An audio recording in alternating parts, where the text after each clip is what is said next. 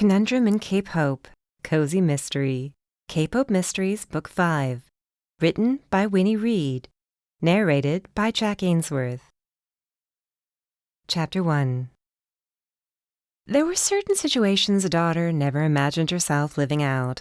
Depending on the circumstances, they became more likely. A sick parent meant she might have to brace herself for the possibility of losing that parent earlier than she'd expected.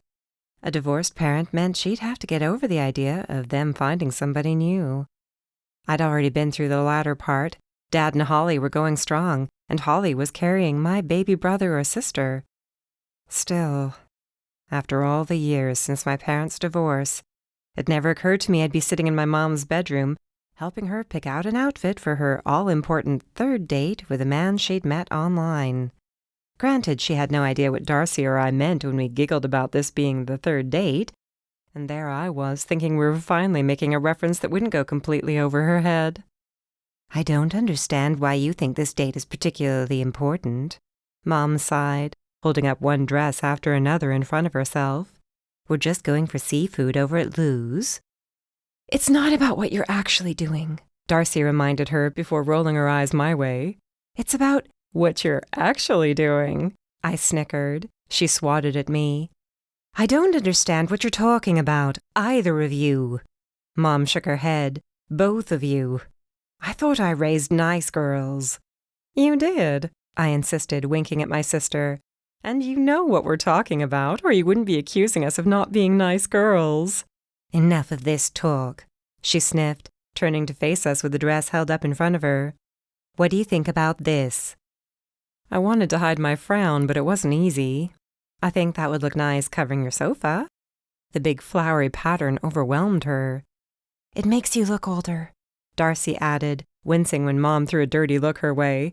"I'm sorry, but it's true." "It's true," I added. "We're not saying that to make you feel bad, but you're still a young woman. You should dress more youthfully." "And your clothes are all from ages ago. When was the last time you went shopping?" Mom dropped the dress. "Why don't I just find a shovel in the garage and dig myself a grave?" "Mom," I sighed.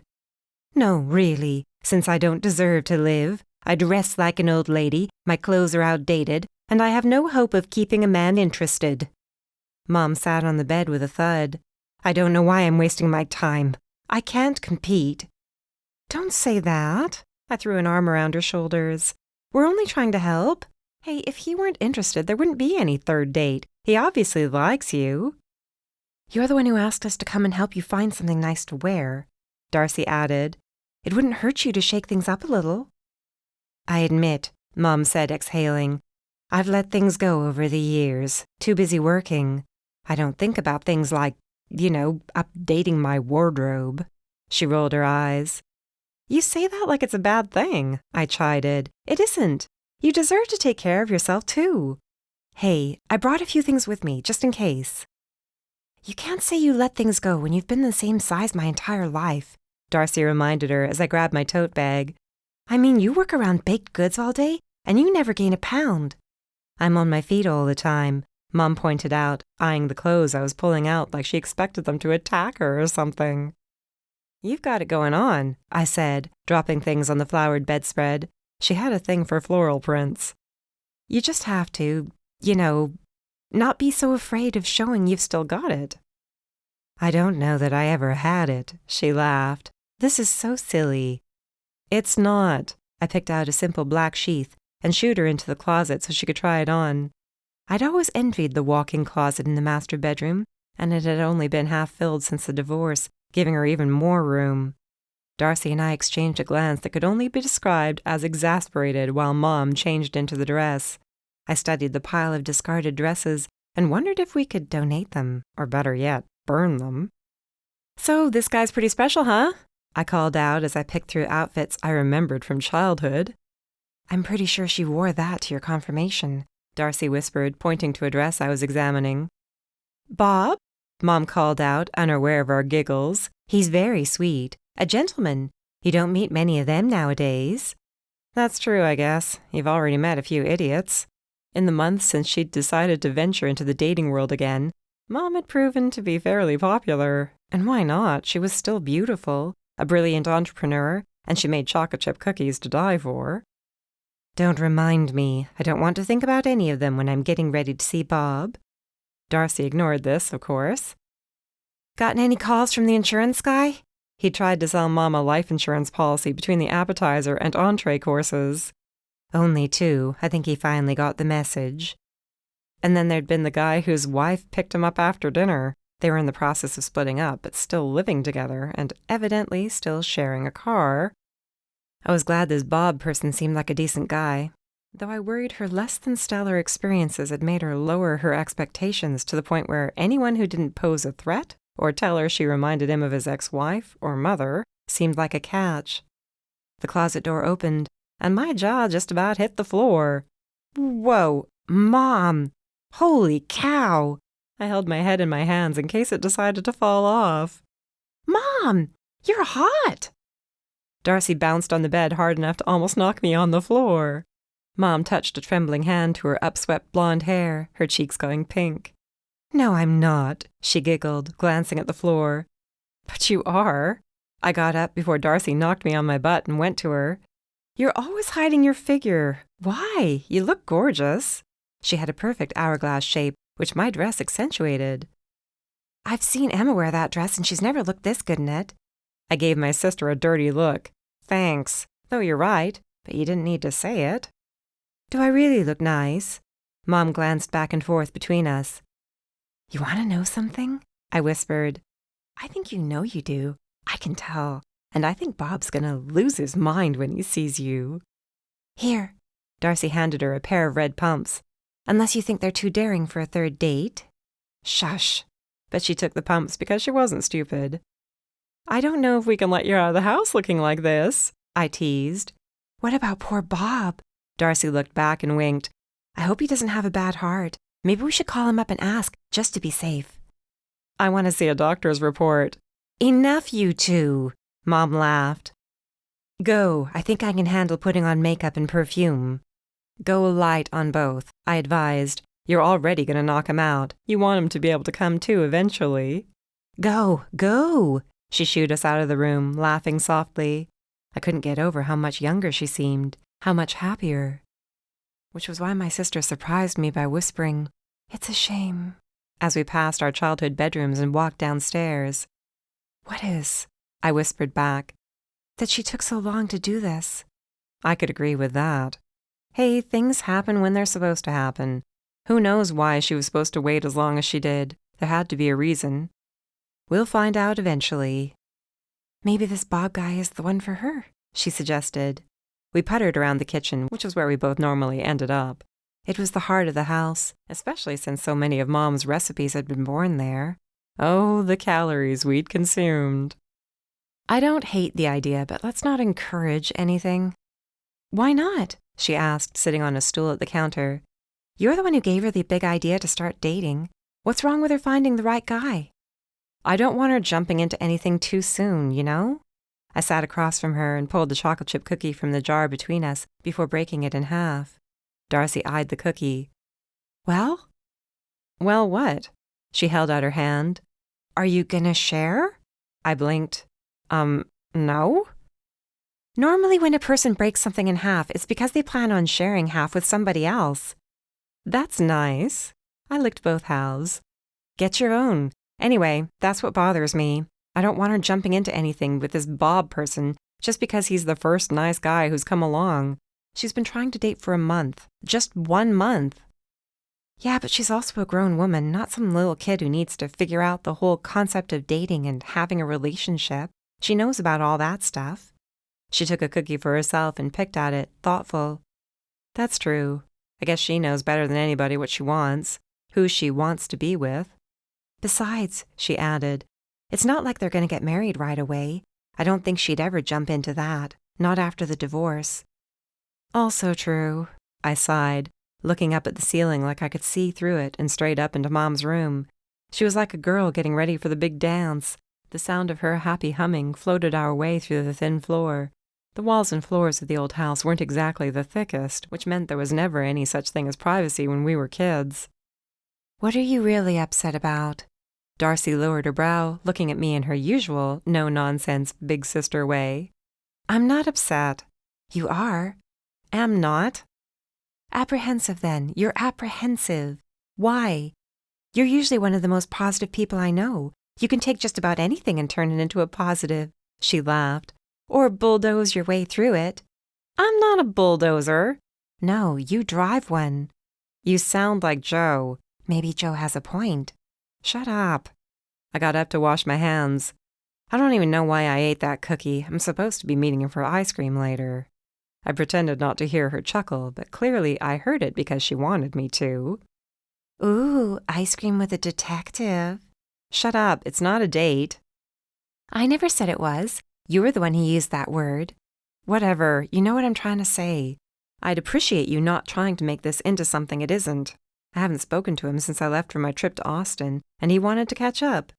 I turned around and almost snapped a hand towel at her. Enough! We're not here to talk about me. We're talking about Mom, remember? Sure, whatever you say. Listen up. I shook the towel in her face. I mean this. Don't act like there's anything between Joe and me. I don't need that in my life. Neither does he. She stopped joking around, her blue eyes narrowing. What's that mean? He's been through a lot. I mean, a whole lot. I hadn't told her. I'd never told anybody about Joe's past. But in the months since he'd moved from Paradise City to get his health in order and step away from the stress of his job, everybody in my life seemed more determined than ever to shove us together. I dropped my voice to the barest whisper. Promise you'll keep this to yourself. I then gave her a brief rundown. His wife, the accident, how he'd basically thrown himself into work since then. Her face fell. Oh gosh, poor guy. Why didn't you tell me before? Because he obviously doesn't want lots of people to know.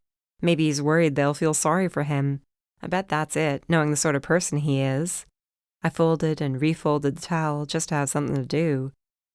I don't want people making a big deal about us being friends. He needs time. Heck, so do I. I don't want to start thinking of him that way and get all wrapped up with him when he might not be ready for anything like that. It's just as much for him as it is for me that I act stubborn and difficult about this, okay? Okay, sure. I'll back off. There was a gleam in her eyes, though. You do like him. Admit it. Of course I do. I'm not an idiot. Why bother pretending? It was easier to admit it to people I trusted, like my sister and my best friend Raina, than it was to act otherwise. Mom's heels clicked on the wood floor as she approached. When she stepped into the kitchen, I pretended to swoon. Who's this supermodel? Darcy asked. Stop. But our mother was glowing, absolutely radiant as she ran her hands down the length of the dress. This really looks nice? Beautiful, I confirmed, giving her 2 thumbs up. And if things go well tonight and it's clear you two want to see each other again, you have to invite Bob to visit the cafe so I can get a look at him. Yes, definitely, Darcy agreed. I'm surprised he hasn't been in yet. His work keeps him busy, Mom explained. Besides, I've wanted to avoid the gossip that you know will stir up if he comes in and people find out who he is. I draped myself over the counter with a groan. Wow, it's like she finally gets it. Chapter 2. You know she won't stop spreading gossip just because she's dating somebody now. Joe snorted before taking a lick of his vanilla cone. Who chose vanilla when there were so many interesting flavors waiting to be tested? I can hope, I muttered, nibbling at my chocolate peanut butter swirl. There was a nice ribbon of peanut butter in there, which, to me, was the mark of a truly superior product. Vanilla. Sheesh. It's nice that she's getting out, testing the waters. We strolled down the boardwalk with Lola in the lead, hoping, as always, to get a bite of discarded pizza crust or a few stray fries. Granted, she'd have a pretty tough time fighting against the seagulls who tussled and squawked at each other, hovering over our heads only to dive bomb at the slightest hint of a feast. But she'd just gotten her little cast taken off, and no doubt wanted to make up for lost time. I would have been the same in her place, so I had no room to judge. Yeah, I know, I murmured, telling myself it was for the best that Mom was getting out in the world again. You don't sound convinced. What's the matter? Nothing, I insisted. You're not happy. I'm trying to manage this dog, who, by the way, is much stronger than her tiny size would lead you to believe, don't be fooled, and an ice cream cone at the same time. Would you be happy? Here, let me. He took the leash from me without asking. Now, it's just you and the ice cream. What's the matter? Don't tell me you're against her dating. Not at all. I've wanted this for her for a long time, honestly. When she was getting ready tonight, she glowed. She was so happy. That whole part of her life has been closed off for so long. It's like watching somebody come out of a long sleep. She's shaking it off. She's waking up. So why do you still sound so low? I'm not Darcy. You can be upfront with me. He licked his ice cream, handling Lola with ease. To look at him, no one would believe he'd suffered a panic attack severe enough to land him in the hospital only 5 or 6 weeks prior. He was the picture of relaxation in his polo and jeans, his canvas sneakers slapping the boards. I'll tell you the same thing I told Darcy, actually.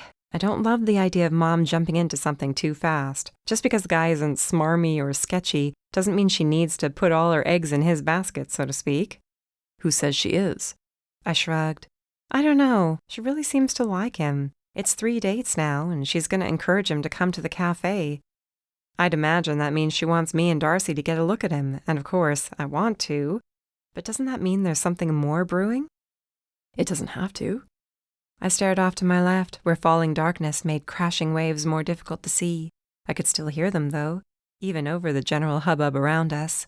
A swim would have been perfect right about now, fighting against the waves, letting them crash over me. Why did I feel so twisted up inside over something that should have made me happy? I don't want her getting hurt again, I decided, and something about that felt right, like I'd finally figured out what was bothering me and could put words to it. I know you don't, because you're a good person. Nobody would want their mother hurt, I argued. You know what I mean. You're an optimist, generally, but the people you care about are a different story. You love hard. You're all in. That's admirable. I couldn't help warming a little at the compliment. Yes, I was smitten, regrettably so. You know what else bothers me? I asked, since I didn't want this to become a compliment fest. The fact that I ordered vanilla ice cream. When I shot him a surprised look, he grinned. You looked at me like I'd lost my mind. I thought you had. Some people like vanilla ice cream, especially when it's really top quality. Look at those specks of vanilla. That's good stuff right there. It's fresh and clean and crisp. Give me a thick peanut butter ribbon any day. Anyway, what was I saying? You were about to tell me what else bothers you. He pulled Lola away from a kid with what looked like a fried candy bar in time to prevent her from getting a mouthful of dripped chocolate. No, Lola, no chocolate. She looked back at him with what I could only think of as disgust. For an animal who can't really do facial expressions, she's very good at putting a man in his place. He smiled. Good girl, I giggled. Anyway, right.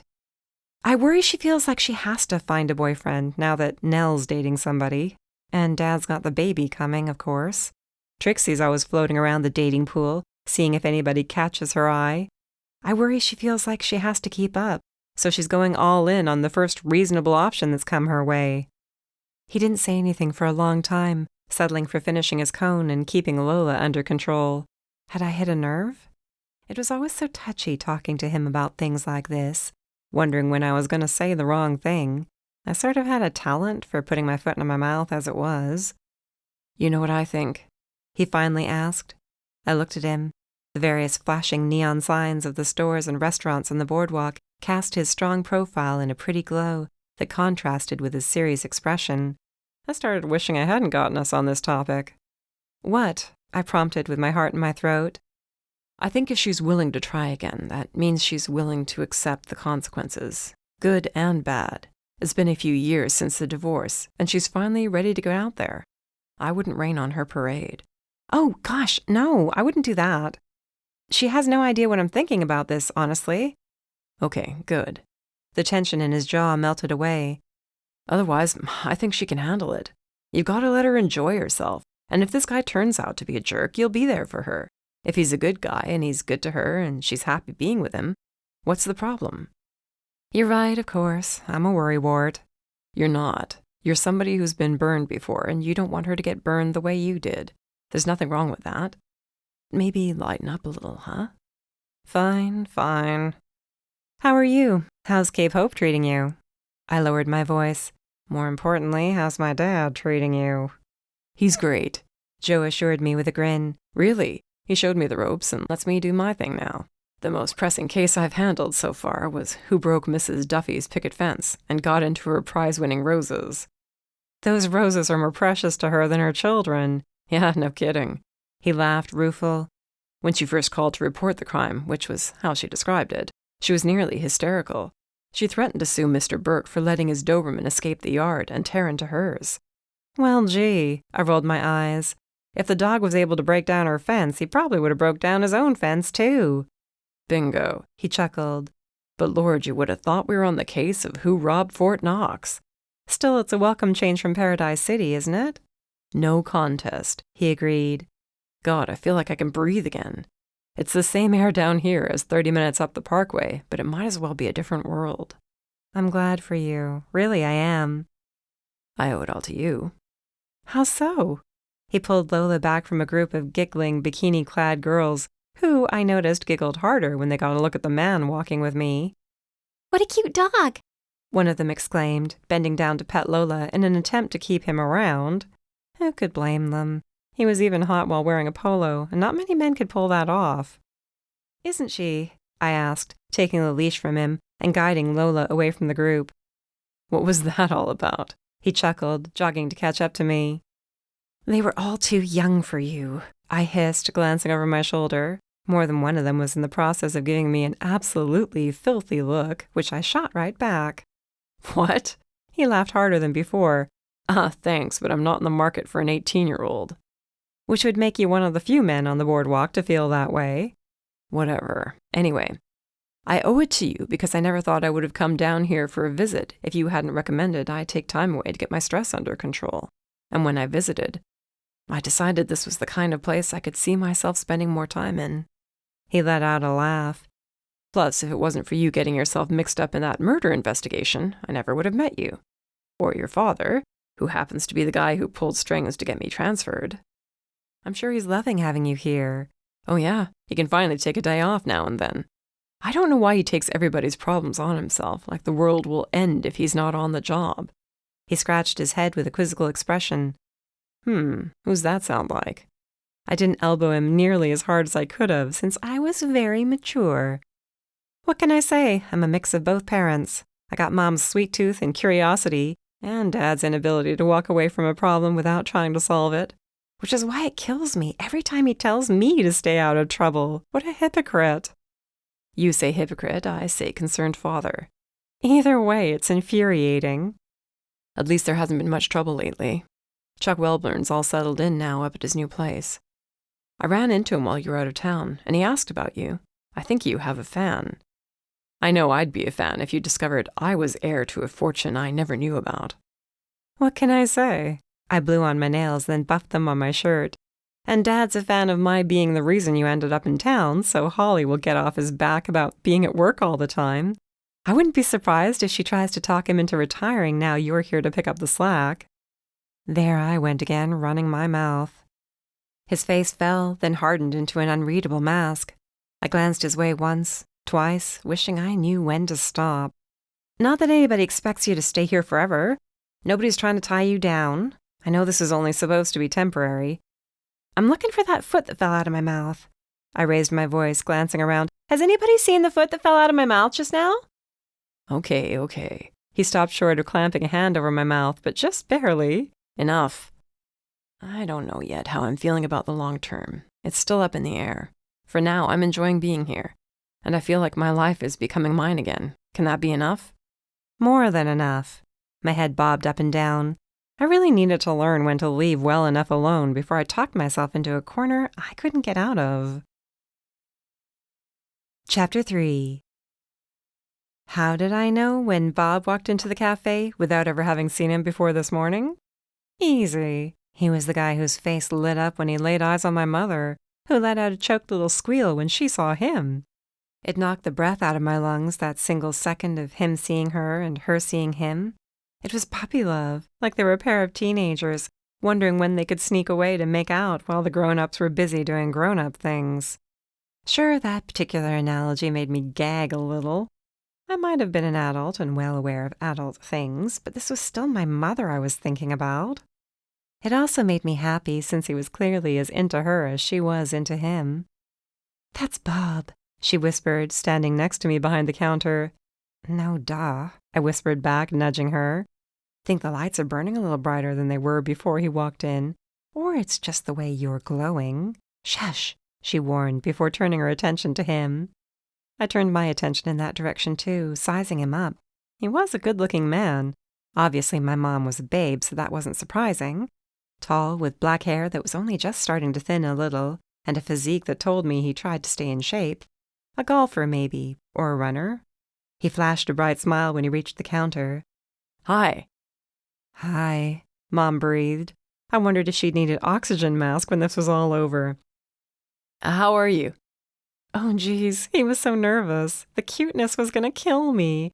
Would either of them notice if I collapsed right here and now? I'm fine, she beamed. Happy to see you. Same here. He looked around with an appreciative smile. So, this is your business. I was glad just about every table was filled, so he could see how popular Mom's cafe really was. He had come at the perfect time. We were past the rush, so Mom would have a little more time to chat with him, but we weren't empty either. That it is, she said. I could tell how proud she was. Heck, I was proud too. I wanted him to see how successful she was, how substantial she was, how she wasn't somebody to be taken lightly, even with all her little quirks. I can see why people flock here. It's such a welcoming place, and so pretty. He winked at her in a roguish way. Like the owner. Dear Lord, I was either going to gag or combust. He was so smitten. No wonder Mom was nuts about him. I cleared my throat. I'd been standing here the entire time, but neither of them acknowledged me. Maybe I should scoot, I suggested, glancing from one of them to the other. Mom slapped a hand to her forehead. My goodness, I'm sorry. Emma, this is Bob Perlman. Bob, this is my daughter, Emma. She said it with no shortage of motherly pride, which was nice. Nobody wanted to see their mother wince as she introduced them. I'm so sorry. How rude of me. Of course, you look exactly alike. He held his hand over the counter for me to shake, and I appreciated the firmness of his grip, the way he maintained eye contact. It's a pleasure to meet you. Likewise, my sister and I have been dying to get a look. To meet you. Mom had said such nice things. I felt her hot, burning glare on the side of my head. But he didn't seem to notice my little faux pas, probably too busy being enamored with my mother to care very much. I ought to check the oven. Excuse me. There was nothing in the oven, but something told me my mother would shove me in if I didn't give them a little time alone. I dashed back to the kitchen. Lola raised her head from her bed, more annoyed at being woken from her second nap of the day than anything else, I guessed. Pardon me, Your Highness, I whispered as I darted across the room. Keep up the good work of making sure your bed doesn't fly away. I then ducked out of the cafe's back door before ducking through the back door of Darcy's shop just next door. Quick! I waved frantically from the back of the store to where my sister stood behind the counter. He's over there now! She practically flew over the counter with barely so much as a glance toward the kid she had working with her today. I'll be right back, she pledged to him. What do you think? She whispered as we ducked back into the cafe through the kitchen and disturbed the dog for a second time. I think they're both so taken with each other the cafe could fall down around their heads and neither of them would notice. We peeked in through the open kitchen door in time to see Bob take Mom's hand while staring sweetly. She giggled like a young girl, raising her other hand to her cheek as it flushed. I wonder what he said, Darcy whispered. Whatever it was, she's practically ready to take flight. Does he seem like a nice guy? He seems nice enough. We barely exchanged more than a couple of words, but he likes her a lot. She's clearly crazy about him. Maybe that has to be enough for now. At some point, Mom must have left her blissful state long enough to notice her daughter's whispering. Get out here, both of you, she laughed, honestly, peeking out from inside the kitchen, having a little whisper session. You're entirely too much. In another second, she would pull out a fan and snap it open to cool herself before she caught the vapors. It wouldn't have surprised me if she'd put on a southern accent to really drive home the genteel effect. Bob exchanged pleasantries with Darcy, and the four of us chatted about the cafe, the bookstore, and my work before he checked his watch. I'm sorry, I need to get going. I have a quick meeting here in town, but I'd love to see you again. Tonight? He cast a hopeful look Mom's way. Come on, Darcy murmured, taking me by the hand and practically dragging me away. It was nice to meet you, Bob. We hope to see you again soon. I barely had time to nod in agreement before my sister yanked me into the kitchen and swung the door shut behind us. So, what did you think? I peered out the round glass window cut into the door. They were like a couple of kids, laughing softly together as Mom walked him outside. He seems nice, and like you said, he's obviously smitten. I hope we can all get together and spend a little more time getting to know him, though, Darcy pointed out. I'm sure that will come in time. I glanced away from the window with a smirk. We never wanted to bring our boyfriends home for dinner this soon, did we? She snorted at the memory. Yeah, but we knew we'd be having dinner with a detective who happened to be our father, who happened to never shrink away from asking embarrassing questions. Hey, I could always invite Joe if we want to let Mom feel the sort of pressure we used to, I suggested, laughing. Sure, and that wouldn't backfire in your face at all, would it? She left to return to her shop, and I exited the kitchen in time to find my mother practically floating in from the sidewalk. Well, she asked as she rejoined me. There were practically hearts in place of where her eyes used to be. The woman had turned into an emoji. He's very handsome, I grinned, and obviously very taken with you. She waved a hand like I was putting her on, but she didn't stop smiling like a goon. We like each other. What's so bad about that? I never said there was anything bad about it. In fact, I think it's great. I kissed her cheek and noted a scent of a man's cologne on her skin and clothes, so I wasn't the only one to give her a kiss. It was touching and funny and awkward all at once. We talked more about this as the day went on while customers came and went. He was semi-retired, having once owned a chain of successful hardware stores, which he'd then sold to a larger company for a pretty penny. Since then, according to my mother, he'd been dabbling in real estate and private equity investments. I couldn't help but admit he sounded like a fairly substantial guy, and practically the opposite of my blue-collar father. He loves the theater and art and music. He's well-traveled. He's well-read. I'm sure he and Darcy would have so much to talk about when it comes to books. Hey, I'm not illiterate, I teased, restocking the bakery case. The woman was too far gone to care, probably imagining an intimate wedding at the house. Of course. And when I told him what you do for a living, he was very impressed and curious to learn more. Hey, maybe you can give me some ideas for new assignments to pitch my editor, since he's so well-traveled. I didn't really think so, but I could tell it made Mom happy to hear me speaking positively about her beau. It was early afternoon, and I was about to beg off for the rest of the day. It never got really busy after a certain point, and I had work to do, when the bell above the door chimed. Trixie Graham floated into the cafe in all her glory. Her leopard print caftan was completely on brand, floating around her in a dramatic fashion as she approached the counter. I'd seen the excitement in her eyes enough times to know she had a big, juicy piece of gossip to share. And she shared it without delay. Did you hear there was a body found floating in the bay this morning? Scandal throbbed in her voice. No doubt she could already see the headline, and naturally the story would be written by her. Mom chuckled, shaking her head at her best friend. You come in here with the most morbid stories, and you deliver them like the happiest news anyone ever heard. Well, I'm not saying I'm glad a woman died, but this means plenty of work for me. Ever since the excitement over Charlie Wellburn died down, I've been looking for something new to report on. Naturally, Trixie had written all about Charlie finding the truth of his parentage after 70 years. She turned to me. This sounds just like the sort of case your fella could sink his teeth into. I barely bit back a sigh of frustration. She meant well, but I didn't need her blabbing to everybody about us. Not my fella, I reminded her in a sing-song voice. Besides, he's not the only detective in town.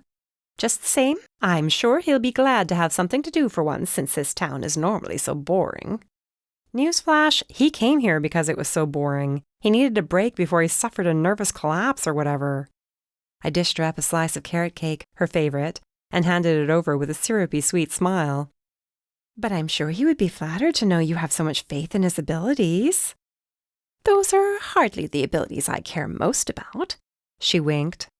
I had to admire her zest for life, which was the only thing that kept me from telling her to invest in a hormone suppressant. Regardless, I hope they find out what happened soon, since half the town will be dying to know. And the other half will be worried to death there's a serial killer on the loose. She dipped her fork into the to-die-for cream cheese frosting and licked it off. Sounds like a case from my favorite amateur sleuth. No, thank you, I was quick to reply, shaking my head. No, my sleuthing days are over. I've had one close call too many, thank you very much, and I have more than enough work to keep me busy. Famous last words. Chapter 4. The thing about best-laid plans was how often they went awry. Whoever said that had it right. I had to wonder when the phone rang hours later, while I was hard at work at my dining room table, whether the person who coined that saying had ever met my mother. Impossible, of course, since that saying was much older than she was. Still, it was uncanny how she always managed to catch me right when I was deeply involved in my work. "Darn it," I whispered when the phone rang, making a point to save my document before fishing around for the phone. I was already up against a deadline for my Austen pieces, and didn't have a lot of time to discuss what Mom should wear for her next date. "Mom, I'm super busy," I informed her on answering. "I don't want to be rude, but I can't get a hold of him." It was like I never said a word. Sometimes I had to wonder if I only imagined speaking, since she was so good at pretending never to hear a word. "What?" I held the bridge of my nose between my thumb and forefinger. I knew that tone in her voice. She was fretful, deeply upset. "Bob, I can't get a hold of Bob. He said he wanted to get together tonight, but I have no idea what he has in mind or what time or anything. He's not answering his phone or responding to messages." Just then I wanted to kill Bob. If he was jerking her around. "Maybe something came up?" I suggested for her sake. I wouldn't get too excited just yet. He said he had a meeting, right? "It was supposed to be a quick meeting, and it was hours ago. He's been MIA since then. I just know something happened." "You don't know any such thing. Don't jump to conclusions. You don't need to stress yourself out like this." At the same time, I wondered how long it would take to learn his address and drive to his house and demand an explanation. No way was he going to jerk my mom around after it had taken her so long to work up to this point. "I have a bad feeling is all," she murmured. "Maybe it would have been better to never start this dating thing." I didn't know what to do. My instinct was to comfort her, to tell her the sort of things a person told someone they cared about when something like this happened. To remind her how nice he seemed, how he'd smiled from ear to ear when he saw her, how sweet they were together. On the other hand, would that only hurt her in the end if he'd ghosted her? I didn't want to inadvertently rub salt in the wound. There was little for me to say without knowing for sure what his intentions were. "I'm sure it's fine," I settled on repeating. "He might have forgotten. Or maybe something came up and he just never got the chance to let you know. Or he might have gone home and decided to take a nap and left his ringer on silent. Who knows?" "Yes, I guess so." She didn't sound convinced. Then again, neither was I. "Give him another call and let him know you're disappointed. Definitely tell him you're annoyed with him. He needs to know this is unacceptable going forward." "You're right." I was glad to hear the firmness in her voice. "I'm not going to let him jerk me around, no matter how nice he is." Pretty soon she'd break out into a chorus of "I Am Woman," but I would rather have heard that than a rousing rendition of "Emma, why did you let me do this?" "There you go. So set him straight right away. You have standards. You're not the sort of person who will wait around hoping he decides you're worthy of a phone call. You're Sylvia Harmon, successful entrepreneur and a total babe." "I don't know about that last part," she chuckled. It was clear from the tone in her voice she was already in a better mood. "Please, I remember how you looked last night. Did his tongue fall out of his mouth when he first saw you, or what?" I teased. "Emma," she warned, but there was a giggle in her voice that gave her away. I thought so." "You are incorrigible." "Says the woman who raised me," I reminded her. "Give him a call. Even if he doesn't answer, you'll feel better if you set him straight via voicemail." "You're right, I'll do that." She sounded much better when she got off the phone than she had when she first called, which made me feel better. But not for long. Just who did this guy think he was, being all nice and polite, making my mother care about him? And what did he turn around and do? He fell off the face of the earth. I didn't want to be right. I didn't want my fears and apprehensions to be right. I wanted her to be happy. The roll I'd been on with my work had ground to a total stop, and I groaned as I stood to stretch. There were times when I considered putting my phone on Do Not Disturb settings so no one could bother me while I was working. It wasn't easy getting into a groove, and even more difficult to get back into it once it had been brought to a stop. Then again, I would have missed Mom's call if I'd done that. She would currently be spiraling out of control, convinced the first nice guy she'd met since her divorce had been toying with her all along. Yes, she would have worked herself up into a real frenzy. And how would that have been your problem? Strange how Joe Sullivan had managed to work his way into my subconscious. He popped up every now and then, asking questions I knew he would have asked me in real life if given the opportunity. Why is everybody else's problem your problem? Gosh, he even sounded smug in my head. I didn't know the answer to that question. If he'd asked, I would have countered with something about caring too much. Was that such a crime? And we would have argued, and I would have felt terrible in the end. Because part of me would have known he was right. I would never say that to him, of course. He'd never let me live it down. Everyone else's problems didn't need to be mine. This was something I was trying to work on. Really, I was. Ever since Lola's accident and what might have happened if we hadn't all been so lucky, I'd been thinking about a lot of things. The chances I took, the amount of time I spent working to solve other people's problems when I should have been working on my own. Such as the articles currently waiting for me to finish them before sending them to my editor so I could get paid. I have to keep you happy, don't I? I asked Lola, scratching her behind the ears. She was at this moment on her 4th nap of the day, and as always shot me a doleful look for interrupting her slumber. "Excuse me, princess," I snickered, before turning back to my open document. But no matter how determined I was to focus on writing about Austin's food scene, there was no shaking the suspicion that something truly was wrong. What was it about this Bob person? He'd seemed so nice, had even appeared genuinely glad to meet us, though part of me wondered if he wasn't a little spooked, having met us so early in the game. Maybe he was backing off because he felt pressured. If that was the case, I would feel bad, but I'd also want to slap him around. For one thing, Darcy and I were awesome. We were also adults who required nothing of him, aside from being nice to their mother. He couldn't even manage to do that. No, I had to keep myself from going down that road. This could all be explained away so simply. Hadn't I already given Mom examples of what could have been the problem?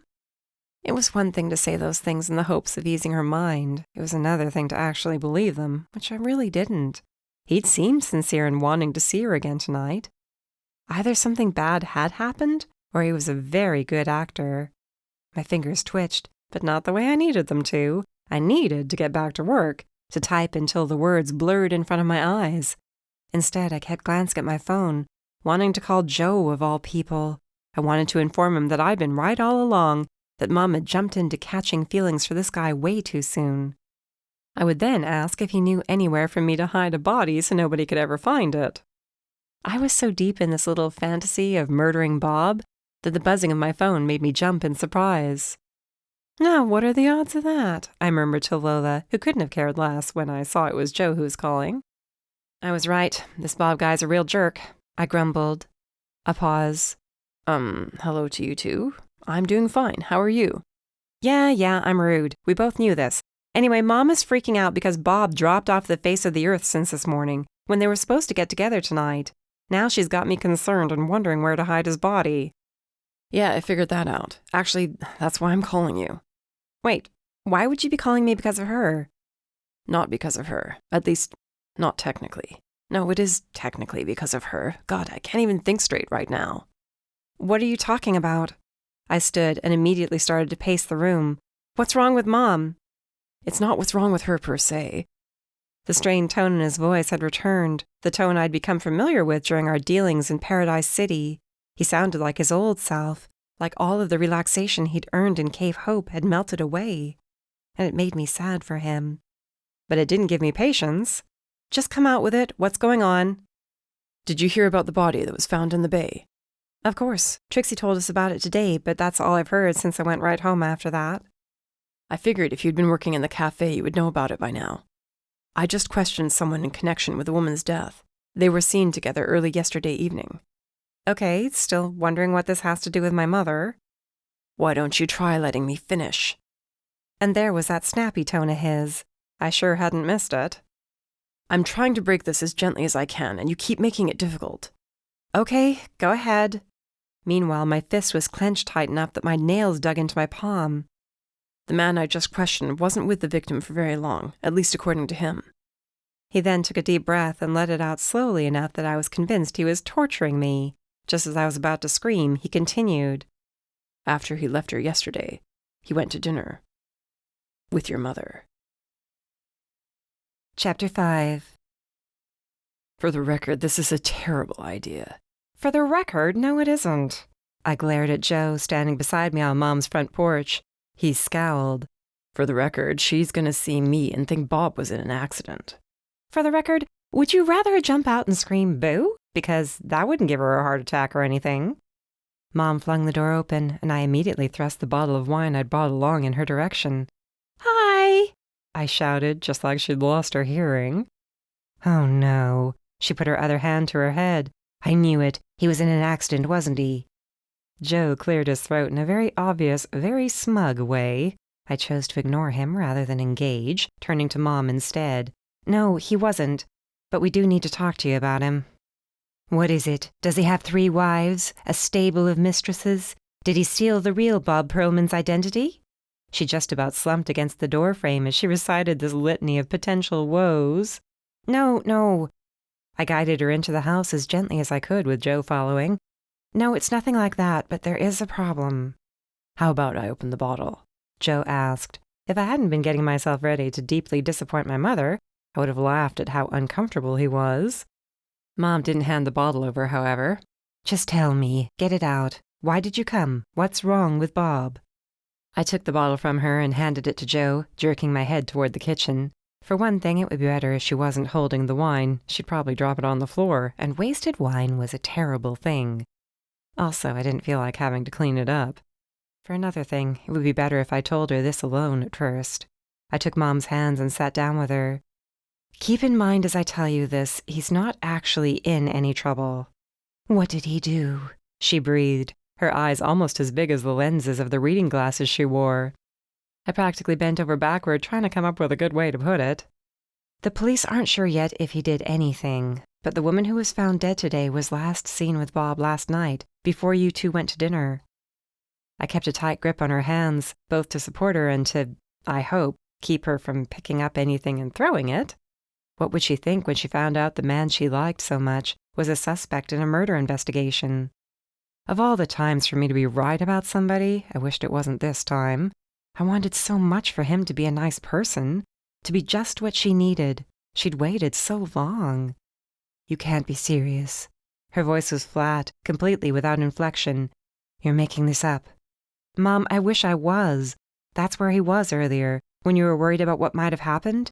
He didn't call because he was at the police station with Joe. She shook her head. No, how could he do such a thing? That jerk, that liar. I'll kill him. While I appreciated her passion, I couldn't help but wonder at her choice of words. She would kill him for possibly having killed somebody else? It seemed out of place. Why would you do that? And why are you calling him a liar? She blinked rapidly, so fast I thought she might be about to faint. Because he told me he wasn't seeing anybody else. It was my turn to almost swoon. What are you talking about? He was with another woman. What do you mean, what am I talking about? Good gosh! She bolted up from the sofa and started pacing just like I'd been doing earlier. On another date, twice in the same night, and there I was going to all the trouble to look nice for him. He didn't deserve it.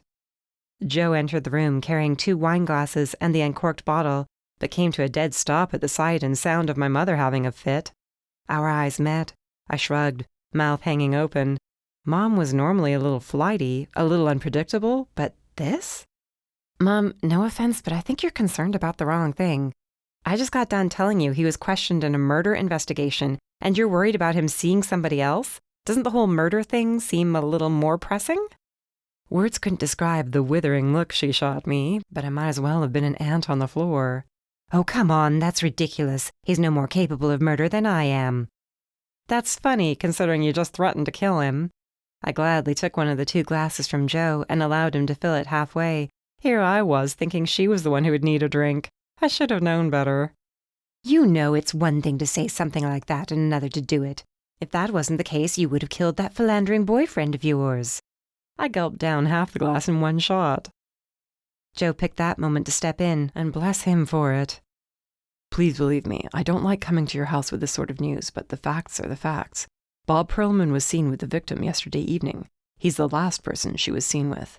This morning, her body was found floating in the bay, where the two of them were seen on one of the docks nearby. I'm sorry, but those are the facts. He handed Mom the other glass half full. That doesn't prove anything, she informed him in a lofty tone. I realize I don't do police work for a living, but even I know nothing you told me amounts to actual evidence. He was seen with her, but I met him for dinner at 7 o'clock, and her body was found this morning. That's an awfully long time in between. Anything could have happened. He rubbed the back of his neck, grinning ruefully. I know, trust me. I'm sorry, then, if I find it hard to believe, based on the limited connection you provided, that Bob would actually have murdered anyone. He's just not that type of person. She sat in an armchair, as prim as anything, crossing her legs at the knee and taking a dainty sip of her wine. I finished mine, on the other hand, and considered going in for more. I want to believe you. I really, really do. I don't want him to be a murderer, especially not now that I've seen the two of you together. You're adorable. And yeah, from the limited contact I had with him today, he seems like a nice guy. I sat nearby, facing her with my hands folded like I was praying. Maybe I was on some level. I needed for her to understand. But Mom, you have to get used to the idea of him not being who he said he was. If he was dating this other woman who died, that right there is a red flag. Really, truly bright red, big as life. What else did you not know then? It's not like he would come out and tell you he had a habit of murdering people. Again, she shot me a look. Emma, I realize you and your sister think I'm a very silly person. My head snapped back almost hard enough to give me whiplash. No! And where is this even coming from? I say that to remind you of your low opinion of my common sense. I know you and your sister think I don't possess any, but I do. I've also lived in this world a lot longer than you have, and I think I understand people. Goodness knows I work with them every single day. I can tell you exactly who has a secret, who is unhappy. Sometimes I can even tell why. For more than 2 decades, people have been my stock in trade. I know Bob is incapable of murder. I feel it. She was so sincere, it almost made me want to cry. I know you feel what you feel, but I would rather you adjust your expectations now, rather than being stunned to find he did maybe kill that woman, even if it was an accident. Do you know what I mean? I don't want you setting yourself up to get hurt. She leaned in, eyes narrowed shrewdly. Let me ask you, what made you so certain Robbie Klein wasn't a murderer? She would go and bring that up. Sure, but I knew Robbie a lot longer than you've known Bob. An entire summer, 10 years ago. Mom shook her head, clicking her tongue. That isn't a very strong history of knowing somebody. How did you know? Instinct, then, okay? Is that what you wanted to hear? I knew instinctively he couldn't do anything like that. Congratulations. Thank you, she murmured. My instincts are telling me the same thing about Bob. Even if we'd only met a few times socially, as friends, I would tell you the same thing I'm telling you now. This has nothing to do with us seeing each other. He doesn't have a violent bone in his body. Mrs. Harmon, I want that to be true. Really, I do. Joe shrugged. However, murderers don't have to have a history of violence. Look at Deirdre Price. She had no sort of violent history, yet she pushed a man to his death. Then she tried to shoot Emma and her agent, rather than face the consequences. When someone is desperate, they're capable of anything. Sometimes people make terrible mistakes they can't take back. That doesn't make them bad people, but it does mean they have to face what they did and pay the consequences. Her smile was unflinching. I'm sorry, I understand what you're saying, and I appreciate you coming here to tell me yourself. But I can't believe Bob would do something like that, and nothing you can say will convince me otherwise. Joe looked at me as if there was anything I could do about this. Okay, so stubbornness runs in the family, I admitted. It practically gallops, to borrow a line from an old movie. He scowled. I'm just saying, once we Harmon women believe in somebody, we don't like to be told otherwise. Be that as it may, it doesn't help me with my job. He turned toward Mom, and I could see him struggling to maintain his composure. I almost reminded him to be aware of his breathing, like he learned in yoga class we'd attended together, but I didn't feel like taking my life in my hands. Can you tell me what you and Bob did together last night? I need to corroborate the alibi he gave earlier. We had dinner reservations at 7 o'clock. He was right on time. She even sounded proud of this, like it was a mark in his favor. All I wanted to do just then was wrap her up in a big hug and shield her from the world. She was way too good for it. And where was this dinner? We went to Lou's. And how long were you there, approximately? I think it was around 9 o'clock when we left. We lost track of time, she explained with a soft laugh. The laugh almost broke my heart. It was clear they'd had a nice time together. I hated to think of her tarnishing the memory of that date by imagining him seeing another woman before he'd seen her. Or possibly killing that woman, but she didn't seem too concerned with that. Did you part ways there? I noticed then Joe kept looking at me like he was gauging my reaction, or waiting for one. Mom cleared her throat, then looked at the floor. I closed my eyes, my teeth clenched. I understood what all Joe's looks were about. Bob had already given him the rundown. Yes. No, we didn't. We came back here for a while. I wanted to crawl out of my skin. And, about what time did he leave you? I sneaked a peek at Joe from my half-closed eyes, and he looked like he wanted to crawl out of his skin, too. Poor, flustered Mom. I don't quite know. I didn't check the time. Oh, for gosh sakes, Mom, just tell him. Jeez Louise. I didn't mean for it to come out like I was angry, but enough was enough already. My mother was an adult, and I had sent her off in my best black dress, so what had I expected? Around 2:30. She sounded like she was humiliated, while I almost was sort of impressed with old Bob. About a dozen questions ran through my head, but I decided against asking them. Even I had limits. Thank you. Joe exhaled, his shoulders sagging. That's not something I want to repeat ever again. You? I snickered. All right, enough. Mom took a markedly longer sip of her wine this time. Now you know he wasn't lying when he told you where he was last night after being with that woman, whoever she was. Her name was Moira Banks. Is that name familiar to you? Banks? Was she any relation to Nicholas Banks? Joe nodded. His widow, yeah. I can't say I ever met her personally, but he was sort of a big deal for a while, wasn't he? Banking? Mom shrugged. Funny with his name being Banks. Anyway, that's as much as I could tell you. Well, I'm glad your description of the evening matches Bob's. Joe continued, looking just as embarrassed as ever. That doesn't mean he didn't do what it seems he might have done beforehand. I can't imagine how he could have done anything like that before we... Mom glanced away, and so did I. For the record, Joe murmured, I knew this was going to happen. Nobody likes a know-it-all, I hissed. Mom's voice was plaintive. Emma, can you go talk to him? If I give you his address, I mean. I'm sure there has to be an explanation for all of this. I turned toward my mother, astounded she would even ask me to do something like that. You've surprised me in the past, but this is one to top everything. Why on earth would I go and talk to that man? I would do it myself, but I'm embarrassed. I just found out he was probably seeing someone else and lying to me. I don't want to face him. Mom, this is so weird. I don't know if I can do this. Just the thought of it makes me so uncomfortable. Yet all I had to do was look at her and see how stricken she was, and how determined she was not to believe Bob capable of the things he was accused of. Why did I have to be such a softie? Okay, I'll go see him in the morning. I then looked at Joe, waiting for him to argue. When he didn't say anything for a while, I prompted, Is there any problem with that? He sighed, staring up at the ceiling. I'm supposed to say yes. I know I'm supposed to say yes. No, you want to say yes. There's no reason why I can't go to his house as the daughter of the woman he's dating and simply ask him what the heck the deal is. That's all I'll do, I added, holding up my right hand and making a cross on my chest with the left. I know I'm supposed to say yes, he repeated anyway. I stuck my tongue out at him. Sorry, detective, you're just going to have to trust me. He rubbed his temples, his eyes sliding shut. Didn't I take this job so I could avoid stress? Chapter 6. Bob Perlman lived on the Crest, 15 minutes from Cape Hope.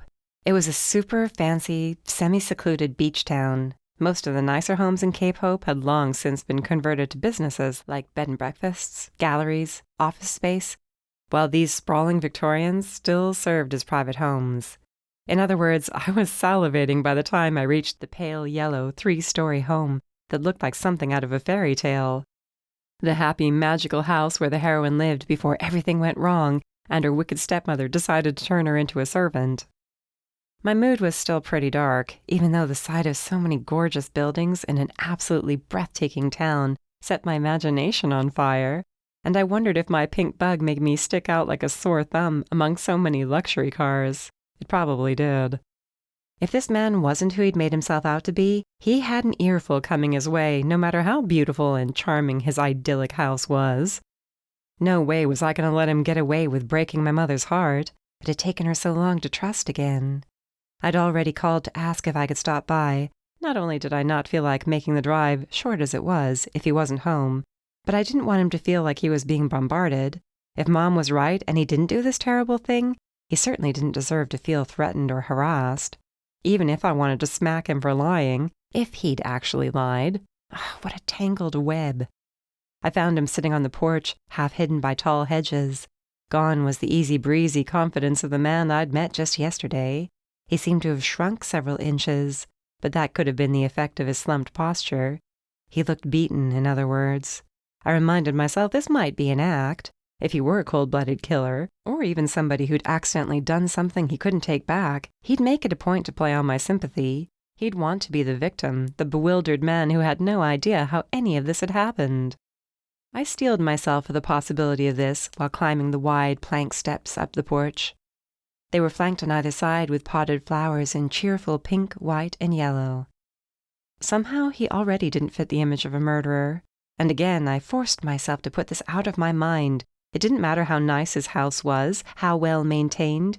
Deirdre Price had been the image of success and composure, and she'd tried to kill me. And it wouldn't have been an accident if she'd gone through with it.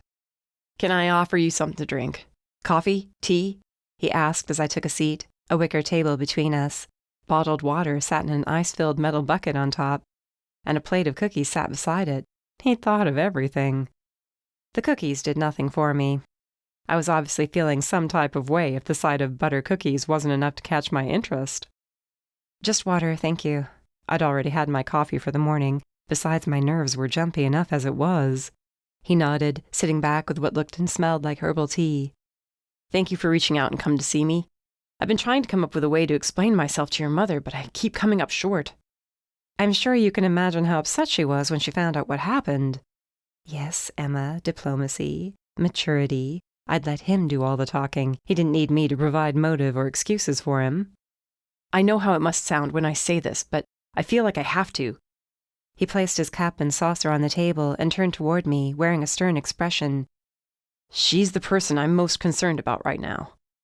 I bit back an impatient sigh. He knew how it must have sounded to say that, and why'd he bothered to say it? Anybody could say something like that. It didn't mean anything. Don't you think you should be a little more concerned about yourself? I toyed with the plastic bottle I held, for lack of anything better to do with my hands. The look on his face brought my mother to mind. She was just as skilled at putting on the innocent act, though I had to wonder if it was really an act. Maybe he was a little slow on the uptake. Why? I know I didn't kill Moira. When we parted ways, she was perfectly healthy and very much alive. He blinked his wide, innocent eyes. I know I didn't kill her. I haven't been very concerned about myself at all since I heard what happened. Maybe you should get concerned, I suggested. I don't mean to be rude, but this seems pretty serious. You were the last person seen with her. At least that's how it looks right now. And the fact that you were seeing two women at the same time, I hate to tell you, but that doesn't look good either. It's the sort of thing a jury takes into consideration, whether they want to admit it or not. He frowned, tilting his head to the side. I wasn't seeing Moira. At least, not anymore. Not for quite a while. Is that the impression you got? That I was on a date with her? Not at all. That's very much the impression I got, I murmured. It wasn't easy trying to remain objective, trying to stay strong when I really, truly wanted to believe him for Mom's sake. I know that's what the detective wants to believe, that Sullivan person. All things considered, I decided to forgive him for sounding so annoyed when he mentioned Joe. Lord knew I understood what it meant to be completely frustrated by him, to feel like he wasn't doing as good a job as he could have done. I'd certainly felt that way when he was investigating Robbie Klein. If it wasn't a date, what was it? He snickered. What, can a man meet with a woman without there being some sort of romantic relationship going on? The fact is, Moira and I were once an item, and not even a very serious one. Like I said, that ended a long time ago. Funny, but he sounded relieved to say it. If he'd wiped the back of his hand across his forehead and let out a sigh of relief, it would have fit his tone of voice perfectly. How long were you seeing each other? Off and on for roughly a year. Believe me, he was quick to add when I winced. It was very casual. We were never serious. She was often out of town for one reason or another. We might get together for dinner every once in a while. Before long, I had the feeling she wanted to take things to the next level, so to speak. He shook his head slowly. I couldn't see doing that.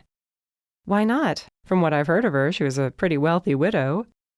From my preliminary internet research, I'd found out she was also very attractive, polished, well-groomed, perfectly accessorized. Granted, the pictures I'd usually seen involved her attending some sort of social function or whatever, but I doubted she became a slob in her personal life. He looked at me like I'd just grown a second head. And not only do I not need the money, but there's more to life than that. From what your mother told me about you, I didn't think you would find that sort of thing so important. I didn't rise to the bait, if it was bait at all. I didn't say I would have married her for her money, but some people would. I'm not some people, he informed me. No, that didn't interest me at all, and she was so unhappy when she figured that out. I guess the reason we never got serious was the fact we had nothing in common except for running in the same social circle for a number of years. I knew her husband, at least vaguely, a part of my extended network, but we weren't friends, not really. When we spent time together, it was always, stilted, formal almost. I couldn't relax around her. He looked out over his immaculate front lawn, sighing. That's what I enjoy so much about your mom, you know. I'm sorry if you're uncomfortable with me bringing her up, but I feel like you need to know that. She's a wonderful woman, warm and kind. The exact opposite of Moira, in fact. Everything was about appearances for her. She always seemed rather bored with me. And I was bored with her. That was the extent of our relationship. Then why did you meet with her 2 days ago? Doesn't sound like there was much warmth between you two. To be honest, it had to do with business. I realized that might be difficult to believe. Not so difficult, I allowed. I already told the detective about this. I invested some money with her husband, her late husband, that is, before he passed. The investment is still paying dividends, or at least it was until recently. I wanted to discuss that with someone who might have answers, but for the life of me, I could never get hold of the managers for the fund. She was one of the managers, if only in name, so in a sort of desperate move, I asked her to meet me. I didn't tell her why at the time. She probably wasn't too happy when she found out it was a business meeting, I mused, and regretted it because I was giving him an out. If they argued for some reason, he could blame it on that. I had to stop telling his story for him. He shook his head, chuckling. No, she wasn't. In fact, she was outraged. Not only because I hadn't told her why I wanted to meet, she took it personally, like I was accusing her of stealing money. Believe me, that hadn't even occurred to me.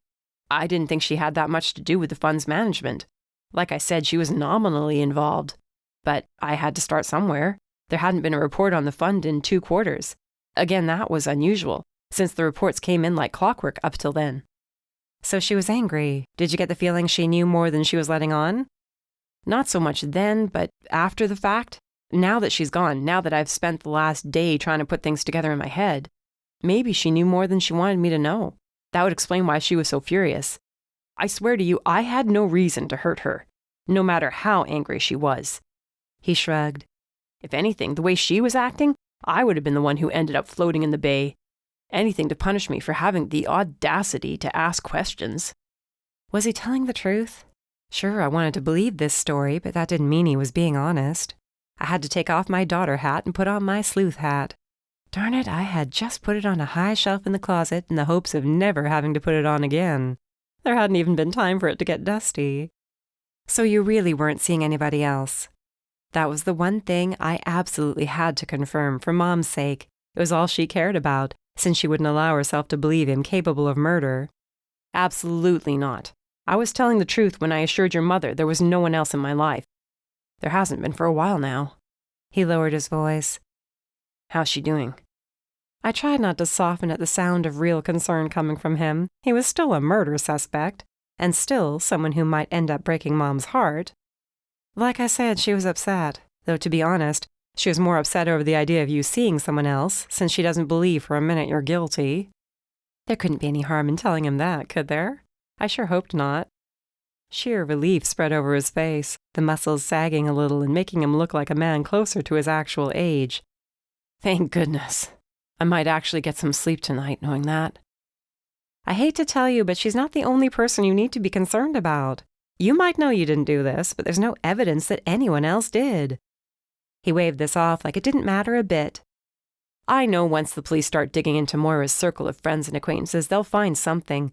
After all, it had to be one of them. From what the detective told me, her purse was on the dock. She wasn't even robbed. Doesn't it sound like this was someone she knew?" I really did not want to agree with him. I really, really didn't. Not that I wanted him to be a murderer, but I didn't want to align myself with him too quickly. There was still plenty of opportunity for him to be the one who ended Moira's life. But gosh darn it, he was so sincere. I really couldn't say, I murmured, hedging my bets. "Do you think I should call your mom?" he asked.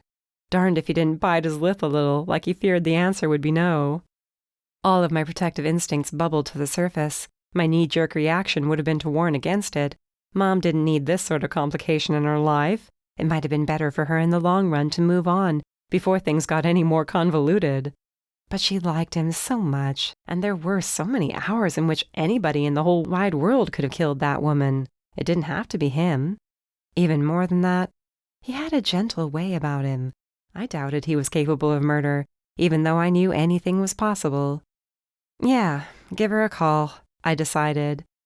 His smile was like sunshine breaking through storm clouds. I had made the right decision. I hoped. "Thank you so much. I know this will all work out in the end. I'm innocent, so it just has to work out." Poor deluded guy. I didn't have it in me to remind him that things didn't always work out. I didn't want to kick him when he was already down. "I really hope it does," I managed to reply over the lump in my throat, and I was determined to see that it did work out, more for Mom's sake than for his. Chapter 7. "What do you think of him?" I asked my father, standing beside him in front of the grill. The aroma was mouth-watering. He'd just thrown 3 sizable steaks on the grates, while foil-wrapped corn and potatoes waited to be removed and devoured. After cooling off, unless I wanted to burn my mouth. I still hadn't quite learned to wait for my food to cool down before trying to eat. I was going to be such a great big sister. He shrugged slightly. "To be honest with you, I've sort of let Joe run point on this case." "How come?" He lowered his brow as well as his voice. "Emma, the main suspect is dating my ex-wife. How would that look?" There went my foot, falling into my mouth again. I wondered if there was a way to strap it in place. "Okay, sure. I wasn't thinking." "Anyway, I have my own work to take care of. We might not get a lot of murders in Cape Hope, but there is still work to be done." And didn't I know it? That work had kept him constantly on the move throughout my childhood and adolescence. I know. I just figured since Joe is the new kid, you might not want to give him such an important case." "He's not a new cop, though. He has plenty of experience, and I have plenty of faith in him. Besides," he added, brushing melted butter and herbs on the top of the meat, "it'll look good when he solves this. This could be good for his career." That hardly instilled me with a sense of confidence. "Dad, please don't tell me you're trying to maneuver him into staying in Cape Hope." "What would be so bad about that?" "For one thing, he's not even sure if he wants to do it." "Oh? You two have discussed this already?" "In vague terms, yes. Nothing specific. But when I just casually brought up the idea of him being around so you could back off a little and maybe ease up your workload, he shut up like a clam. I felt like I'd said something wrong." "Well, maybe he doesn't want to feel pressured into making a decision right away. He's only a month into this, and he signed on for at least half a year." You're right. Still, there was my father, trying to help him advance his career like he was a member of the family. I knew him, no matter how he tried to play cute with me. He wanted Joe to be a member of the family. He'd always wanted me to marry a cop, though part of me couldn't imagine why. He knew all too well what it's like, a cop's life. Even in a quiet town like Cape Hope, it wasn't easy.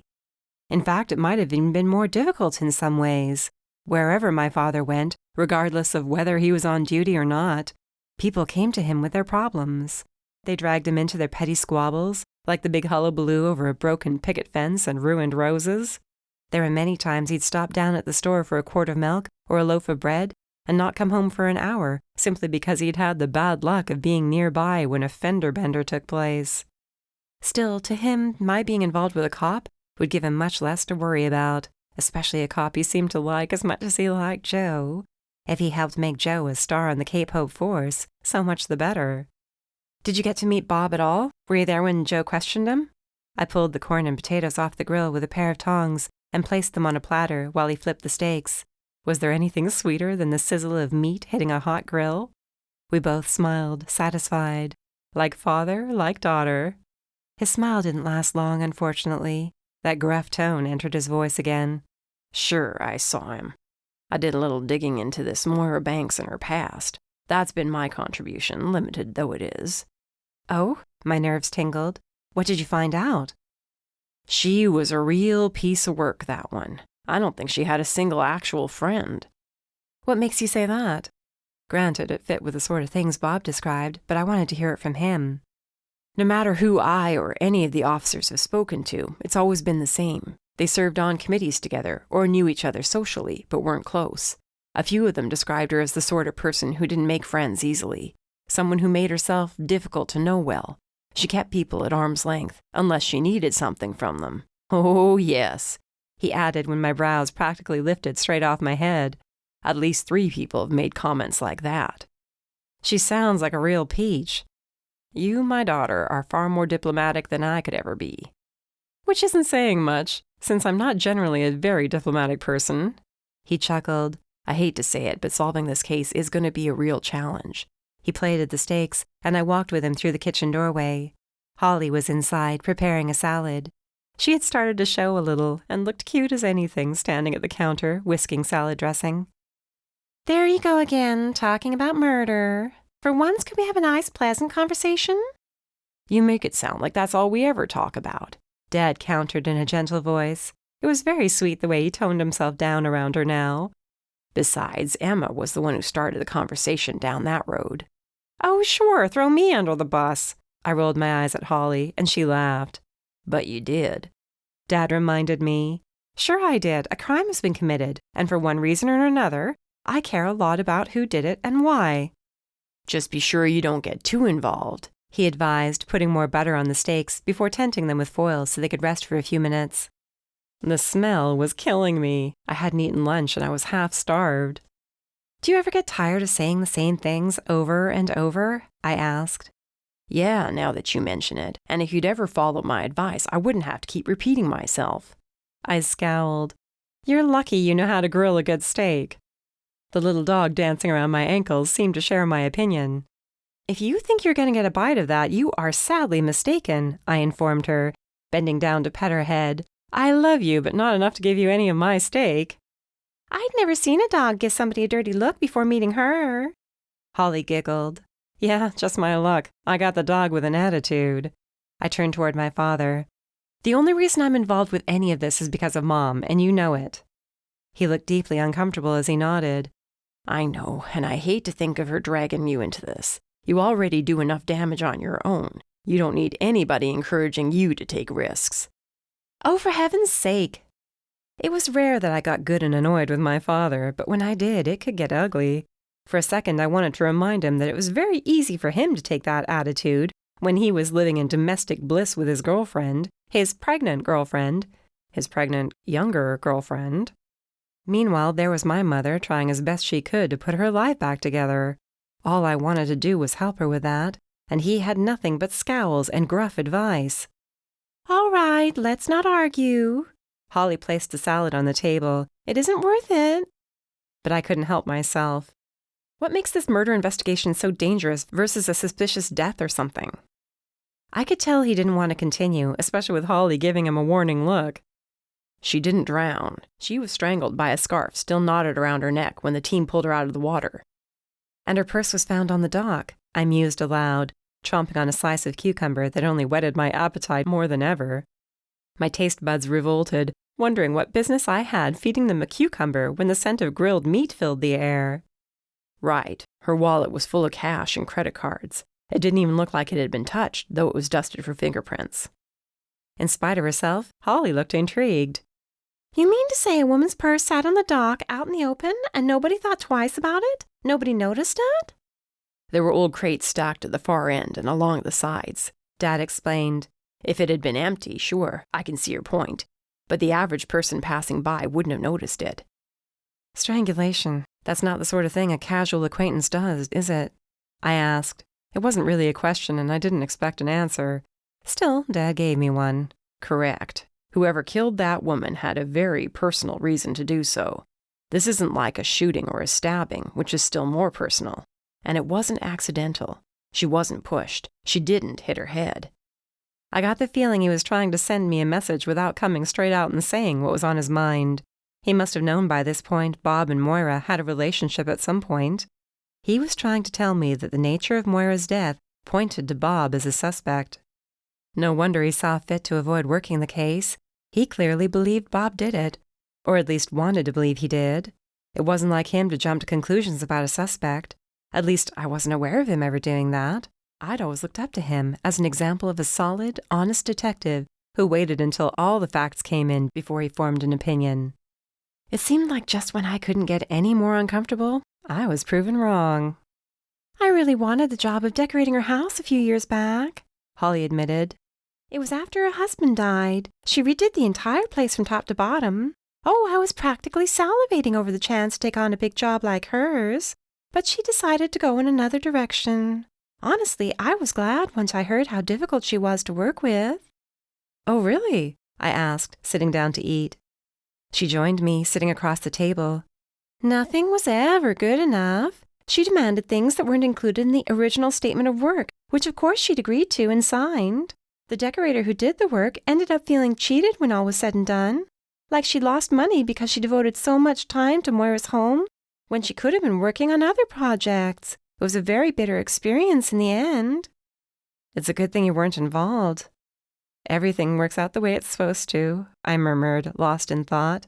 So Moira was a difficult person, to put it mildly. She was also the sort of person who left people feeling cheated. The decorator. Even Bob. I turned to Dad. When I talked to him, he said something about a fund he'd invested in when her husband was alive. That was how they originally knew each other, through business. He said, I know what he said. Dad cut me off with a stern look. And I don't like the idea of you questioning a suspect. I wasn't questioning him. I went to his house to talk to him as a favor to Mom. Since when can your mother not handle things like this on her own? Can we please not argue about this? Holly looked from one of us to the other. I don't want to argue about it, I muttered while buttering my potato. I might have been pouting. It was all a blur. Maybe we should stop talking about it altogether, since we can't seem to discuss this without tension. I could tell that one wasn't directed at me, even if I wasn't looking up from my plate. She was talking to my father, who only grunted in reply. It was a funny thing. For all these years, he'd done his best to avoid Mom. Sure, they shared daughters, but we were adults. There weren't many group events in our lives anymore, like graduations or that sort of thing where they had to be together. He'd felt free to move on, and he had done so without much delay. Now, his relationship with Holly was more serious than ever, thanks to the baby. Still, I couldn't help but wonder if he took it personally, the fact that Mom was out dating. It was all fine and cool when she lived like a nun, not seeing anybody, without a social life aside from Trixie and Nell and her book club. Now she was showing him she'd moved on. It was okay for him to move on, but not for her. So, how are you feeling? I asked Holly, as a way of changing the topic. We didn't touch on Bob or the murder again. Chapter 8.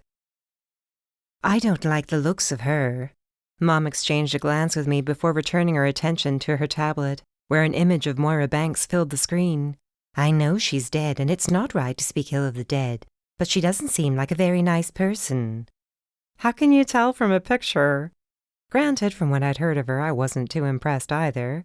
There she was, in all her glory, posed for a photo during some event or other. She wore a strapless dress that showed off her toned body and a deep tan, which set off her sun-bleached blonde hair. Her smile was hard, so were her eyes, like she was trying to look happy. Maybe I was reading too much into it. It was easy to do now that I knew that slender neck had a scarf knotted around it when her body was found. At least I'm a natural blonde, Mum whispered. I wondered if she knew I heard her. Even in this dire situation, I had to hide a grin. How did Bob sound when you talked to him? I returned to frosting cupcakes. It was usual for her to lose focus when there was so much work to be done, and somebody had to pick up the slack. Not as worried as I'd expected, she replied. I was glad to hear it. I think he was more worried about my opinion on the situation. That's the feeling I got, too. Anyway, he's convinced the police will find the real killer, and he'll be able to get back to his life without a murder hanging over his head. I noted the quaver in her voice. You don't share that opinion about the police? It took effort hiding my curiosity.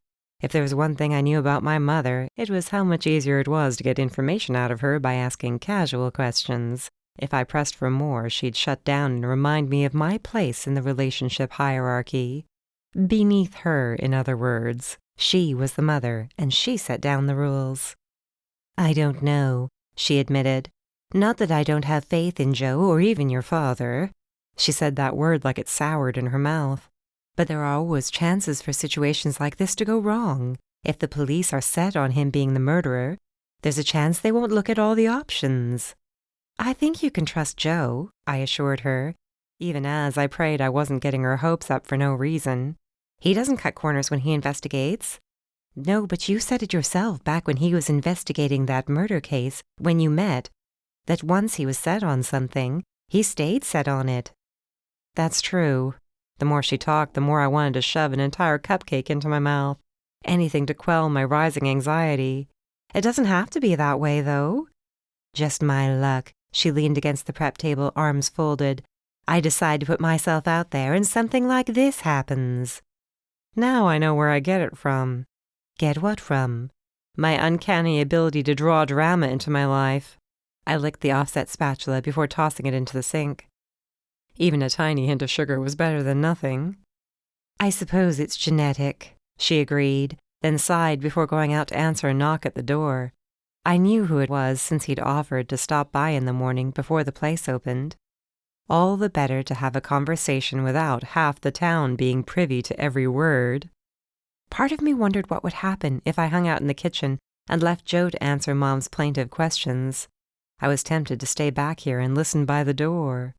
Then again, he'd already suffered through enough embarrassment at her house, and since that had been all my idea, and since he'd warned me it was a terrible one, I figured I should just be nice and relieve him. Anybody for cupcakes? I carried the tray out to the counter. Gee, I don't know. I was planning on having cupcakes for lunch and wouldn't want to spoil it.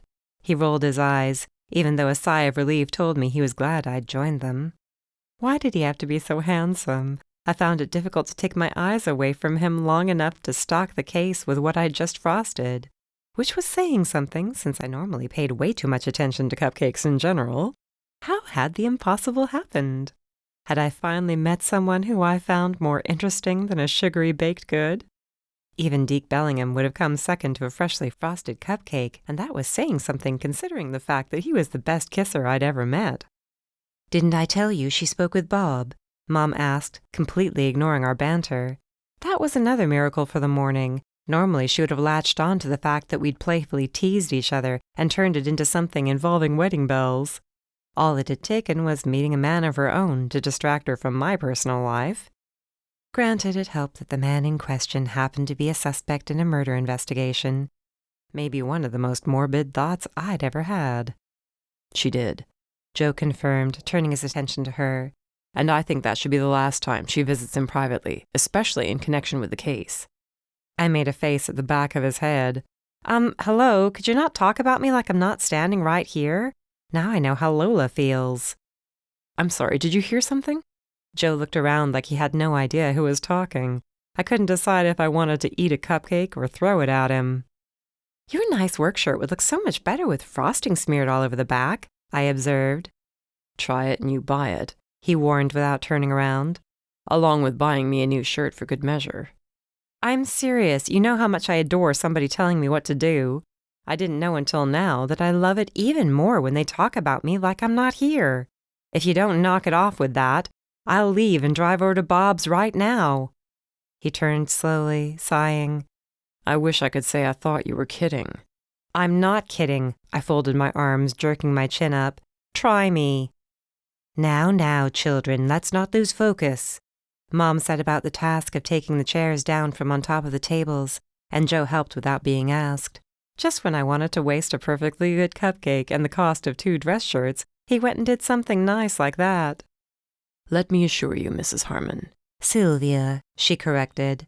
I think you've earned the right to call me Sylvia. Have I? I asked, stalking the bakery case again. She ignored me. Go on, please, she urged Jo. As I was saying, Sylvia, I can assure you we're looking at all possible leads. We've managed to piece together Moira's day based on what we found in her planner at her home, and the security footage from the businesses she visited that day. She had her hair done. Mom scoffed. Bleached, she muttered. I snorted. And had lunch with a friend before doing some shopping. We have her on camera in the lobby of the store before she left, deep in conversation on her phone. Unfortunately, we haven't found her phone. It wasn't in her purse. It's not in the house. And all that's left is the assumption that it was in her pocket when she went into the water. It might have fallen out at some point. We've arranged for divers to drag the bay for it. And even if they found it in the water, it would be useless. There went that potential lead. If she was having a serious conversation, it might have meant she was fighting with somebody. By the way, he added for Mom's benefit, we already checked Bob's phone. It wasn't him she was talking to, though she reached out to him a while after that, and according to him, that was when she asked him to meet with her. She asked him? I stopped what I was doing, puzzled. He made it sound like he was the one who wanted to talk to her. He told me that, too, Mom piped up. Maybe she got word of him being unhappy. He did tell me he was trying to reach somebody related to that fund for ages. Yes, that holds up. He forwarded me several messages he sent to her associates, with her CC'd on them. So his motive for meeting with her holds up. Jo patted Mom's arm and gave what I could tell was his attempt at a reassuring smile. He's been extremely forthcoming and very helpful. All of that will work in his favor. Work in his favor? Her eyes darted back and forth over his face. Uh-oh, I could tell from the way he tensed up that he saw his mistake.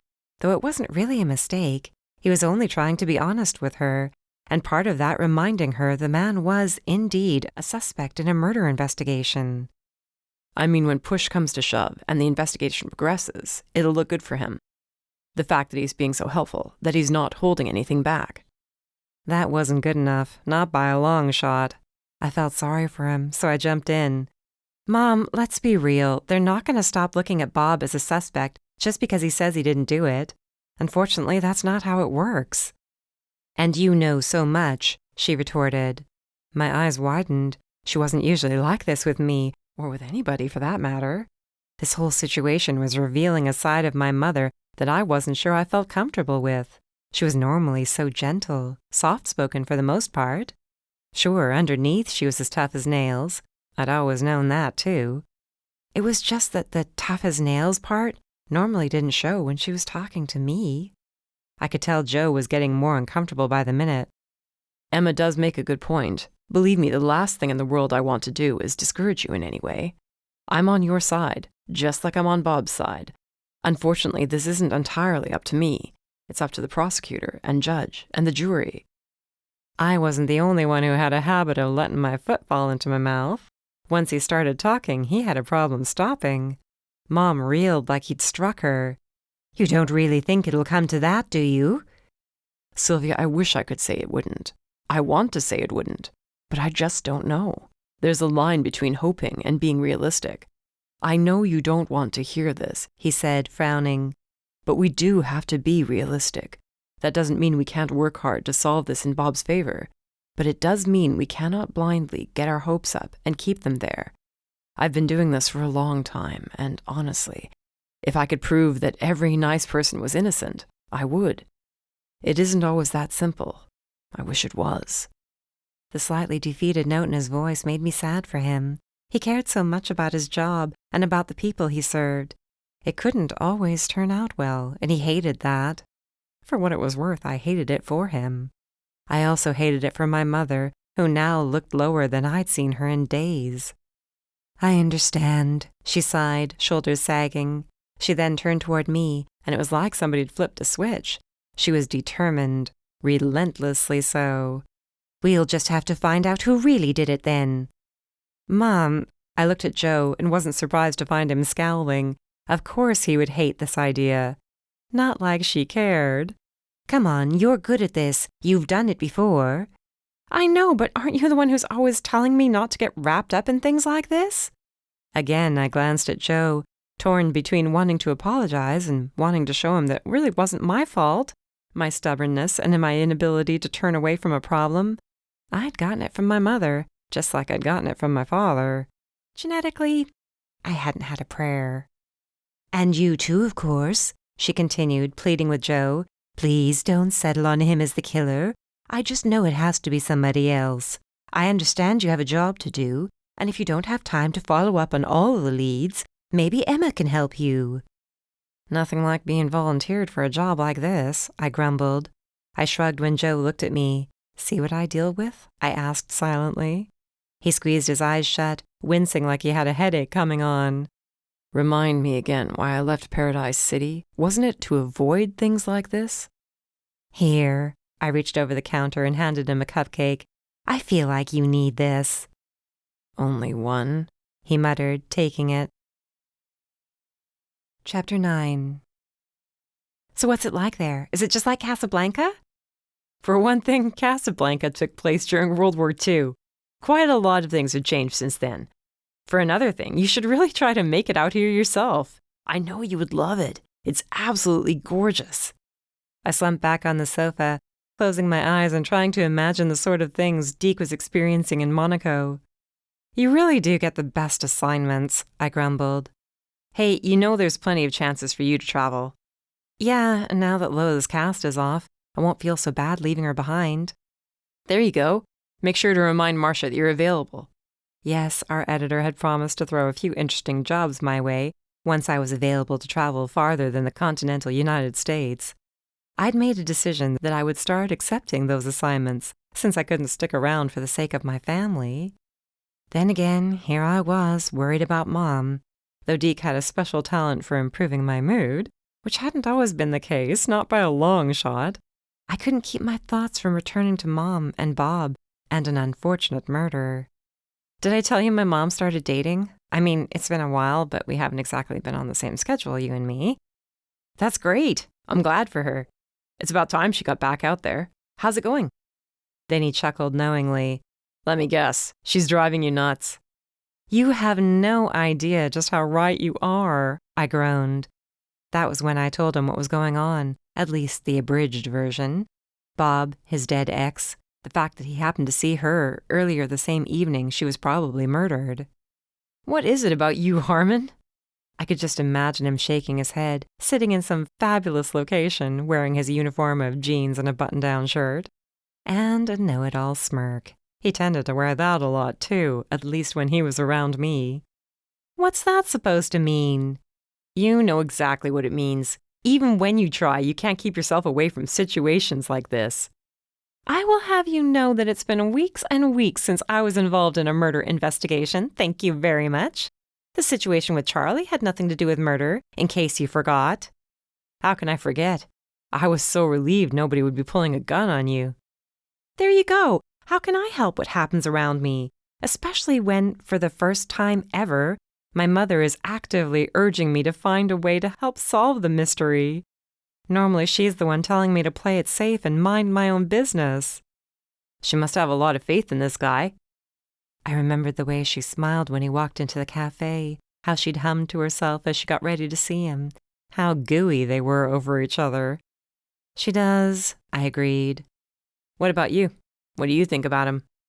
That's a loaded question, he chuckled. How so? I mean, he clearly likes Mom and she likes him a lot. A whole lot. Like it's almost embarrassing to see the two of them together. It's like they're 13 years old and just discovering the opposite sex. Not a mental image I felt like entertaining today. Then you really don't want to know what she confessed when Joe questioned her about what she and Bob were doing the night of the murder. Just thinking about it made me gag in my mouth a little. He laughed. No, but thank you for putting that thought in my head. You still haven't told me how you feel about him, though. You told me what your mom thinks and how he feels about her. What do you think? What do your instincts tell you? Wow, you sound like you put any kind of faith in my instincts at all, I teased. I do. You know I do. All kidding aside, you're generally on the money when it comes to what's in a person's heart. I scoffed originally, I admit that. But you've proven yourself. I didn't know that's what I was doing, I chuckled. Lola jumped up in my lap, the little attention hog, and I absent-mindedly petted her while considering the question. I believe him.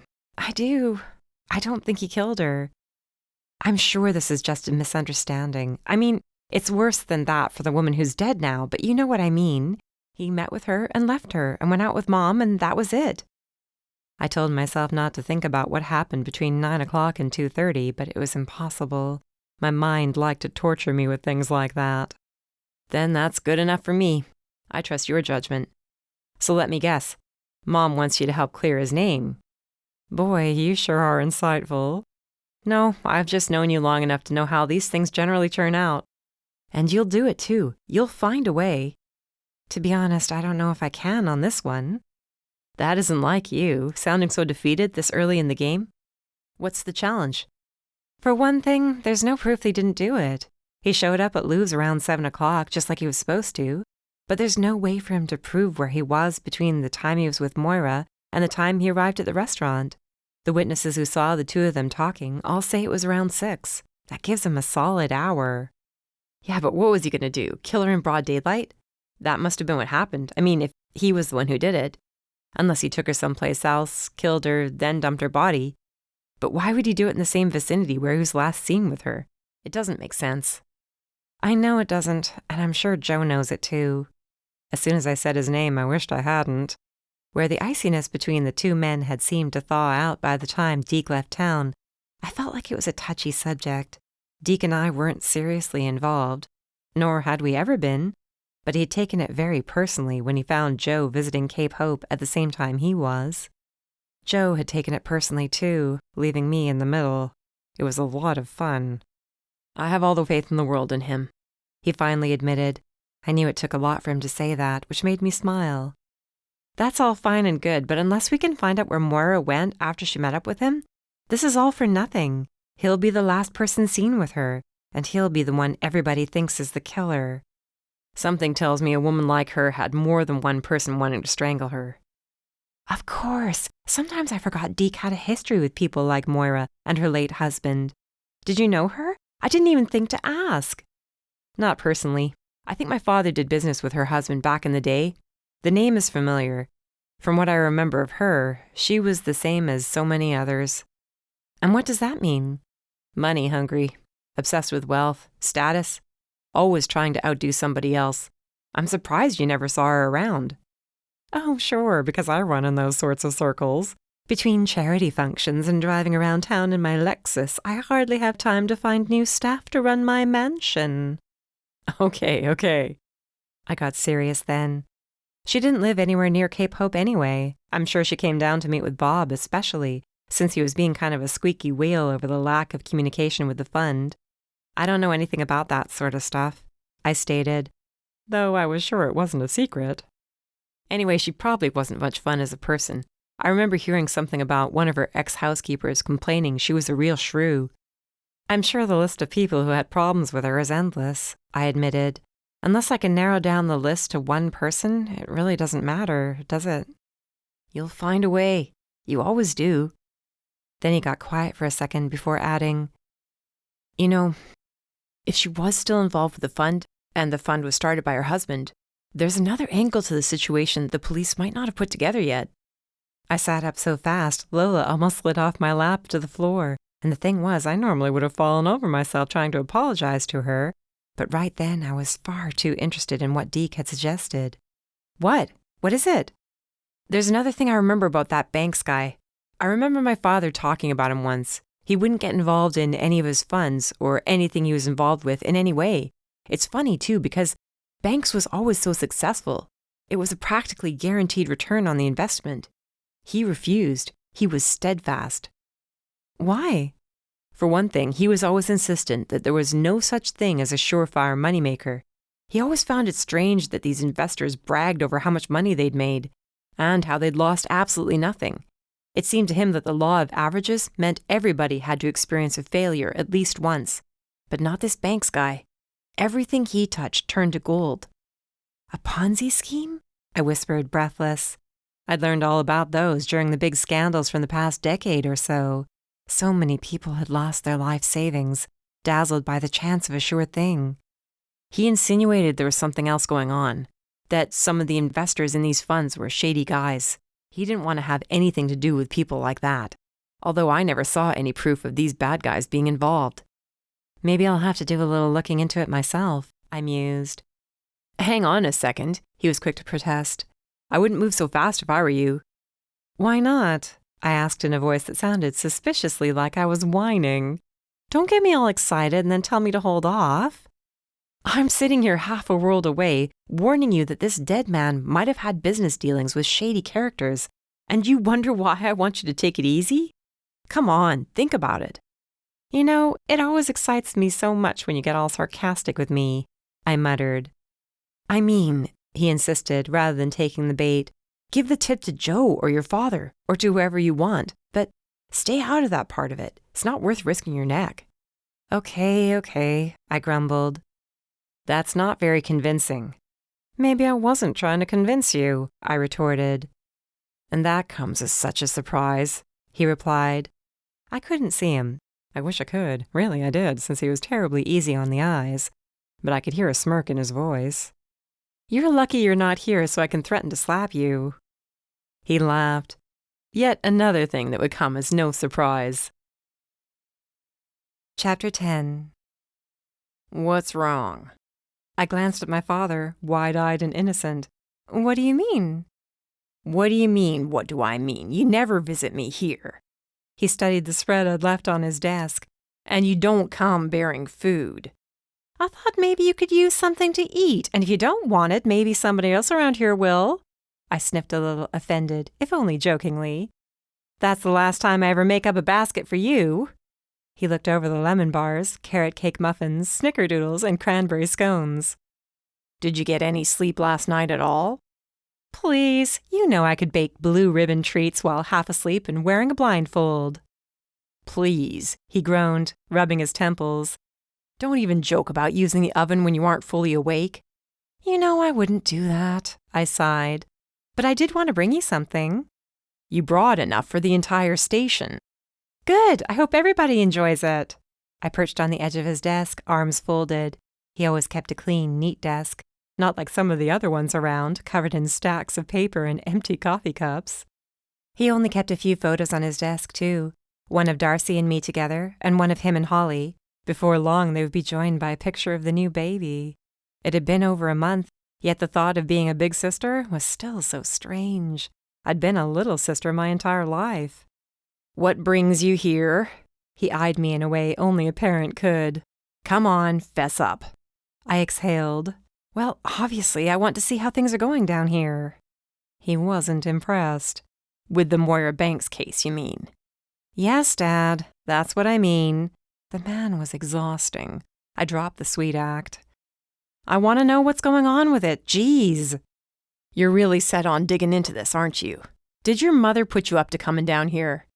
I bristled but did what I could to keep my temper in check. We rarely discussed Mom, and now I remembered why. His attitude was a little much when he mentioned her. Sarcastic. Maybe she didn't have to, I informed him. Maybe I want to do this for her because I know how much it means. I could tell he was annoyed, which annoyed me. I was annoyed with myself, too, for assuming everything was hunky-dory when it came to his feelings toward her. Silly me had figured that once he moved on to Holly and built a new life with her, he wouldn't mind seeing my mother move on with her life. I'd also hoped that time had smoothed over any sharp edges left over from their divorce. Silly me. This is a pretty big ask, he muttered. It isn't so big. If Bob didn't commit murder, there's no reason why I shouldn't try to help clear his name. Or would you rather see the wrong person go to jail for this? You know I wouldn't. But you would prefer the innocent man not also being the man Mom is dating, right? I really don't think I need to go into this with you, young lady. Oh, he sounded so insufferably like a father just then. I almost pitied my unborn sibling when he talked that way. Would you just admit that it bothers you? Seriously, I'm a grown-up. I can handle it. This is not the time or the place. He looked around, barely whispering as he chided me. Like heaven forbid anyone overheard us having a conversation. I whispered right back, leaning in to make sure he heard me. I didn't hear you complaining that I was sticking my nose into things when I asked Holly to have lunch with me after news of the baby spread, You didn't seem to have a problem with that, even though anybody who spent more than 5 minutes in this town would know that I would be looked at like a traitor, like I was taking your side over Mom's, but that was okay, wasn't it? That was a mistake. I knew it even as I spoke. Patches of blood bloomed on my father's cheeks as his jaw tightened. You are dangerously close to the line, Emma Jane, he warned. Oh, how many times had I heard him talk that way? Probably more than I should have been comfortable with, since it meant I'd been driving him crazy my entire life. Dad, please, you could see my point, I hope. I don't want to fight with you. He didn't answer right away. Instead, he reached into the basket, pulled out a lemon bar, and took a huge bite. So this was where I'd inherited my penchant for eating my feelings. This is good, he mumbled with his mouth full, powdered sugar ringing his mouth. Thank you. Holly wouldn't love knowing I'm eating sweets, especially this early in the day. Then I'll make it a point not to tell her. I winked. Had I won the fight? I almost couldn't believe it. It was like seeing a unicorn standing under a double rainbow while a leprechaun danced around holding a pot of gold. Maybe the Loch Ness Monster could make an appearance and really seal the deal. I still don't like you getting involved in this, no matter the reason why, he insisted, licking sugar off his fingers. I know, for the record, I'm not crazy about it myself. So why do you allow yourself to get roped in? Can you tell me that? I've always wanted to know why. Certainly my warnings fall on deaf ears. What drives you? What drives you? I countered, picking out a snickerdoodle. After chocolate chip cookies, they were probably my favorite, especially when made with browned butter, which I had naturally used because I was a very fancy person. Come again? Why do you do what you do? What made you become a cop? You know, I don't think I've ever asked you that. Not true. You used to ask me when you were little. I don't remember you answering. I probably didn't, he admitted, shamefaced. It's not an easy question to answer. Catching bad guys, that's the most likely answer I would have given. But there's more to it than that. I don't know why exactly. It's what I feel compelled to do. I feel compelled too, and please don't roll your eyes, I begged. I didn't. You were going to. So what if I was? Emma, you're my daughter. Forgive me if I don't want my daughter doing work like this when she hasn't been trained to. I'm only asking questions and doing research. That's the most I ever do. Yet you find a way to get yourself in dangerous situations which you're completely unprepared for. But I always make it out, don't I? Sorry if that doesn't instill confidence, he snickered. But I tend to worry about my daughter getting herself in hot water, regardless of whether or not she happens to get lucky and find a way out of it. No hot water here. Lukewarm at best. I crossed my heart for the second time in the last 2 days. Sure. He wiped his hands, then sighed. Why did you really come in, besides wanting to raise my blood sugar and blood pressure in one fell swoop? I cracked my knuckles, ready for a fight. Has anybody looked into the guys Moira's late husband did business with? Maybe they were clued into the same issues Bob had with the fund they were involved in. Maybe they wanted to know where their money went. Or maybe they knew exactly where it went and they wanted to shut her up since she knew too, and Bob was pressing her to find out why the returns stopped coming in. That's an interesting theory. Thank you. Which we're already looking into. I'm telling you, sweetheart. He chuckled when I couldn't help groaning in disappointment. This is what we do. None of us is a first-timer here. We're all well aware of the steps to take in a case like this. And yes, Joe has already requested that the officers working with him look into everyone Nicholas Banks did business with. That's great. It's a very, very long list, he continued. I can't overstate how long. That's not so good. He was in business for decades, kiddo. Why not narrow it down to the people he was involved with over the last several years before he died? Yes, I know. I groaned, holding my hands up. You've already thought of that, too. Joe has, he assured me. You don't give him enough credit. I give him plenty of credit, I muttered. It was he who didn't give me the credit I deserved. Then why not sit back and let the man do his job? I realize you don't see it this way, but cops are sort of funny about reacting to people telling them how to do their job. How would you feel if someone was always telling you that you should write an article better than you did? I hated how right he was. I guess I never thought of it that way. Listen. He leaned in a little, glancing around again to be sure we weren't overheard. God forbid anyone hear him being a father. I think he really takes it to heart, the fact that this Bob Perlman is involved with your mom. For the record, I think it's great. I really do, he insisted when I maybe sort of smirked a little. I want to see her move on with her life. No, it didn't work out between us, but that doesn't mean she's not a terrific lady. We did have a lot of happy years. I never wanted her to shut down after we split up. That's good to hear, I admitted. Anyway, I think he wants to make this right for her, and for you, and don't you dare tell him I said that, he warned. My cheeks flushed painfully. I don't want that. Now, don't get me wrong, I whispered. I think he's great. I do. And I'm not saying that if things were right, we wouldn't maybe see where we could go together, but it isn't that simple. Why isn't it simple? He grimaced in disbelief. It seems pretty simple from where I sit. Isn't that nice for you? I teased, though I wasn't joking. My teasing was used to cover up how annoyed I was. He hasn't walked down the easiest road. You mean his wife? I practically had to hold my jaw in place to keep it from falling on the floor. Yes, that's exactly what I mean. You knew about that? You'd be surprised by the sort of conversations that happen around here during quiet times. He winked. I think it's a terrible shame what happened. But time has passed, and it takes a pretty special person to make a man want to move on after something like that. If you are that special person, so much the better. I wouldn't be a bit surprised. Please, let's not speculate, I begged. He wasn't doing my already conflicted feelings any favors by saying such sweet things. Okay, fine, but my point remains. I think he wants to impress you, or at least show you how he cares by helping your mom, and indirectly helping you, since I'm sure she isn't making your life very easy. No comment, I muttered with a frown. He chuckled gently. So I suspected. At any rate, I say all this to make sure you understand you don't have anything to worry about. He's going all in on this. I know that's supposed to make me feel better, but I worry about him too. I don't want to see him getting stressed out again. Is it just me, or do you sound very concerned about him? There was a fatherly twinkle in his eye. Maybe I am. I would be worried about Raina, too, if she was stressed out enough to have a panic attack that landed her in the emergency room. I stuck out my tongue when he rolled his eyes. Well, it's true. Joe was my friend. You're impossible.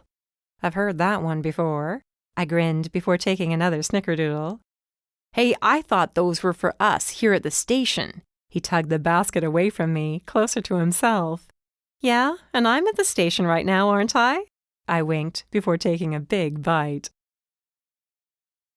Chapter 11. Be nice, Mom warned as we closed up for the night.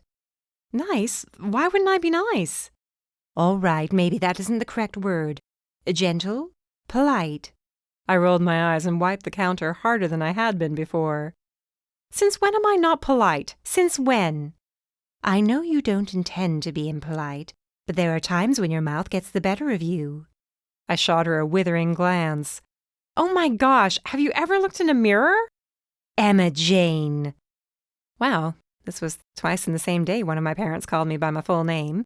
I might as well have been 10 years old again. Sylvia Elizabeth, I retorted, sticking out my tongue. Okay, I'll keep from asking a million questions when Bob gets here. Which he is about to do. Mom smoothed out her blouse and ran a hand over her hair. Sure enough, he was walking across the street, waiting for a car to pass before crossing. Do you know how breathless you get whenever you see him? I giggled. Hush, young lady, or you will leave. You're only here because you promised to be on your best behavior. Okay, fine. I kept wiping the same spot as before. Naturally, she noticed. You're going to rub a hole. Even now, she couldn't refuse an opportunity to micromanage. A second later, in came Bob. Her face lit up like a Christmas tree. So did his. I felt like I'd stepped into a romance novel. One that made me cringe a little and maybe even consider taking a shower with all my clothes on. Hi, Emma. Bob grinned. I just had a long talk with your friend, Detective Sullivan. Oh? I pointedly ignored Mom's knowing look. I didn't even have to glance her way to imagine it in my mind's eye. Should I have warned her to cool it with the Detective Joe stuff the way she'd warned me to be polite? He seems fond of you. Bob exchanged a little smile with my mother. Mom, I shot her a dirty look. Could you not air my laundry all over the place? She waved a hand. I might have mentioned that you're good friends. What's so bad about that? I had to remind myself that I'd promised to be polite. Something told me that meant not killing her. I also ran into your father. Very telling the way he referred to Dad that way, not as Mom's ex-husband. He didn't even look her way. He speaks highly of you. Good to know, I chuckled. He turned to Mom then. And of you. You were talking about me? She gasped, a hand over her chest. What about? Nothing in particular. I got the feeling he'd take me out to the woods and shoot me if I wasn't good to you, though. I can't imagine my ex-wife speaking that warmly about me. Wait a second. Ex-wife? I'd never heard anything about an ex-wife. Judging by the sudden pale hue of Mom's cheeks, they'd just been flushed with excitement at seeing him. She hadn't heard about this either. The silence which fell over the cafe after that little slip of the tongue was profound. I could have heard a pin drop all the way back in the kitchen. My stomach clenched, along with my heart. This was not the twist I'd seen coming. Of course, did anyone ever see a twist coming? Wasn't that what made it a twist in the first place? Even in my head, I was babbling to myself. I had to do something, since the shock and panic and discomfort and awkwardness were too much to handle on their own. Of course, nothing I was feeling touched what Mom was going through. Her eyelids fluttered to the point where I was afraid she might faint. I stood poised, ready to catch her if that happened. She had me that convinced she was about to go down. She didn't. She was too strong to just crumble. Excuse me? She breathed, staring at Bob. Your ex-wife? You never mentioned being married before. He shrank under her glare, and when his eyes cut over in my direction, he didn't find a friend in me either. If anything, I was angrier than she was. He hadn't told me about a wife either when we met up on his porch. It isn't that I wanted to hide her from you. He licked his lips more than seemed normal. It was clear he knew he was in trouble and was looking for a way out of the hole he'd just dug. It's just that she never came up in conversation. Hold on. Mom's voice took on an edge I was starting to get used to. Not that this was anything to be happy about. I told you everything about my marriage. I mean, not everything, not the specifics. But you at least knew I was once married. You knew I have 2 daughters. Oh, my goodness. She pressed a hand to her chest. Do you have children you didn't tell me about? No, we never had children. Janice was always in delicate health, for one reason or another. Her name is Janice, Mom whispered, and she swayed back and forth a little like she was standing on the deck of a ship during a storm. The poor woman was just trying to keep her balance in the midst of all this. Yes. He looked and sounded contrite. If he'd dropped to his knees and begged forgiveness, it wouldn't have come as a surprise. If anything, that was exactly what I wanted to see him do just then. It was the least he could do, really. How long were you married? She asked. I touched her arm to remind her she wasn't alone in this, and I hoped she knew without being told how upset I was for her sake. It was no crime having an ex-spouse. Why did he always feel he had to keep things from her? I could imagine how betrayed she'd feel after already having suspected him of going behind her back with another woman. Now this. 23 years, he admitted. We've been divorced for nearly 8. See, it isn't that I want to keep her a secret. I barely think about her anymore. We haven't been a part of each other's lives in so long. Do you pay alimony? I had to know. A man who wrote a check to his ex every month could hardly forget about her. There was no need for that, he replied. To my surprise, he didn't sound irritated I'd asked. He was too busy trying to make things right. She has money of her own, and she didn't sue for it. Her lawyer wanted her to. I always thought he did anyway. She refused. Good for her, I muttered. This guy was a real piece of work. So why didn't you tell me anyway? Mom asked. Don't you see how this looks? Now I'll always wonder what else you kept secret. Sylvia, I swear I didn't do it deliberately. I would have told you about her soon. I mean it. He insisted, and now he didn't sound plaintive or apologetic anymore. I would have told you soon.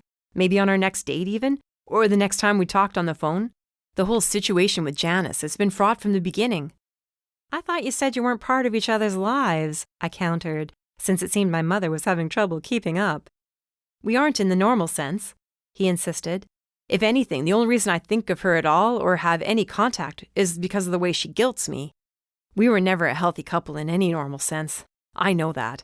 I think I knew it for a long time. Our entire relationship was based on codependence. I learned that after going to therapy. I wanted to know why things didn't work out. You'd think after 23 years, a marriage would be stable enough to keep going.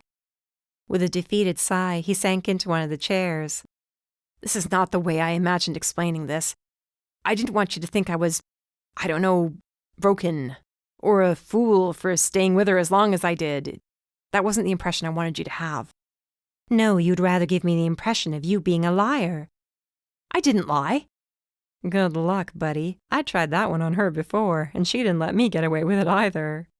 You forgot to tell the truth, which is as good as lying. I almost felt sorry for the guy, and almost wanted to tell him not to bother arguing the point since she'd never give in. And even if she did, I wouldn't.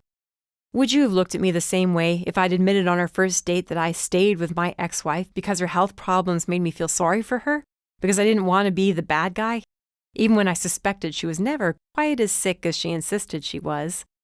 Or would I have looked callous, or like a doormat who'd allowed himself to be used for more than 20 years? I don't know, Mom admitted, but you could have given me the chance to decide for myself rather than assuming how I would have reacted. Even so, her tone had already softened, like she was starting to feel sorry for him. She made her way out from behind the counter and eventually settled into a chair across from where he sat. What happened? She asked, no longer sounding half as upset as she was just moments earlier. Hang on, I interjected, untying my apron. Why don't I leave you guys to it? I don't need to be here for this, no matter how much I wanted to hear it. Bob shook his head. No, I want you to know. It means a lot that you see where I was coming from. How could I argue with that, even if I wanted to? Not that I wanted to. He took a deep breath. We were introduced by a mutual friend while we were both in our mid-20s. She was an artist, which I found attractive. I was always the serious guy who had his mind on work, while she was a free spirit. We married soon after. It was a whirlwind sort of thing, which made it seem even more romantic. Her health issues started roughly a year after the wedding. What sort of issues? Mom was being way more diplomatic than I could have ever managed. Oh, you name it. Unexplained aches and pains. She'd wake up in the middle of the night and complain of shortness of breath. I'd take her to the hospital, or I'd wake to the sound of her crying out for help. She'd be at the bottom of the stairs, claiming she fell. I can't tell you how many times we ended up in the emergency room, or how many times I had doctors and nurses ask questions pertaining to my role in her injuries. Was she injured? I asked. No. He gave me a sickening little smile. No, she wasn't. She was rarely even bruised. If you don't believe me, I can provide medical records. I kept copies of absolutely everything after a while, in case I needed to prove at any point that nothing was really wrong with her. It left me feeling ill to my stomach, and something told me he'd barely scratched the surface. Was she ever evaluated for some deeper illness? Aren't there people who pretend to be sick or even convince themselves they are? Sure, and she was, he nodded. But this was so sporadic, and because there was no proof of her causing anything herself, there was never an official diagnosis. This was a quarter of a century ago, mind you. Not the Dark Ages by any means, but we still know more now than doctors did back then. Before long, I decided she was doing this to get attention. He looked at Mom. She was staring at him intently. He continued. Which is why I was afraid you'd think I was callous. But here's the thing. I started drawing parallels between arguments we'd have or business trips I'd announce, visiting one of my stores, board meetings, what have you, and her spells. She'd take to her bed for 3 or 4 days before I left and stay there for a week after I returned. I was never sure whether or not she was serious. Maybe she was. I couldn't afford to dance to her tune, though. Literally, or else I'd have to give up the business. I couldn't be her full-time caregiver, and she refused to have help in the house. He looked down at his hands, folded on the table. I let out a silent breath. This was heavy stuff. It took 23 years for me to decide enough was enough. I'm ashamed of having taken so long to walk away. I didn't want to be the bad guy. I recognize that now. I knew she'd play up her illnesses and accuse me of not caring. I was even afraid she'd accuse me of harming her just to get back at me. Enough was finally enough, though. I just didn't care anymore. To my shock, she accepted the divorce, and everything went smoothly. I found myself angry I hadn't done it years earlier. I wasted so much time. I didn't know what to think. Not that it mattered. Mom's opinion mattered. Mom's feelings. She was unreadable, sitting stock still and barely blinking or even breathing. "I was wrong not to tell you, but how would I even begin to share that story?" he asked. "You have no idea how much I wanted to tell you everything. I want to share everything with you, but I didn't want to scare you off either, or make you think she's still a presence in my life. She's not. I don't know," he shrugged. "It seems I'm still the man who was too afraid to walk away. Even now she has that power over me. And even now she's finding a way to affect my life." "Don't blame that on her," Mom warned. "You made this choice, keeping her from me. That was you. You might need more therapy." Ouch. I couldn't help feeling sorry for the guy. He looked defeated, slumping in the chair like he'd slumped on his porch when I went to talk to him. "You might be right." "I think I need a little time to work through this," she admitted in a whisper. "I don't mean to break things off or anything like that. I just need time." "I understand." "Even if it seems like I'm abandoning you at the worst possible time?" she asked in a whisper even softer than before. "You don't owe me anything," he reminded her with what I guessed was supposed to be a smile. "You really don't. I've already put you through enough." Neither of us stopped him from leaving. When he was gone, Mom's resolve finally broke. I watched with an aching heart as she lowered her head to her arms, folded on the table. Chapter 12. Sounds of frivolity and general summer joy surrounded me as I mopped grease off a fresh slice of pizza. Extra cheese, obviously, because I deserved it after the Mom debacle. "What did you do?" Darcy asked, wide-eyed. "What do you think? I finished closing up the cafe, made sure she got home all right, and called the two of you." I lifted the massive slice to my mouth, thanking the gods for the invention of such majestic deliciousness. It was just the thing I needed after what I'd witnessed earlier. All things considered, it was probably preferable to eat unhealthy foods when I was stressed out than it would be to drink or do drugs. This was what I told myself to rationalize my choices. Couldn't help but notice the way Joe winced when I told the story, and how he still appeared guilty as sin. "Don't tell me you knew about this," I warned. He glanced from me to Darcy and back again. "I didn't know he never told her. It's not as if I was deliberately keeping information to myself. Besides, it's none of my business." "You could have mentioned it to me." "I'm not a gossip."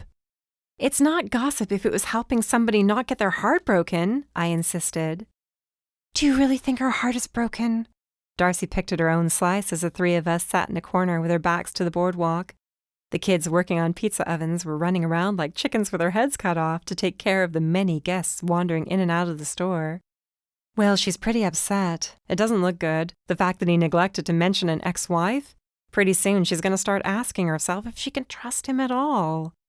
"Which means she's going to lose faith in him when it comes to the case," Joe concluded.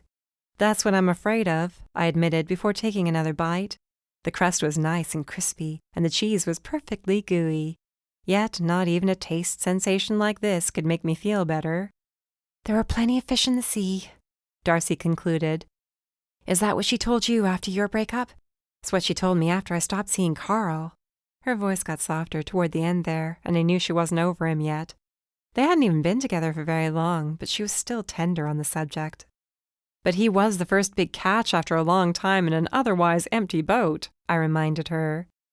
"That's a very strange analogy," Joe muttered. "I don't remember asking your opinion on it," I sniffed, then continued. "This isn't going to be easy to get over. In fact, it might be enough to make her retreat back into her shell, which is the last thing I want." I expected Joe to disagree with me, since that's what he normally did. He was very good at it, too. Only he didn't. Not this time. "Yeah, it takes a lot of guts to get back out there after a long time. She'll probably regret it, but hopefully it won't last forever. She has the two of you to help her through it, though, and her friends, which is a lot more than some people have." Naturally, I knew exactly what he was talking about, and I felt sorrier for him than ever. He didn't have anybody to help him get past losing his wife, or getting back up on the horse, so to speak. Darcy was clueless about that, of course, which is why she moved right past what he said without thinking twice. "We have his side of the story. I wonder what his wife's side of the story is." "You have that same look on your face that I had when I borrowed your favorite sweater to wear on my first date with Jimmy O'Connor," I murmured, filled with dread.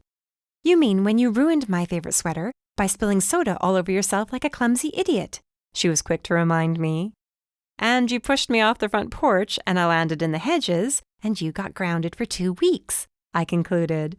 You had that same look on your face, like you wanted to murder somebody. Wow, it sounds like the two of you were a lot of fun when you were kids, Joe muttered before finishing one of the 2 slices he'd ordered. He liked white pizza versus the kind with red sauce, which made me seriously reevaluate our entire friendship. As far as I was concerned, pizza without sauce was just crust and cheese. Why not advertise it as crust and cheese and stop lying? Darcy ignored him, something she was getting better at the more time we spent together. I don't want to murder him, but I am concerned the same way you are. He's messing with our mom here. Can I remind both of you that nobody is messing with anybody? Joe asked. I almost felt sorry for him sitting between us while we talked over and around him. What, you think it's cool he didn't tell Mom he had an ex-wife? She asked him. No, I know better than to tell either of you something you don't want to hear, and I don't think it's cool. He added when it looked like Darcy was about to start swinging. No, it seems pretty sketchy. He isn't doing himself any favors when it comes to making himself out to be a sympathetic character. He becomes less trustworthy all the time. He then turned toward me. You know how hard it is to stay objective when you tell me things like this? Sorry, I murmured. The thing was, he was the first person I thought of calling after the scene in the cafe. Darcy had been an afterthought. I didn't know how I felt about that, but it was true. And I believe him, he continued, turning toward Darcy. He didn't want to make himself out to be the bad guy, and he didn't know how to tell that story without sounding like he didn't care about his wife. Obviously he did care, and she took advantage of him. That's how you see it? I asked. What, are you going to threaten to punch me? He folded his slice in half before taking a huge bite. At least his eating technique was on point. No, not at all. If anything, I agree with you. You what? Darcy asked, eyes bulging. Is that how I look when I can't believe something you said? I asked Joe, nodding to her. Yeah, the two of you really do look alike. I mean it, I told her. That was a touchy conversation. Yes, he could have told her he used to be married. He didn't need to tell her the entire backstory. That could have waited until they were dating for a little while and he felt like he could trust her with that information. It's clear that even though they've been divorced for a long time, he still has conflicted feelings about the whole situation. Therapy or no therapy. It sounds like she was a hypochondriac, Joe mused. It sounds like she was desperate for attention, I countered. Hypochondriac or not. At least hypochondriacs don't use their supposed illnesses against anybody. He said she would do it before, during, and after his business trips. She wanted to keep him near her, Darcy mused. Which is exactly the sort of thing that pushes somebody away, I pointed out. I completely understand why he stayed with her as long as he did. I'm sure he still cared for her, and he didn't want to make it look like he was abandoning her when she needed him. If all of this is true, he really is a decent guy, Darcy concluded with an unhappy frown. Why do things have to get complicated? Why couldn't she find a nice, uncomplicated guy? Life is always complicated, Joe replied. I wonder if he was talking more to my sister or to himself. Nothing is ever cut and dried, no matter how much we want it to be. Lord knew I could agree with that. You have cheese on your face. I wiped my cheek with my thumb to indicate where the cheese was on his cheek. Did I get it? He asked after completely missing it. How could he have missed it? No, geez Louise, it's right here, I pointed to myself. He swiped his face, and again the cheese stayed in place. Gosh, you're worse than a child. I reached out and took care of it myself. And when I glanced at my sister, I found her smirking. I had to bite my tongue to keep from telling her where she could stick that smirk of hers. I had to change the subject, and fast. Did Dad tell you I was in to talk to him about Moira's ex-husband and his business partners? That's what you were there for? He asked, all wide-eyed surprise. That's funny. I thought you came in to deliver some delicious homemade baked goods. Stop. Because you're such a generous person. Enough. You would never resort to such tactics. Do you want more cheese on your face? 'Cause I have extra. I held up what was left of my slice. He ducked, laughing. Oh, believe me, he told me all about it. I decided not to ask why he snickered when he said that. I had a feeling I knew all too well. Dad probably had a lot to say about my visit. Rather than waste precious cheese on his smug face, I asked, what do you think? Have you looked into those supposedly shady characters Moira might have been doing business with? That really isn't any of your concern. Why do you have to do that? Do what? You know exactly what I'm saying. You talk to me the way he talks to me, and I don't like it when he does that. But since he's my father, he gets a pass. You, on the other hand, are not my father. We aren't even related. I don't appreciate you talking down to me. I'm not trying to talk down. But you are. I looked to my sister for support. Right, isn't he? She looked up like she was surprised. Oh, you remember that I'm here. I was starting to think you'd forgotten about me completely.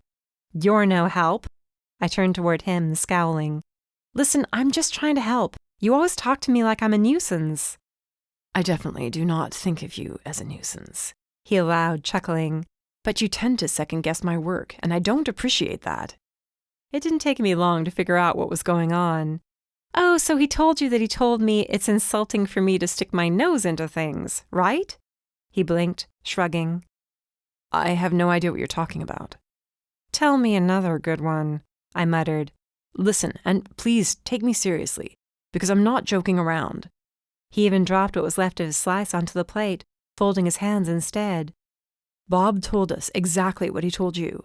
He wanted to meet with Moira Banks because the fund he invested in with her husband suddenly stopped paying out. And he hadn't heard anything about the progress in 2 quarters, right? All right.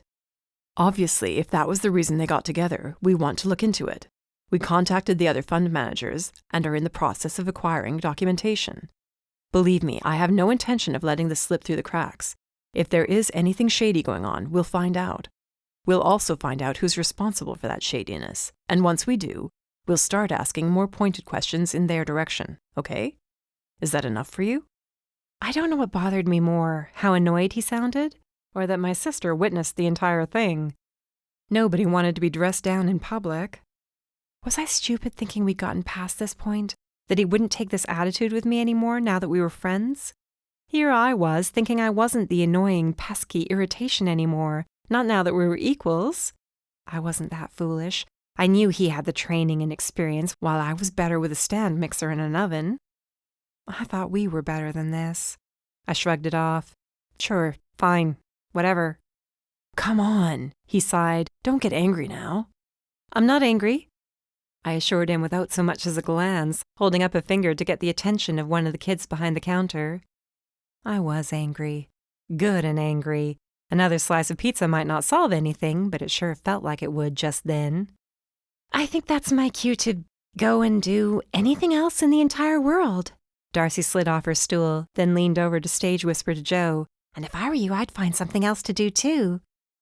I don't care much either way. I didn't even bother dabbing away the grease this time, folding the slice in half and taking a vicious bite. If Joe took some sort of message from it, good for him. Chapter 13. You sure this is a good idea? You're going to make me wonder why I called you, I warned Raina. Her laughter bounced around the inside of my car. What, you don't like to hear the truth? That it might have been going a little too far getting Janice's address and driving to her house? What about it? I made the last turn onto Janice's street. This was the neighborhood Bob had lived in with her. The house on the crest was the home he'd purchased after their divorce. Here I was, imagining that beautiful house had belonged to the two of them. Didn't divorced men normally downsize after the deed was done, especially when the wife got the house in the divorce? It was well out past Paradise City, almost an hour up the coast from Cape Hope. This was the last street before the boardwalk and commercial drag which bordered the beach. Wow, I whispered. Can you imagine living virtually up against the ocean? You practically do already, she chuckled. Not even. It's like a 10-15-minute walk from my apartment. Poor baby, says the girl who grew up in a Manhattan penthouse, I snickered. Anyway, I do think it's a good idea. I want to know more about this Bob person. Something tells me his ex-wife won't hold back. Remember to be careful. Her side of the story is her side of the story. And if she's bitter... It doesn't sound like she's bitter. A bitter woman would sue for alimony. She didn't. That was 8 years ago. Even so, I pulled up in front of the house that, surprisingly, was somewhat smaller than the one Bob currently owned. But it was no less charming with its corner turret, its bay windows, and a picket fence covered in ivy. There were sweet little touches, too. Wind chimes, a bird bath, a little gnome and frog and fairy statues in the garden. This was a sweet woman, a whimsical one. Bob had described her as artistic. I decided I liked her already. "I'll let you know how it goes," I informed my very negative, very unhelpful best friend. "I wish I was there with you," she confessed before getting off the phone. I couldn't help but feel a little smug as I got out of the car. She could warn me away all she wanted, but she still wished she was with me. That had to say something. It was a beautiful day, the sort of day that got people out onto the beach. I couldn't see the sand or ocean from where I stood, but there were so many colorful kites hanging in the air. Plenty of people were enjoying themselves out there. Then there was me, sneaking an hour north to harass a woman over her ex-husband.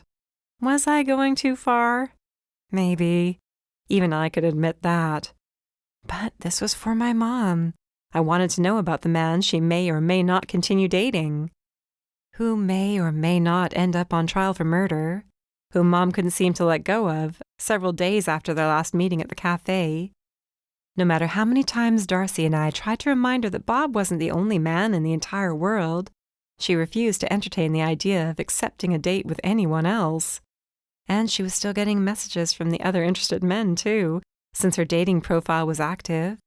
No way were we about to let her take it down, especially after it had taken 3 solid days of edits for Mom to decide it was perfect. Was he worth all this anguish and effort? I figured I'd go to Janice and find out. No crime in that. Though my knees knocked a little as I rounded the wraparound porch, hoping Janice didn't see me through a window and call the cops on a supposed intruder. The fact was, Joe's voice was still in my head after days of not talking to him, the jerk, and still reminding me that I'd deserve it if the cops showed up, because I was indeed intruding. Didn't make me feel much better. "Hello?" I called out. There was no answer either at the front or side door, though a car sat in the driveway. Maybe she'd gone for a walk on the beach. I would if I lived mere steps from it. "Hello?" A female voice called out. "I'm in the back." She sounded friendly enough. What had I expected? Some withered crone who fired a warning shot before ordering me off her property? The backyard was something like out of a home and garden magazine. I held my breath in wonder at the lush, fragrant flowers. Enormous peonies, hydrangeas, snow-white roses, honeysuckle, bees and butterflies flitted around, and the trickling of water led my gaze to a small pond which held red and orange fish. The soft tinkling of wind chimes was music. Farther out, tomatoes in all stages of growth, from tiny babies to heavy ruby spheres, trailed up tall stakes. I sort of wanted to move in other words. In the center of it all sat a woman wearing a wide-brimmed straw hat and the sort of long, gauzy dress one would expect from a woman whose garden looked like something out of a fantasy. In front of her was an easel and canvas, and she held a palette in one hand and a paintbrush in the other. She herself might have easily been coming out of a painting, right down to her long, silvery hair. I almost didn't want to disturb her, simply because the entire image was too perfect. I wished I could back away and pretended I'd never shown up, but it was a little too late for that. She turned to me, her face deceptively smooth considering the silver in her hair. She seemed to glow with an inner light. Was this the woman Bob had described? Maybe she didn't live here anymore. Maybe the listing I found online was an old one. "Can I help you?" There wasn't so much as a hint of dread or concern at the presence of a total stranger in her garden. "I'm so sorry to disturb you. Are you Janice Perlman?" I didn't know at this point if I wanted this to be her or not. "I am." She lowered the palette to her lap, the brush still poised in the air. "Are you here to sell me something? Because I'm not in the mood to buy anything right now." "Oh, no, it's nothing like that." I pressed my palm to my forehead, completely at a loss. What had seemed so important only a few minutes earlier now seemed utterly pointless, a waste of my time, and hers, which made me feel much worse. It wasn't like I'd never wasted my time before. I was actually pretty good at it. "Are you all right?" She tilted her head to the side as she took in the sight of me unraveling more and more with each passing moment. "I'm fine, really," I tried to assure her when she looked anything but convinced. "I'm so sorry. I shouldn't have come down here and disturbed you. It's just that, well, I was recently acquainted with your ex-husband, Bob." She stayed perfectly still, except for a slight nod of her head. "All right," she murmured. "He knows my mother, and there've been some, what you might call, complications." Holy crap, what was I thinking? I couldn't tell this woman her ex-husband was a suspect in a murder investigation. Bob had already said the two of them weren't really involved in each other's lives, so I doubted she had any reason to know. But I also doubted she would like getting the news from a perfect stranger. Complications? Is there anything wrong with Bob? Her brow wrinkled as she frowned. Not really. I let out a huge sigh, dropping my hands to my sides. Really, I just wanted to get an idea of the sort of person he is. I know this is going to sound completely ridiculous, like I'm totally overreacting, but he's the first man my mom has ever considered going out with since she divorced my dad years ago. I just want to make sure she's not making any sort of mistake. He seems like a nice man, but still, she's my mother. A soft smile tugged at the corners of her mouth. Why don't you come here and have a seat? Using her paintbrush, she gestured toward a wicker chair with a thick cushion. You look a little worn out. Believe me, I know what it's like to feel worn out. Thank you, I think I will. The thing was, it wasn't like I was lying. I was concerned for Mom, and I did want to know what sort of person Bob was. Janice didn't need to know anything about Moira's murder. You say your mother and Bob have started seeing each other? She asked as I took a seat in the very comfortable chair. I nodded. Recently. It's not that they're serious or anything. I don't know why I feel like I need to explain that. She chuckled softly. Trust me, there's been a great deal of water that's passed under the bridge since the divorce. I don't hold any bad feelings toward him at all. He stuck with me much longer than most people would have. I don't know if he told you anything about my health problems. My eyes went wide. I could only hope I seemed genuinely surprised. No, he mentioned you and your last name, but that was it. He has no idea I'm here, but I guess I don't need to tell you that part. Did your mother send you? Was she teasing? It seemed like she was. There was a little twinkle in her eye and everything. Gosh, no, I laughed. No, she would be mortified if she knew I'd come. Funny how it's all right for a parent to be overprotective of their child, but not the other way around. She had a soft, gentle sort of laugh. Understood. You're just being a good daughter, concerned for your mom. There's nothing wrong with that. You say she hasn't dated in quite some time? Not since the divorce. It's been almost 6 years now. She could do a lot worse than Bob, I'll tell you that. He's a true gentleman, one of the old school sort of men, faithful to a fault. Like I said, I gave him many opportunities to walk away, and I'm sure most men would have done it long before he did. I leaned in slightly, curiosity practically overwhelming me. Why do you say that? As I said, I've had health challenges. They still come and go. The doctors have never been able to diagnose me with anything. She waved a hand, rolling her eyes. I can't tell you how much of my money they've collected. And for what? Some days I can barely get out of bed. Some days I don't. They don't think it's autoimmune. They don't think it's anything to do with my nervous system. I'm prone to respiratory infections, migraines, exhaustion. You name it, I've probably had it all at one point or another. It's very frustrating and very draining, to more than just my bank account. She added with a slight groan. I'm very sorry, I murmured for lack of anything better to say. Thank you, but I don't tell you this to gain sympathy. I just wanted to let you know the sort of man Bob is. He put up with my aches and pains and complaints and migraines and exhaustion for 20 years and more. I never blamed him for finally running out of stamina. Either she was sincere or she was the best liar I had ever seen. Then again, even sincerity could have its problems. Nobody wanted to be married to a martyr. She definitely had the saintly act down pat, too. So he's generally the sort of man I can trust with somebody so important to me, I concluded with a smile of relief. Oh, absolutely, she laughed. I can provide references signed by notary if that would make you feel better. Careful, I might take you up on that. There is one fault I think your mother should be aware of, though. Her smile faded, her expression tightening somewhat. This was it. This was when she was going to tell me he was secretly a monster, somebody who shouldn't be trusted around women, children, or animals. He's a complete workaholic, she winced. I rarely saw him for weeks at a time. He would be gone on business trips, visiting his other stores, board meetings, retreats. Naturally, I wanted to go with him, but my health wouldn't allow for it. And I knew if I were locked in a hotel room somewhere, he would only worry about me rather than focus on his work. I didn't want to be a burden. Yes, she definitely saw herself as a saint, but some people were just like that, especially those who were sick, or who had convinced themselves they were sick. I waved a hand, snickering. That's perfect, then. Oh? Her brows lifted. How so? My mom's the same way, total workaholic. She has her own cafe in Cape Hope. She's been running it for almost my entire life. Really? That's interesting. What's it called? Sweet Nothings. She specializes in baked goods. It's right next door to my sister's bookshop, and people come and go between the two places all the time. That's a perfect combination. Sounds like the sort of place I'd like to visit. Not just because I would like to get a look at your mother, she added with a playful wink. I wouldn't tell her who I was.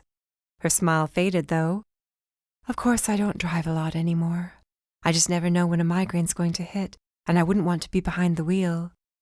I'm awfully sorry about that, I murmured. She waved it off, shaking herself a little. There I go again, sliding into self-pity. And I've been a terrible hostess. I should have offered you something to drink or a snack. No, thank you. Besides, I've already asked enough of you. And I get more than enough snacks at the cafe, believe me. She eyed me up and down, chuckling. Please, you still have that youthful metabolism. You sound like my mom, I laughed. She's always warning me that my metabolism is going to fail me soon. A wise woman, and not just because she sees the worth of a good man. She smiled, but it was a fake smile. There was no doubt about it, and I wasn't only telling myself that. I was determined not to see things that didn't exist. She definitely looked troubled all of a sudden. I can go, I muttered, suddenly worried I'd overstayed my welcome. Maybe she was coming down with something. Maybe she was suddenly not feeling well. No matter what Bob said, no matter if what was ailing her was only in her head, it was very real to her. She shook her head. No, you don't have to, unless you want to. It's only that something just occurred to me, and I wondered if I should share it with you or not. If she was trying not to pique my interest, she was failing miserably. Who wouldn't want to know what she was talking about after a lead-up like that? You can tell me, especially if you think it's something I ought to know, or something my mom should know. I don't want you to have the wrong idea. I know how easy it is for an idea to bloom into something completely outlandish. It's only that... She looked away from me, toward the pond. Bob can be a bit of a jinx. He would kill me if he heard me say that, but it's true. Excuse me? Jinx? She nodded slowly. I know it sounds silly. He always used to tell me how silly it sounded when I would tease him about it. Only every joke has a grain of truth to it. I wouldn't have simply made up such an accusation, if that's what you want to call it. I wasn't trying to accuse him of anything, though it may have come out that way. I shouldn't have said anything. I practically jumped at her. No, please, I won't tell him. It's just between you and me. Believe me, he's a good man. She glanced at me, and there was a new light in her eyes. She was pleading with me, desperate for me to believe her. I don't want you to take this as the ramblings of a jealous ex-wife. Nothing could be further from the truth. But Bob has this knack for strange things he seems to attract to him. I know, it sounds silly. What sort of things are you talking about? I don't understand. Little accidents. They don't happen to him, but to the people around him. For instance, he'd just finished fixing one of the stairs inside, leading up to the second floor. The very night after he declared the job done, I fell down the stairs after stepping on that step. It broke. The part of it that hung over the riser simply snapped off. I lost my balance. Ice landed with a heavy thud in my stomach. He'd talked about her falling down the stairs, hadn't he? Though he'd made it sound like she'd faked it. Yet here she was, talking about the same thing. And then there was the pergola he put together. This was years ago, mind you. He was always handy. I suppose you know he works in hardware, or he did before going into semi-retirement. He was very proud of his work. It sat right there. She pointed to where the tomatoes grew. I wanted to hang a sheet underneath to protect the tomatoes from the sun. Only one of the beams fell on my head. I gasped. Oh my gosh, was it heavy? Well, it was a 2x4. I didn't exactly take the time to weigh it. It was very solid. She grimaced, staring at that area of the garden. I had a concussion and an absolutely blinding headache for almost an entire week. It took ages for the bump to heal. I understand that's the way of it with head injuries. I shuddered. She then turned to me. I know through mutual friends that the first woman he dated after the divorce was in a car accident when her brakes failed. She'd only just had the car serviced not even a week earlier, and even after an investigation, no one could figure out what happened. She made it out all right. She managed to pull over to the side of the road before crashing into anything or anybody. It might have been much, much worse. Now, I don't think Bob had anything to do with that, any more than he had anything to do with my accidents, but you can see where a person would start to wonder if he isn't jinxed. Jinxed? Sounded like a lot more than that to me. What was the name of that friend? Sarah Jackson. She lives here in town. She gave me directions. It was close enough to walk. I mean, not that you need to see her, but you might get an idea of the sort of person he is from her as well, if you're still interested. Interested? Nothing could have kept me away. Chapter 14. My accident. Gosh, that was years ago. Who told you about that? Sarah Jackson sat with me on her front porch. I could understand why she didn't want to invite me in, being a stranger and everything. Part of me would have loved the chance to take a look inside. I'd seen enough rambling Victorians in Cape Hope to know how exquisite they could be inside, and this place reminded me a lot of them. Janice Perlman, I was just visiting with her. You see, I only wanted to know more about Bob since he and my mom were friends and, maybe I'm being a little overprotective. She's been out of the game for a long time. Guilt practically choked me. She would kill me if she knew I was airing her laundry all over town, the very same thing I usually got furious with her over. I was being such a hypocrite, though I told myself again and again it was all for her benefit, which was probably exactly the same sort of thing she told herself about me. Like mother, like daughter. If I started wearing splashy floral prints, I'd be in big trouble. Oh, Bob, she smiled a little, leaning back in her rocking chair. She had the whole wealthy retiree look going on, right down to the sweater knotted around her shoulders. Did people actually dress that way when they were just sitting around the house?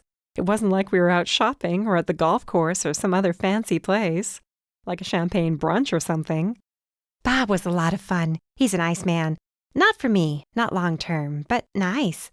And why is that, if you don't mind my asking, of course? She waved it off. Maybe he was too nice for me. I think that's always been my problem. The reason why my husband is my ex-husband. It's why I haven't managed to hold on to a man for longer than a few months at a time since my divorce. When a man is too nice to me, I decide he has ulterior motives and I push him away. She spoke like a woman who'd been talking to a therapist for a while. Clearly, it wasn't doing any good if she was repeating the same old patterns. Well, I guess of all the reasons to break things off with him, that's hardly a bad one, I offered. I just can't believe Janice brought up that accident. Gosh, it was so silly. Granted, I was shaken up for days afterwards, to the point where I didn't want to get behind the wheel. But I got over it. What? She leaned in a little, frowning. Did she suggest Bob had something to do with that? Not directly, I was quick to assure her. Maybe indirectly. I don't know. She called him a jinx, and your accident was one of the examples she gave. A jinx? That's rich, coming even from her, she laughed. I mean, you never know what's going to come out of her mouth, but that's a new one. You mean to say she's unreliable? No, I wouldn't go that far. She touched her head to her perfectly groomed bob, a rich chestnut color which I suspect wasn't quite natural for a woman her age. She was easily older than Mom, with a sort of lined face that spoke of a life spent outdoors. Maybe that's why Mom had aged so well. She was always inside, out of the sun, though she was still active and on her feet throughout the day. Sarah sighed. Janice is a free spirit, I guess you could say. She's a little too young to have been a hippie, but that's what they would have called her if she'd been born 10 or 15 years earlier. She's the sort of person who would think of a jinx. I always thought she was a little bit flighty, and more than a little bit obsessed with her supposed health issues. She doesn't look unhealthy, does she? Not all illnesses are visible on the outside, I reminded her in a soft voice. Why I felt the need to defend this perfect stranger was beyond me, but it didn't seem fair for Sarah to talk about her that way. Of course, it was petty of me to say that, but that doesn't change what's behind what I said. A lot of what she says and believes needs to be taken with a grain of salt. Accidents are accidents. Sure, but I knew something neither of these women did. This man who seemed to attract accidents like honey attracted flies just so happened to be in the presence of a certain woman hours before she was most likely murdered. Knowing what I knew, it wasn't so easy to laugh off Janice's concerns as nothing more than the ramblings of an eccentric woman. "Your accident," I prompted, since we were going off track by gossiping about Janice. "Is it true your car was only just serviced not long before that?" "Yes, and no one could say exactly for sure what happened. I mean, what are the odds of the brake lines suddenly snapping?" "Wait, what did you say?" I whispered. "Your brake lines were cut?" Her mouth fell open like she'd never heard of this or even thought of it, though it was the first thing that came to my mind. "Cut? Of course not. Who would cut my brake lines?" "I think you would know better than I would." Was this woman insane, or was she determined not to see the truth of what happened to her, even years later? She shrugged, clearly not caring. "All I know is my car was working just fine while I drove to meet with Bob for dinner. Yet on the way back, I couldn't stop the darn thing. I know I was lucky I pulled off that road in time. Since my car was visible from where we ate dinner, I think it's safe to say no one managed to pop the hood and cut the lines while I sat not 20 feet away." It was unlikely, but not impossible. "Do you mind my asking how close you and Bob Perlman were?" I ventured. "I don't need the specifics, of course, but in general?" "We didn't date for long," she sighed. "As I said, he was too nice for me. We saw each other on and off for a few months before deciding it wasn't going anywhere." "I see," I murmured. That wasn't true. I didn't see anything, and the more I learned, the deeper my confusion grew. "By any chance, would you know of anyone else who Bob dated? Mutual friends, that sort of thing?" "I think he was casually involved with a couple of acquaintances we shared," she allowed, giving me their names. "I don't mean to paint the picture of a player. Isn't that what they're called nowadays?" "Something like that," I murmured, trying to smile. "And believe me, I'm not here to judge anyone. I mean, yeah, I would like to know more about him for my mom's sake, but I don't think dating several women over the course of 8 years is anything worth being concerned over." I left her not long after that, since my brain was moving 100 miles a minute, and my conversation skills had taken a nosedive thanks to so many new questions. Rather than getting in the car and zipping my way back down the parkway, I took notes on my phone while everything was still fresh in my mind. I found doing a brain dump like this, so to speak, helped me later on. It would make it easier to get everything organized and plan the next steps. Were Janice's accidents really accidents? If they weren't, who caused them? Was she a hypochondriac, desperate for attention the way Bob described her? Or was he as callous as he was afraid Mom would think he was? Maybe it was guilt making him assume she would see him that way. What about Sarah? Would Bob have had the time to cut her brake lines while they were at the restaurant? Even if she excused herself, he would have had to go outside, cut the lines, and hurry back into the restaurant in time for her not to know anything had gone on. Or did she have enemies elsewhere? What about these other women? I would have to go to the library maybe and do a little digging. Had they been in accidents like Sarah's close call? What would Bob have to gain from causing these issues? It was one thing for a husband to plot his wife's death, especially if she was independently wealthy. Money was, after all, the root of so many evils. But what would he have to gain from hurting or even killing Sarah? Or the other women? And what would he have had to gain by killing Moira? Motive was something that hadn't really been discussed yet, at least not in front of me. Mostly, I guessed, because there was no easy motive to be pinpointed. If he'd done it, it would be more likely to have been a crime of passion, one of those sort of things, something done in the heat of the moment that couldn't be taken back once a person was in their right mind again. The sort of thing that happened to Sarah, on the other hand, wasn't in the heat of the moment. It would have taken thought and planning. By the time I finished taking my notes, I was no closer to having matters figured out than I'd been when I got in the car. But it was a start. But once I had a little time to research and maybe ask more questions, I would have a clearer picture of who Bob Perlman really was. And then we'll see just who really knows what they're talking about, I whispered with a vindictive smile as I started the car and pulled away from the curb. Joe Sullivan would regret being so snippy with me after he saw that he wasn't the only one who could conduct an investigation. Chapter 15. "Mom?" I called out, flinging the front door open. "Mom, where are you?"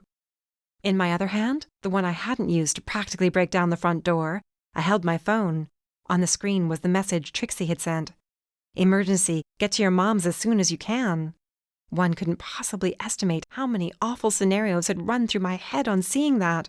What on earth could have happened? Had she experienced a suspicious accident of her own? I imagined her lying at the bottom of the stairs after being electrocuted in a bathtub. When she came strolling out of the kitchen, wiping her hands on a dish towel, I was both immensely relieved and maybe slightly irritated. Emma, what on earth is the matter? You look like you saw a ghost after getting picked up and tossed around by a tornado. Truly, nobody could put me down while expressing concern like Sylvia Harmon. I dropped onto the sofa, my muscles sagging with relief. "You're okay?" I managed to ask while trying to catch my breath. For sure, nothing appeared out of place. "Oh, good, you're here." Trixie followed Mom out of the kitchen and clapped her hands on finding me sitting there. What was left of me, anyway. "What the heck? What were you thinking sending me a message like that?" I didn't often let any minor irritation show in my voice, not when it came to her. I knew she meant well, and her long friendship with Mom left me wanting to avoid coming between them in any way. But just then, I was ready to smack her silly for scaring me. "You're such a worrywart," she laughed, which definitely had the opposite effect of what I'd guessed she'd intended. Instead of calming me, she managed to infuriate me more. Usually, when someone says there's an emergency and I need to come to Mom's house right away, let's not forget how low she's been feeling lately, I tend to jump to a negative conclusion. Call me crazy, but that's just how I roll. I crossed my arms over my chest, blowing out an exasperated sigh. Mom turned to Trixie, shaking her head. Why would you scare her that way? Honest to goodness, sometimes I'm convinced you don't think at all about the consequences of the things you do. Coming from Mom, that was quite a reprimand. She was almost always patient and generous to a fault when it came to the people she cared about. "I'm sorry, but I felt that this was an emergency situation." Trixie seemed completely unaffected by Mom's frustration. "What's going on in here?" Nell. I should have known she had something to do with this, too. She came out of the kitchen carrying a pitcher. "Who's up for sangria?" I had just walked into some sort of bizarro world. That could be the only explanation. "You mean to tell me the big emergency I had to come here for was nothing more than you wanting me to come by for sangria?" Trixie held up both hands. Okay, let's control ourselves. Let's not allow our tempers to get out of hand. I admit I could have given a little more thought to the words I used. For heaven's sake, you're a journalist. I would think you would know better. Sangria or not, I wasn't about to let her off the hook so easily. You know how worried I've been about her lately. Please don't talk about me as if I were Lola, Mom chided. I'm standing right here. You know what I mean, I sighed. I've been worried. That's not a secret. We've all been concerned, Nell agreed, which is why we're here now, to help lift up your mother's spirits. And since you and your detective friend are fighting, Trixie began with an arch expression. Seriously? I cut her off, then glared at my mother. Well, you are fighting. We're really not. I'm irritated with him, and I haven't spoken to him since a few nights ago. I guess Darcy couldn't wait to tell you about it. Emma Jane, you are pouting. Mom wagged a finger at me, then waved me into the kitchen. Come on, I have brownies in the oven. I thought some dark chocolate might go with our wine. I wanted to stay strong. I wanted to pout and be annoyed and hold on to my righteous indignation, as if that would punish Trixie for getting me so worked up. But who was I kidding? Brownies were brownies, especially the dark chocolate kind. People who didn't like dark chocolate didn't know what they were talking about. This was coming from me, the queen of all things sugary. I still made sure everybody knew I was only accepting a glass of wine begrudgingly because I was very mature like that. So what is this, an intervention for the two of us? I settled in on a stool at the counter. It was the best place to be if I wanted first dibs on the brownies in the oven. Not an intervention, Trixie chuckled, leaning against the counter with her own glass in hand. More like a girls' night. Just my luck getting pulled into a girls' night with 3 women much older than me, with whom I had no desire to discuss my personal life. The sangria certainly went down smooth. I would need quite a bit of it if I was going to get through this. Sometimes I wonder if men are worth it at all, Nell mused, sipping her wine. What is it? Trouble in paradise with Rance? I hadn't heard anything about this, probably because everyone was so busy being focused on Mom and Bob at the moment. After a glance at Mom, she shook her head. She appeared regretful, like she wished she could commiserate more, given the situation. I had never known anyone to look like they regretted their relationship going well. Not exactly. Still, even when he doesn't intend to annoy me, he reminds me of why it's so easy to spend so many years without a man in my life. Men have their uses, Trixie snickered, winking at me when I rolled my eyes. What, they do? You're a grown-up. Don't tell me you don't know what I mean.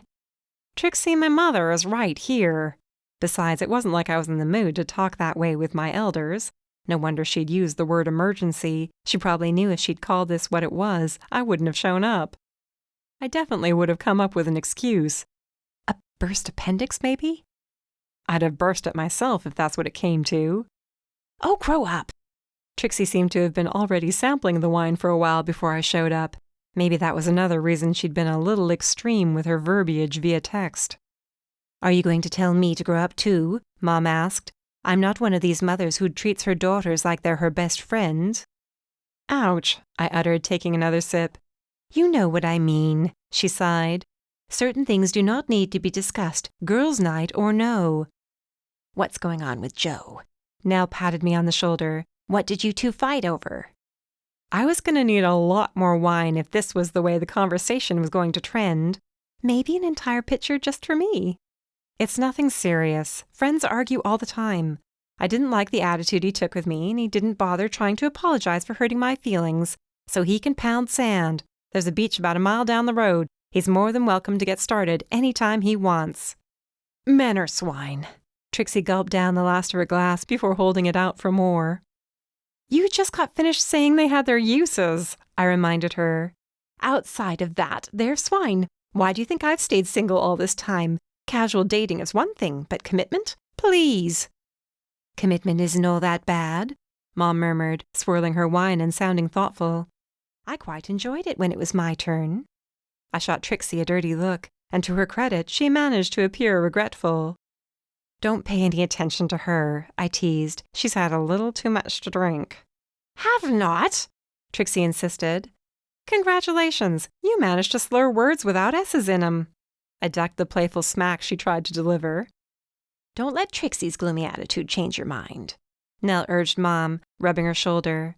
And don't let this little problem with Bob turn you off dating altogether. There's nothing wrong with wanting to be with somebody, to share your life with someone. And you've built such a nice life. You have every right to want to share that with another person. Now this I could get behind. Nell usually was the one who spoke sense. She's right. Just because things aren't working out with Bob doesn't mean they won't work out at all. He's not the only man in the world, Mom. Don't get hung up on him like this. You don't know how it is, she sighed. You just don't know. Mom, look at me. I took her hand, resting on the countertop. You know very well that I was counting on a proposal from Landon. I thought that was what I wanted more than anything else in the world. I was so sure he was the one. I was practically planning the wedding in my head already. And look what happened. It just goes to show you, just because you think somebody is right doesn't mean they are. My words of wisdom didn't exactly have their desired effect. You think I don't know that? The woman who was divorced from her husband of 20 years? You don't think I'm well aware of how many ways there are for things to go south? That's all I've been thinking about since the divorce was finalized. That's what's been keeping me alone, on my own, without any sort of romantic relationship or even casual fling since then. Because you're right, sometimes there's just no way of knowing. What we think and what is true aren't necessarily the same thing. Sometimes they're not even close. I held up my glass, which Nell filled, probably a little too generously. It was gonna be a long night. You know what she means, though, Trixie piped up, coming to my rescue. Sure, Bob seems like a real catch, but here you are, starting out your relationship pointing out that he was keeping things from you. Sure, he had his reasons, but still. Couldn't hurt to broaden your horizons a bit and answer some of these other men who are sending you messages, Nell ventured. That meant a lot coming from her, being the ever-present voice of reason in Mom's life. Trixie was the troublemaker. The fact that I was a troublemaker in Raina's life didn't escape me for 1 second. Was it true that people were only a sum total of the people they knew? If so, I could pretty much break down the different aspects of my personality and attribute them to the people I'd grown up around. I can't do that. Mom argued. Not because I'm in love with Bob or anything like that. I can't just shut my feelings on and off. I wish I could. And honestly, I don't know if the effort is worth it. Why put myself through all the trouble if there's a chance of only getting hurt again? The oven's beeping couldn't have come at a better time. I practically jumped off my stool and grabbed the nearest potholder. I'll get it.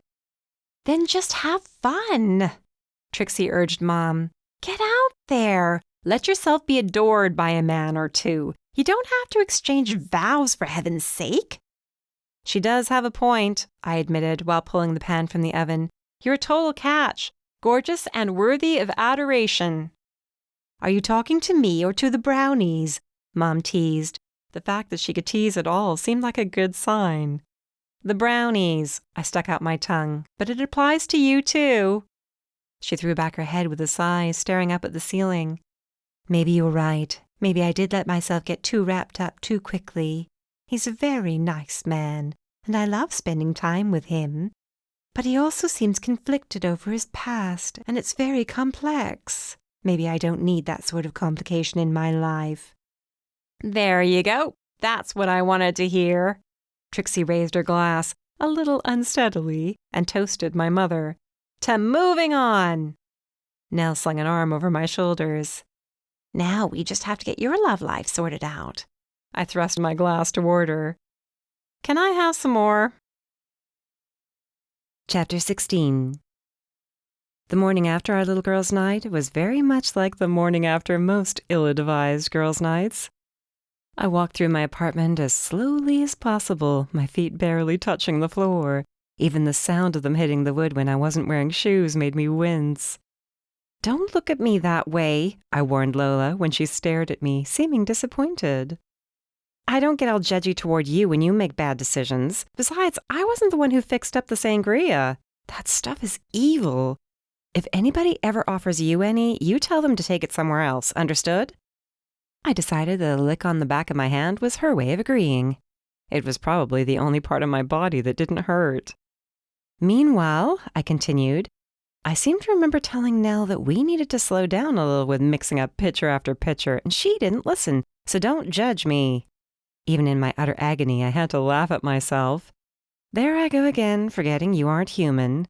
And there she went again, giving me one of her looks. Don't blame me, I muttered. It's not my fault you're only a dog. Talking to the dog was a nice way to distract myself from the shape I was in, but it wouldn't last forever. I had to get on with my day, one painful step at a time. A handful of ibuprofen and a ton of water helped a lot, to the point where I could actually stand the thought of making myself a greasy breakfast sandwich.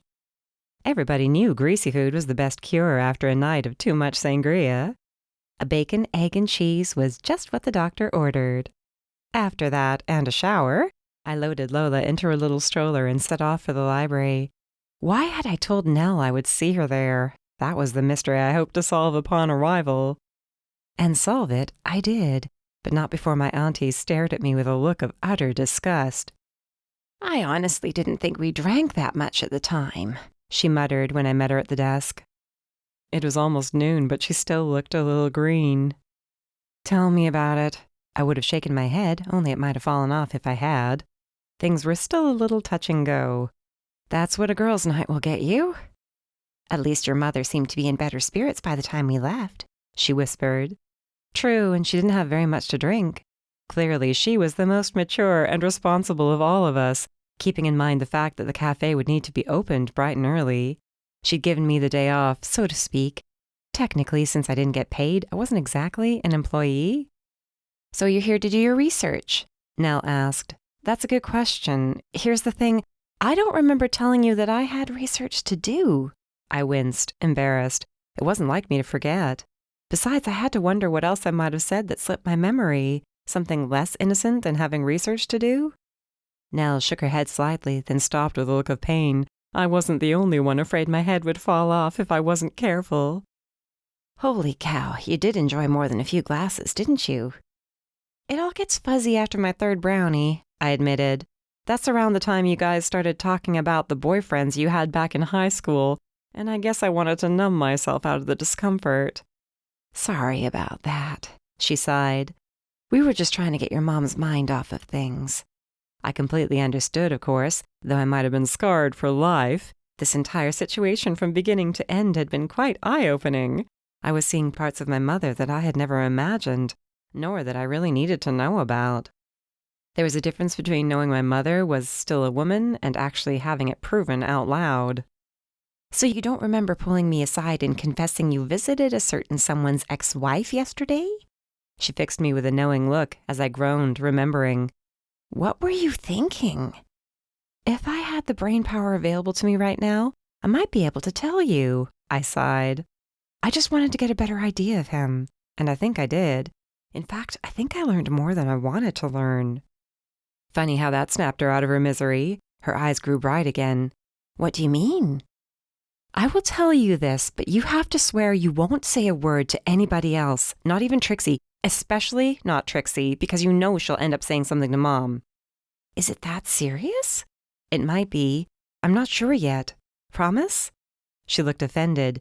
You know I do. Yes, I knew she did, and that would have to be enough.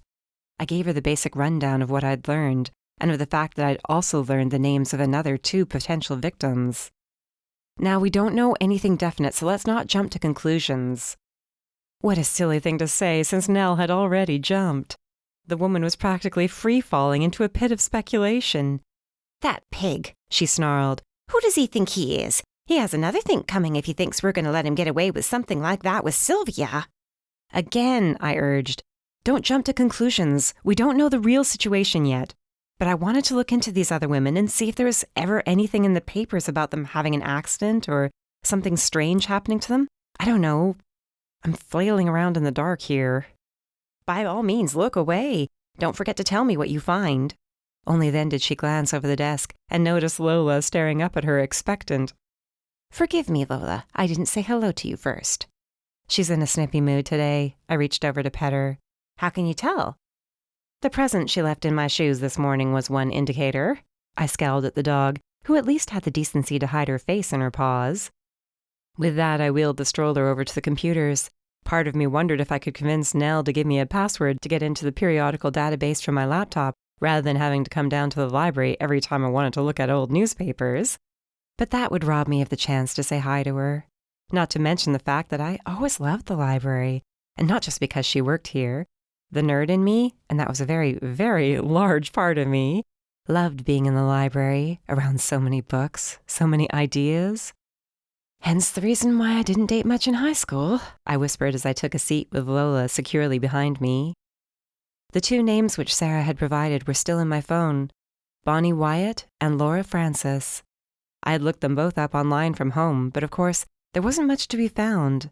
Neither of them had a social media presence. No big surprise there, since there were still people of their generation who didn't see the value of social media. Sometimes I found myself agreeing with them, even though social media had helped me build my brand and gotten me a job with haute cuisine. It could also be the bane of my existence. How should I go about this? I asked my dog, who obviously had nothing to say about the matter. Why am I even talking to you? You're the one who pooped in my shoe today, you little stinker. Literally. I returned my attention to the computer and the database waiting for me to plug in a search term. I typed in Bonnie's name and, on a whim, added the word accident. Clearly, I would come up with nothing since all of this was a guessing game and I had absolutely no idea why I was even wasting my time this way.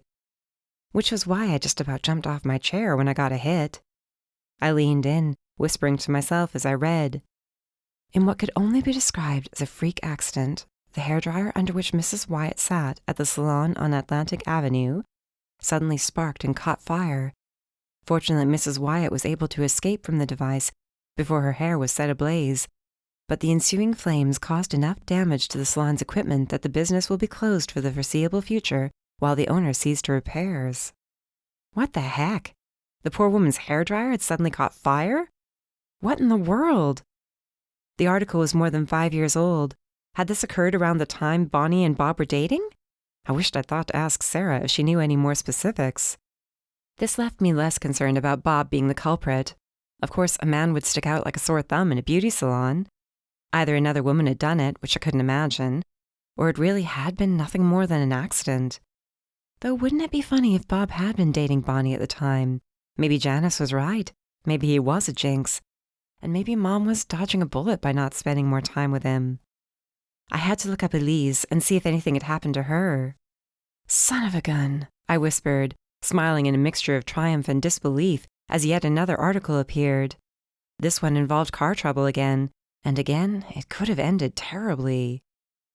What did you find? I jumped a mile, then whirled around to find Nell standing behind me.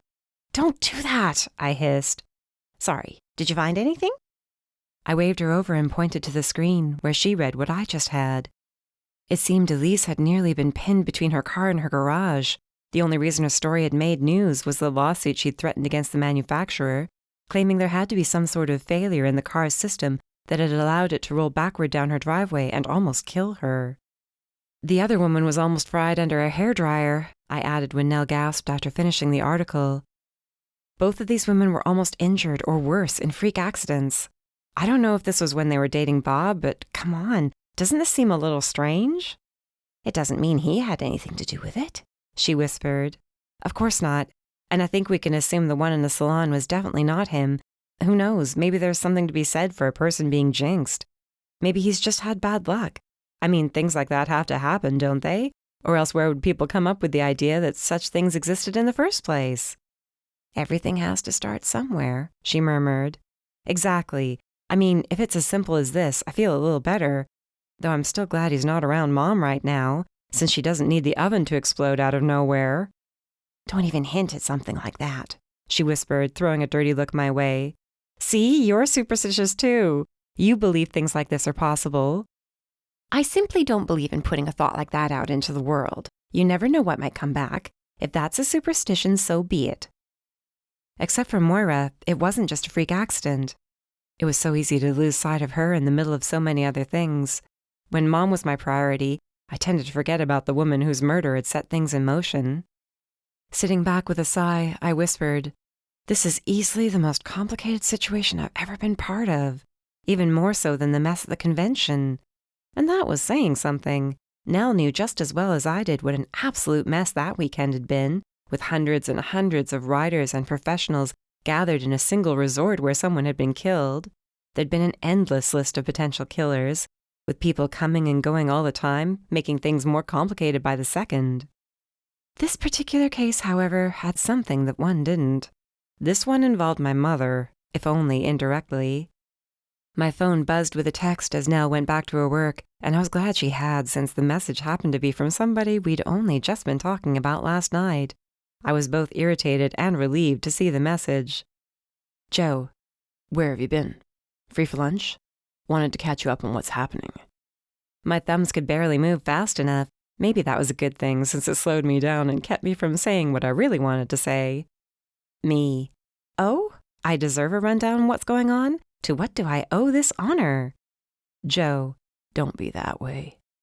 Don't be that way? I murmured to myself as I got my things together.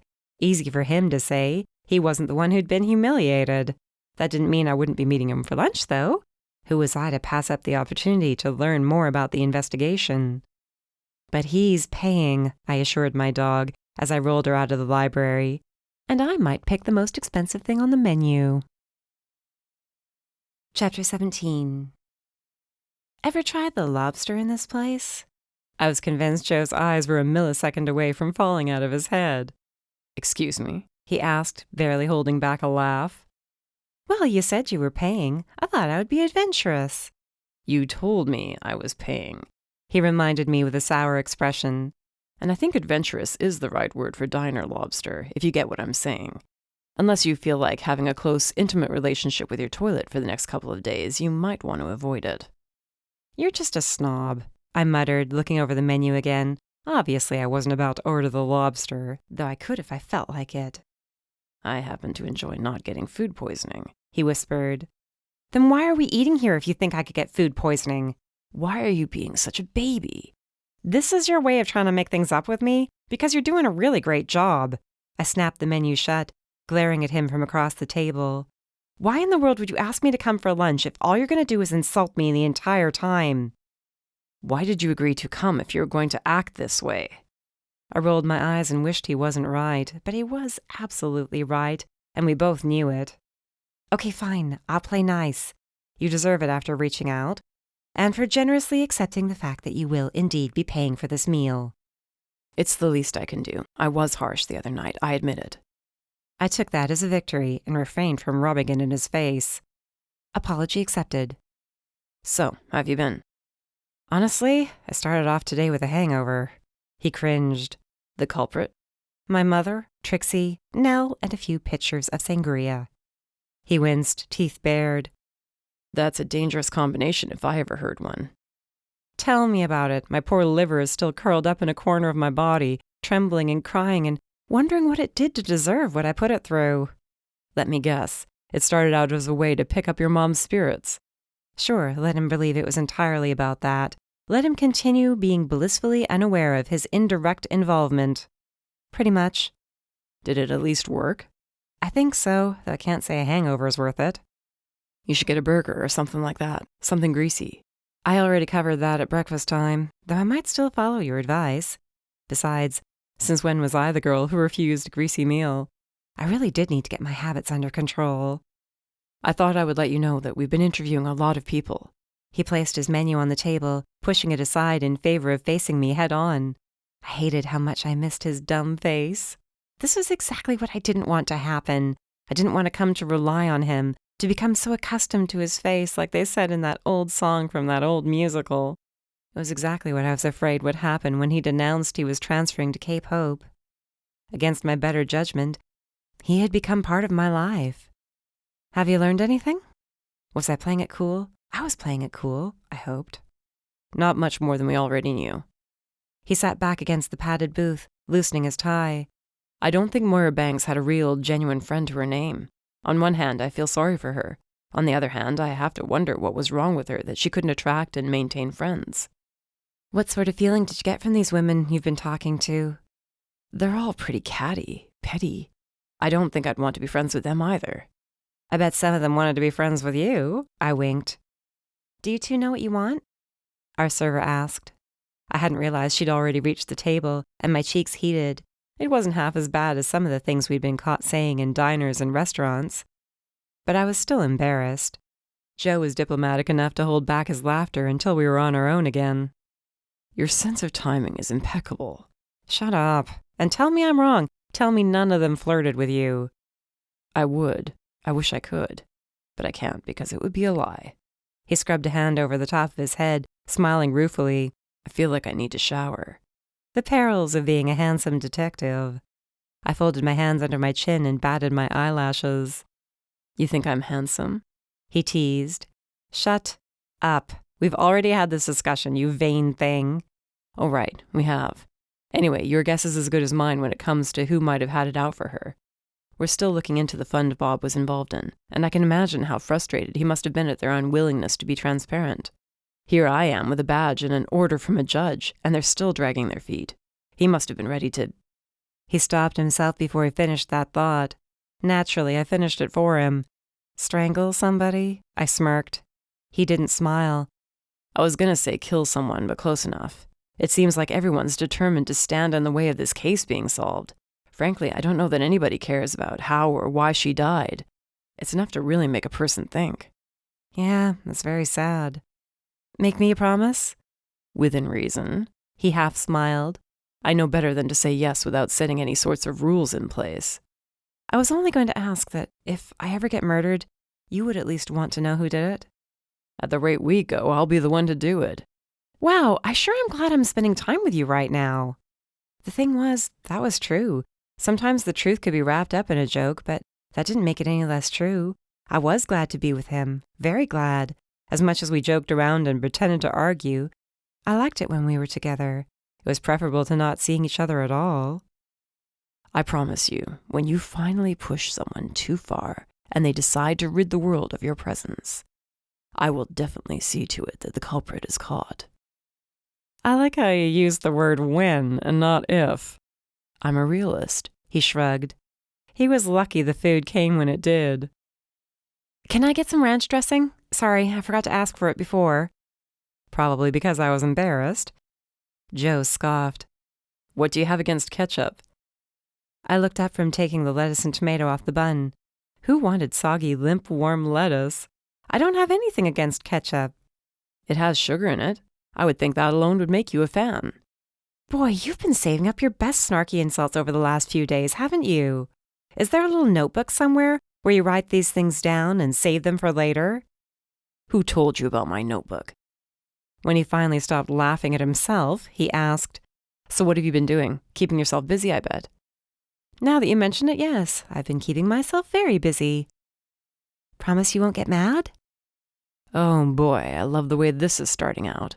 I didn't do anything wrong. Yet you think I'll get mad. He shoved a few fries in his mouth and chewed very hard, much harder than French fries required. I may or may not have paid a visit to Bob's ex-wife. I winced, holding up my knife and fork like they would do anything to defend me. You did what?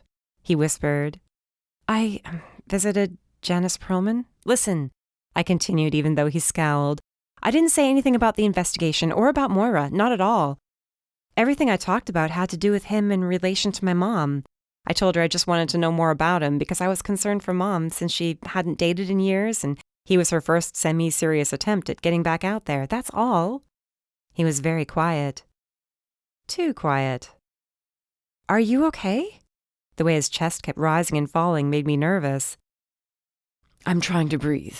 I'm focusing on my breathing so stress and anxiety will not get the better of me. He may as well have started speaking Greek. Oh, well, that's good. I'm glad you learned something from the yoga class we went to. Actually, I've been attending on my own. While you were out of town, I got into it. We never had the chance to talk about it. I completely forgot to tell you. Well, that's great. I'm really glad for you. You should be, since it's helping me right now. I'm fighting against the urge to strangle you. So far, it's working. For heaven's sake. He thrust a fry my way. No, you don't get to take an attitude with me right now. You had no business going out there and bothering that woman. I didn't bother anybody. You sure about that? It would bother the hell out of me having you show up and grill me on my personal life. She was very nice. Besides, she turned me on to another possible angle to the case. Granted, I don't think anything will come of it. No, I know nothing will come of it.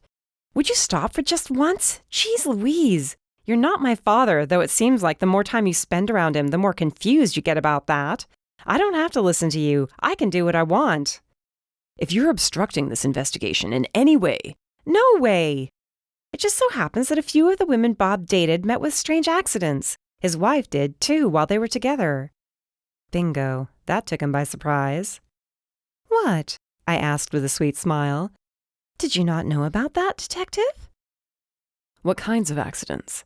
His right eyebrow always twitched when he got suspicious, and the fact that I knew that told me I'd made him feel suspicious more than a few times.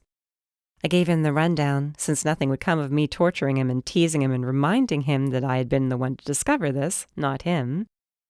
Who knows, maybe I should be the one to talk to Moira's so-called friends. Women tend to share more with each other than they do with men, even cute men who carried a badge. Either he didn't notice me saying it, or he didn't care. He was too busy staring over my shoulder, off into the distance outside the window. It does seem like too many coincidences at once, doesn't it? But Moira didn't have an accident. What if those accidents weren't accidents? How many men do you see walking around salons? As I've never been to one. I grinned. My point exactly. The sympathy with which he looked at me didn't exactly inspire confidence. Are you sure you don't just want to connect the dots and see that the women who date this man tend to meet with various accidents that aren't any fault of his, to prove he's innocent? Listen up. I leaned in, fixing him with my sternest stare. I wanted to make sure there was no room for doubt on this. If you think that I'm doing this as a way to convince my mother that he is an okay, swell sort of guy, you are completely off base. Sure, for her sake, I would like him to be innocent of all those sorts of things. But if he isn't, heck, if he's a jinx, if such things exist, I don't want him anywhere near her. Things tend to happen to people who are involved with him. I would rather they not happen to my mother. Got it? Got it. And he did. If it was possible for a person to stand down when they weren't even standing, he did it just then. His shoulders lowered, his jaw loosened. Only to tighten right back up when the bell above the front door chimed. He could see the entrance over my shoulder while I had to turn my head. It was a reflex. So many years of working in the cafe left me unable to hear the chiming of a bell without turning around or looking up. Just why Joe's expression would have changed so quickly at the sight of Brianna Schultz, yoga master, was a mystery to me. I waved, since staring was otherwise very rude, and noticed the way her face lit up.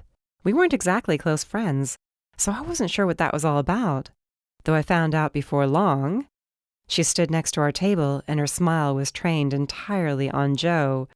Sure, he'd been to her classes while I was out of town. They knew each other a lot better now than they did when I took him to her studio.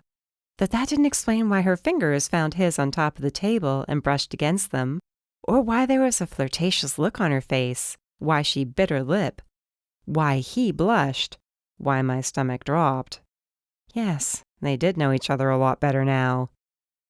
I wasn't so hungry anymore. Chapter 18. I just don't get it. I don't either. This really sucks. Raina sounded just as dejected as I felt. He said they've been out together 3 times. 3 times! They had the 3rd date. The all-important 3rd date we'd been teasing Mom about. Little had I known at the time how that would come back to bite me in the rear. You do realize a 3rd date doesn't really mean anything, right? We're not in high school anymore, or even college. Then you don't want to hear about what happened on my mom's 3rd date, I muttered. She groaned. Thanks, but I wouldn't have wanted to know anyway, though I appreciate you making sure I got a general idea. Why did it hurt so much? That bothered me the most. Why did I care the way I did? Why had I headed straight home without barely even finishing my lunch because I couldn't stand the sight of either of them for another minute? Why did I feel like he'd betrayed me? He didn't owe me anything. I blew it, I whispered. I totally blew this. Oh, honey, you didn't blow anything. But I did. Here I was telling myself he wasn't ready for anything like that. I told myself that was why I kept pushing him away whenever it seemed like he was being a little too, attentive. Here I was acting like I was doing him a big favor. You know what? I hate to say this, but you might be looking at this the wrong way. And I know that what I'm about to say isn't going to make you feel any better, but it might help put things in perspective. If there was one thing I could always count on Raina for, it was perspective. She was the most level-headed person I knew.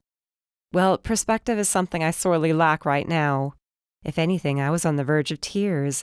Nobody had to tell me I missed an opportunity. I felt it in my bones. Maybe he just sees you guys as good friends. Maybe your personalities are too much in conflict for anything ever to work out between you. That doesn't mean you can't be close, that you can't have a really good, solid, even intimate relationship. There are all sorts of intimacy. He told you something about himself that he hadn't told anybody else. Yes, I'd finally broken down and told my best friend what he had shared about his wife after calling her in a panic the minute I got back to my apartment. That's true, I whispered. You're clearly special to him. He goes out of his way for you all the time. You put him through the ringer sometimes, too. I know you don't mean to, but that's the way it inevitably turns out. Still, there he is. And if you ever needed him, you know he would come running. In my head, I knew every word she said was true.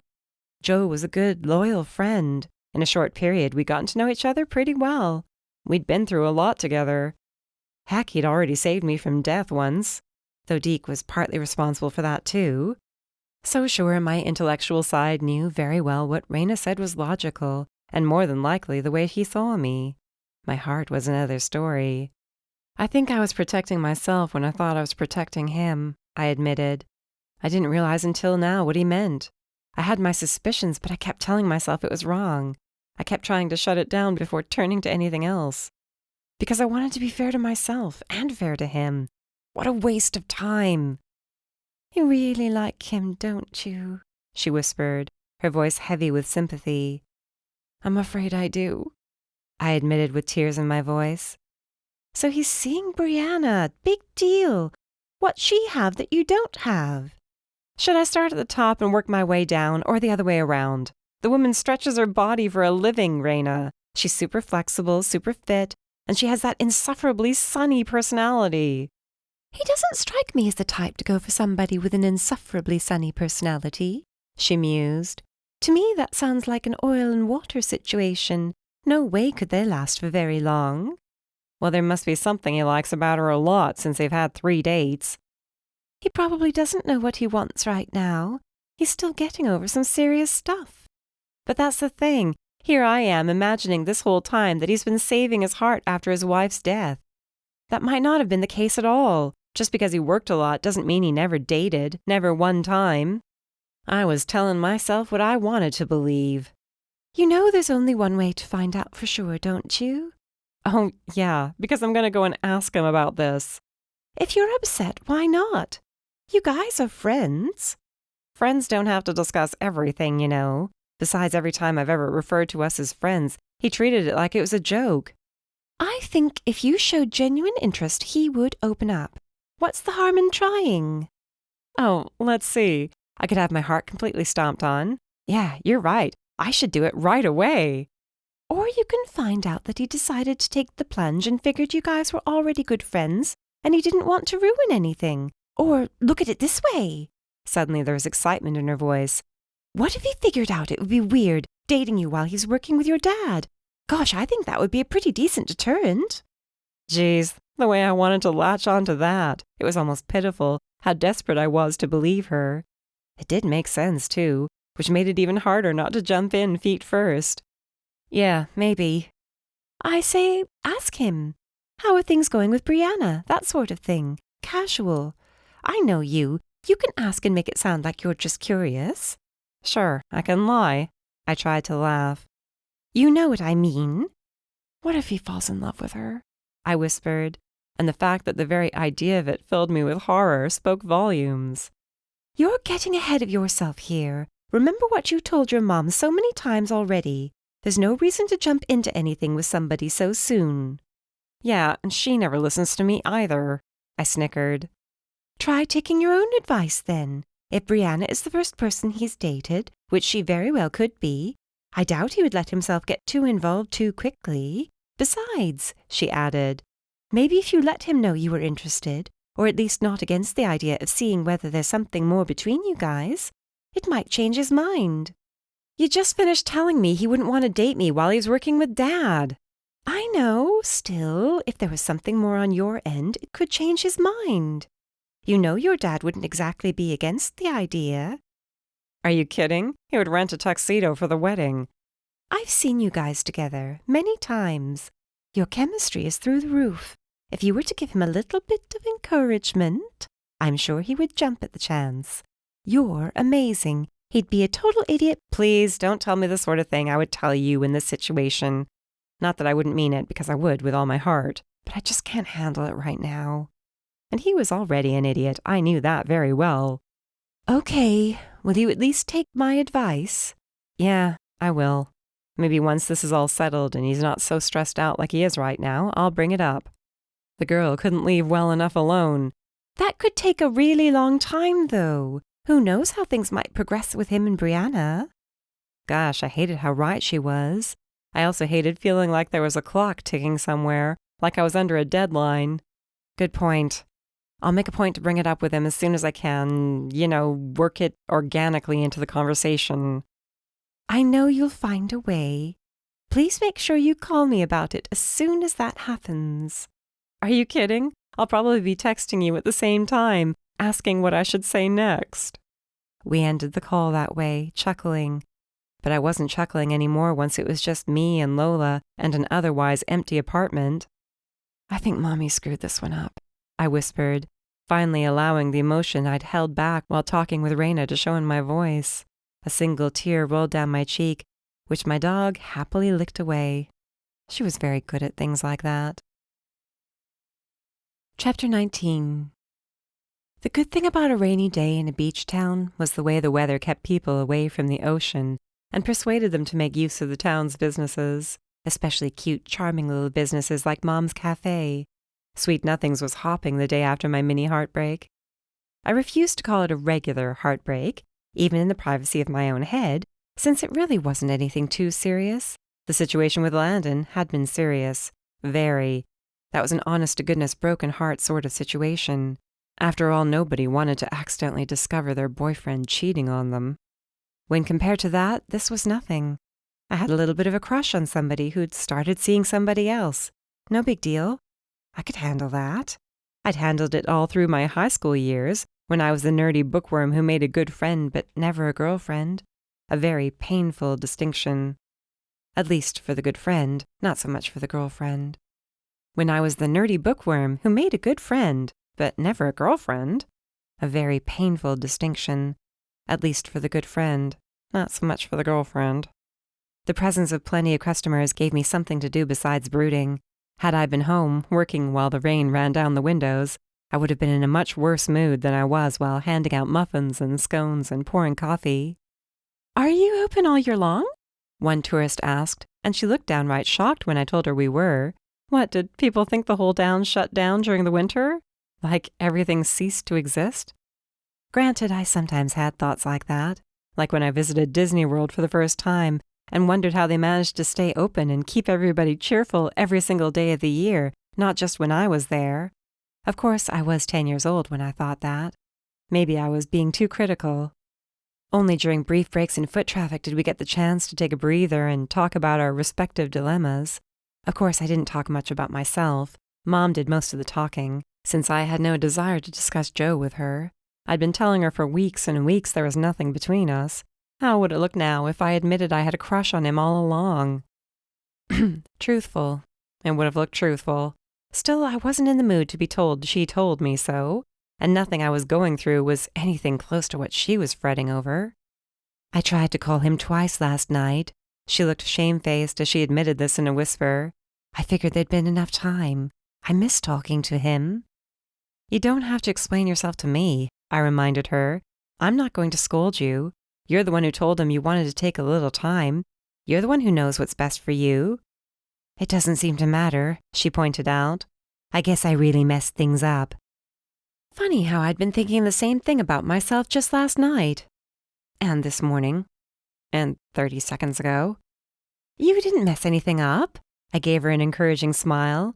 You did what you had to do. Everybody's entitled to step back and reevaluate. I'm proud of you for standing up for yourself. What good does it do me if I pushed him away? If that was enough to push him away, then you avoided a lot more heartache in the future. Either way, you made the right move. A new customer came in, so I put an end to the conversation in favor of turning my attention to them. Nobody wanted to hear the personal dilemmas of the people who baked their morning treats.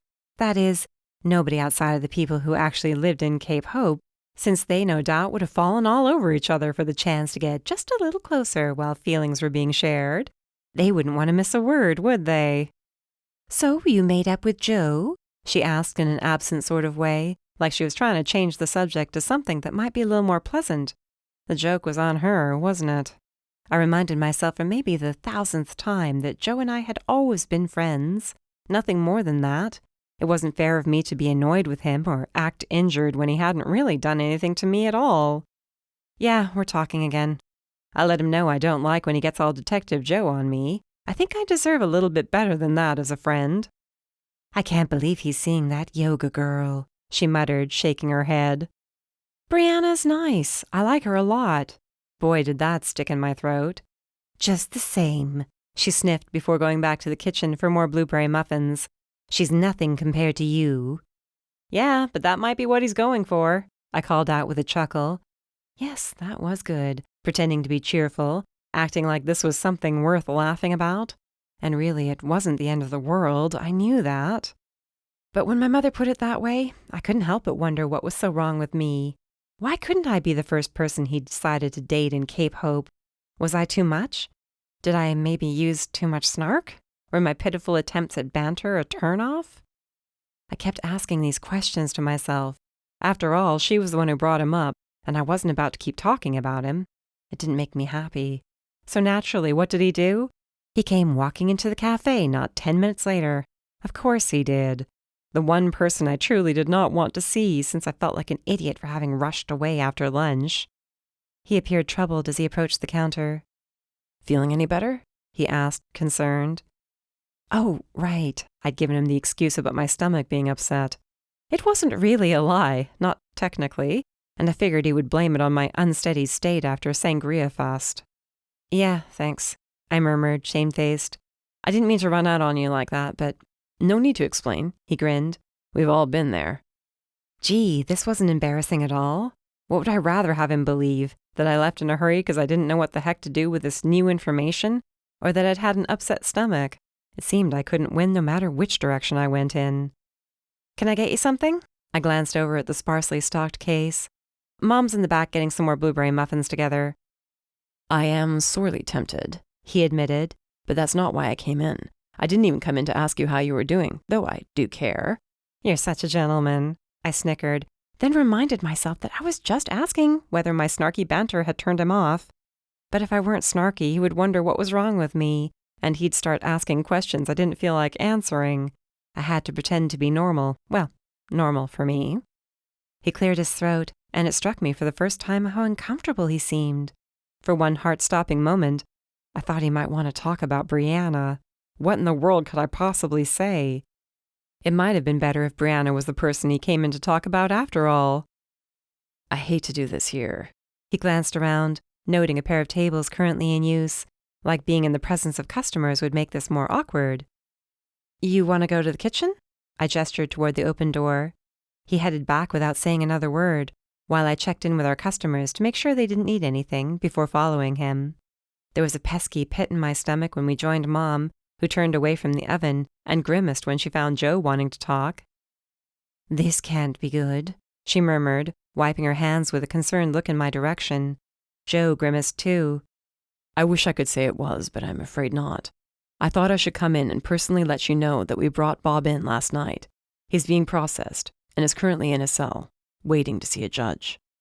I went to Mom, putting an arm around her waist in case she needed the extra support. What happened? I asked with a sinking heart. In the back of my mind, I wondered if any probing into Bob's history with women and accidents had anything to do with it. Wouldn't it just be the way things always went, with my bragging to Joe about being a great investigator, only to have it used against Bob? We acquired footage of a boat sailing into the bay around 4 o'clock the morning Moira was found. It left minutes later. The boat was registered to Bob. I couldn't believe it. I didn't want to believe it. Is he on camera? Can he be seen piloting the boat? Joe shook his head, shifting his weight from one foot to the other, like he was deeply uncomfortable. No, it's too dark. But that, combined with the fact they were seen together earlier in the evening, and the fact that he was out of your presence prior to then, Sylvia, all points to him being our murderer. He can't explain why the boat would have been in the bay so early in the morning, nor can he provide us with access to the boat where we could check for DNA evidence. I don't understand. What do you mean he can't provide the boat? Mom was holding up incredibly well given the circumstances. I didn't even know he had one. He swears he has no idea where it is, that it was stolen. I know, he said, holding up his hands to stop us before we could both protest. You have to see this from our perspective. That's very convenient, isn't it? His boat is nowhere to be found, a boat which just so happened to travel in and out of the bay mere hours before Moira's body was found floating there. The odds of this all being mere coincidence are non-existent. And because he's not cooperating, we have no choice. We had to bring him in and book him. Mom turned to me, her eyes darting back and forth over my face, like she was looking for answers I couldn't possibly provide. Am I dreaming this? She whispered, and the note of hope in her voice just about broke my heart. I wish you were. I reached out to tuck stray honey-colored strands behind her ears. I took her face in my hands. It's going to be okay. How? How could I have been so blind? And here I was trying to be supportive, and all the while. So she had finally lost faith in him. This was how much it took for her to realize she'd made a mistake. As for me, I had my doubts still, but she didn't need to hear them. She was battling through enough, and my questions would only add to her confusion. I gave her a hug, meeting Joe's steely gaze over her shoulder. He stared at me, frowning, and I couldn't help wondering if he had his doubts too. This was police work, and he couldn't afford to let his personal feelings about it get in the way. Still, it was possible Bob's boat had been stolen. I hadn't even known he'd had a boat until just now, and neither had Mom. Maybe somebody really had run off with it and used it to dump a body. But what were the odds the body just happened to be that of somebody he had a history with? Even I knew it sounded implausible.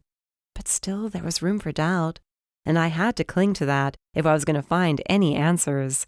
Mom's mind needed to be at ease, finally. Chapter 20. Are you sure this is a good idea? Joe hesitated before letting me enter the jail. I'd been back there before. There was an unfortunate incident in my youth in which my father threatened to lock me up if I didn't behave myself, and he'd gone so far as to take me back to the cells to make sure I knew he wasn't kidding. Of course, he'd been kidding, and I hadn't suddenly behaved myself. I must have been a real joy to raise. I could only shrug. The way I see it, I don't have much of a choice. This isn't my idea. Mom can't bring herself to see him right now, yet she also can't bring herself to stop caring about him. Guess who that leaves in the middle? That seems unfair to you. He shot an apologetic look my way. No offense, I don't want you to think I'm being disrespectful or anything. No, I know you care. Which naturally only made it more difficult to remind myself that he was dating another woman. But friends were friends, and that's what we were, and I needed to get used to the idea. One would think that since I'd reminded myself countlessly of that very fact, it would have been easier to accept. How many times had I informed my mom and dad and aunties and anyone else who would listen that we were nothing but close friends? 5 minutes? He asked, looking and sounding stern. I nodded. 5 minutes should be enough. I was only going in to check on him, to let him know Mom was thinking of him and that she cared very much how this turned out. She just couldn't bring herself to see him this way, and I couldn't blame her. Even after Landon hurt me so much, I wouldn't have wanted to see him in jail. Okay, maybe in the days immediately after our ugly breakup, but not anymore. Because Dad was off for the afternoon, taking Holly to a doctor appointment, Joe opened the door leading from inside the station to the jail cells. They weren't used very often. Sometimes a tourist would get a little too rowdy, or a fight would break out over something people from bigger cities would find completely ridiculous, like the case of the broken picket fence Joe had dealt with in his first days on the Cape Hope police force. Only one of the cells was currently in use, and I found Bob sitting on a metal bench with his hands hanging between his knees and his shoulders slumped. He didn't look up when we approached. He probably figured it was just another pair of police officers, nobody important. You have a visitor, Joe murmured. We stopped in front of the cell door, and my heart clenched at the hope in Bob's eyes when he raised his head. That hope dimmed a little when he recognized me, but not entirely. It was a good sign, my being here.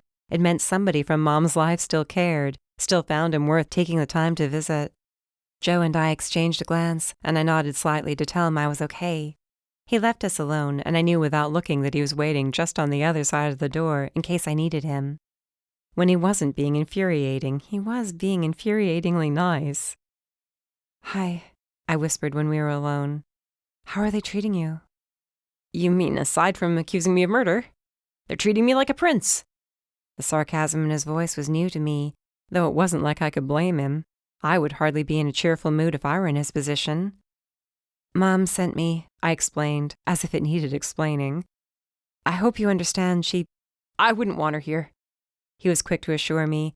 I wouldn't want her to see me this way. She wants you to know she's thinking of you and hoping everything turns out for the best. I know that might seem sort of empty, all things considered. A man in my position can't afford to be a snob when it comes to having people in his corner. Believe me, it means a lot. Tell her I said thank you. Here we were, exchanging polite words, making small talk like we'd met up at the grocery store. The clock was ticking. If I wanted answers, I had to ask my questions now. Bob, this doesn't look good for you. You think you need to tell me that? He snorted, then glanced away. I've had nothing to think about but this. How did your boat end up in the bay? Your guess is as good as mine. I know. He laughed. It's a pitiful excuse, but it's the truth. I honestly have no idea. That boat's been missing from its slip for weeks. I haven't seen it since they showed me the picture taken off the security footage. Then why didn't you report it stolen to the police? You think I haven't asked myself that very question 1,000,000 times? He laughed softly, bitterly. If I had only not been so stupid. I hadn't taken the boat out in ages. If anything, the expense of maintaining it without using it was getting to the point where I considered selling the darn thing. I just never got around to reporting it to the police or the insurance company. I had to bite my tongue. If this was true, I couldn't help but think it must be nice to have enough money that a stolen boat didn't warrant at least a call to the insurance company. I know very well how it looks, he assured me with another bitter laugh. I should have known it would come back to bite me like this. Just another thing I kept putting off. It's the sort of thing Janice used to ride me over. I would put things off, tell myself I was too busy to handle them, and not until a crisis erupted would I do anything. Sort of like the story of my marriage, in a way.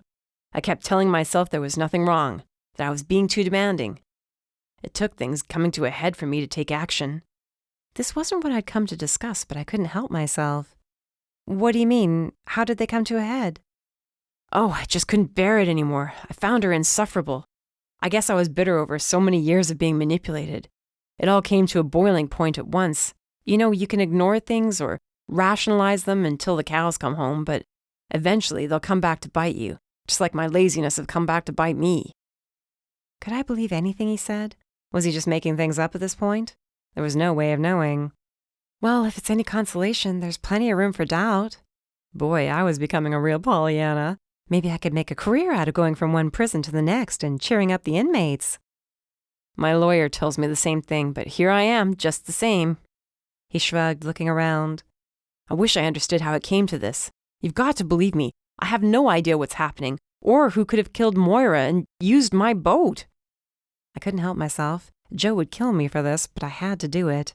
After a quick glance over my shoulder to make sure we weren't being watched through the window, I asked, "Have you considered that this might have been more a job on you than it was on Moira? This whole time we've been looking into who could have killed her, why they would want to kill her. Now I have to wonder if this wasn't about you all along." That's just the thing. Maybe you'll believe me, maybe you won't, but I can't think of a single person who would want to hurt me like this. Who would do that? Who would put all this time and effort into setting me up? Did Moira have any boyfriends that you know of? I don't think any of her friends have spoken of anyone, but maybe they just didn't know. Your guess is as good as mine. I hadn't even seen her in months before that night. Maybe, I don't know. Tell me what you're thinking, I urged. It had been a long time since I started trying to get a hold of those fund managers. Maybe this is all thanks to them. Maybe they wanted to silence me, and they found a way to do it through Moira, but I don't know why they would think to steal my boat. It would take a lot of planning. Yeah, it would. It seemed like no matter which way I looked, I faced nothing but dead ends and closed doors. I didn't do this. I'm guilty of a lot of things, Emma. I probably wasn't a very good husband. Being there physically isn't the same as being a good spouse. Just because you don't leave someone doesn't mean you're truly there with them. Sometimes I'm guilty of laziness, putting things off until it's too late to do anything about them. Like reporting the boat stolen, which I could have done weeks ago. But I'm not guilty of murder. I would never. I can't even imagine doing it. I wanted to believe him, for his sake, for Mom's sake. I wanted him to be telling the truth. I wanted all of this to be easily explained away. There was just so much to be explained. So many strange happenings, coincidences. And once they started piling up, it became even more difficult to explain them away. One funny coincidence was one thing. An entire case full of them was something completely different. There was a tap against the door between the jail cells and the station. That was Joe's signal. "I'd better go," I murmured. "They only gave me a few minutes, and I think my father will be coming in soon. If he knew I was here—" "I won't tell him," Bob assured me with a weak grin. "Thank you for taking the time." I couldn't leave him like this. I felt my foot slipping into my mouth, and since there wasn't time to stop it— "Bob, if there's even a chance of you being cleared of this, I know they'll find it. And I know Mom hasn't lost her faith in you. Just try to remember that, okay?" It was all so empty, meaningless. I'd never felt so useless in my whole life. It settled on me, dragging me down. Just the simple act of turning around and leaving him there, alone and dejected, made me feel like the worst person ever. Joe's gaze was gentle, as was his voice when I joined him in the station. "You can't save everyone," he murmured. We walked toward the front of the station and out the doors. The sun had come out while I was inside, the clouds lifting. After a torrential downpour in the morning, it might shape up to be a beautiful day after all. Though there was no way of knowing that being inside the jail. There were no windows, no way of knowing whether it was day or night. "I want to believe him," I whispered, coming to a stop at the bottom of the stairs and turning to face Joe. "Isn't that funny? There's absolutely nothing to prove he didn't do this, but I still want to believe."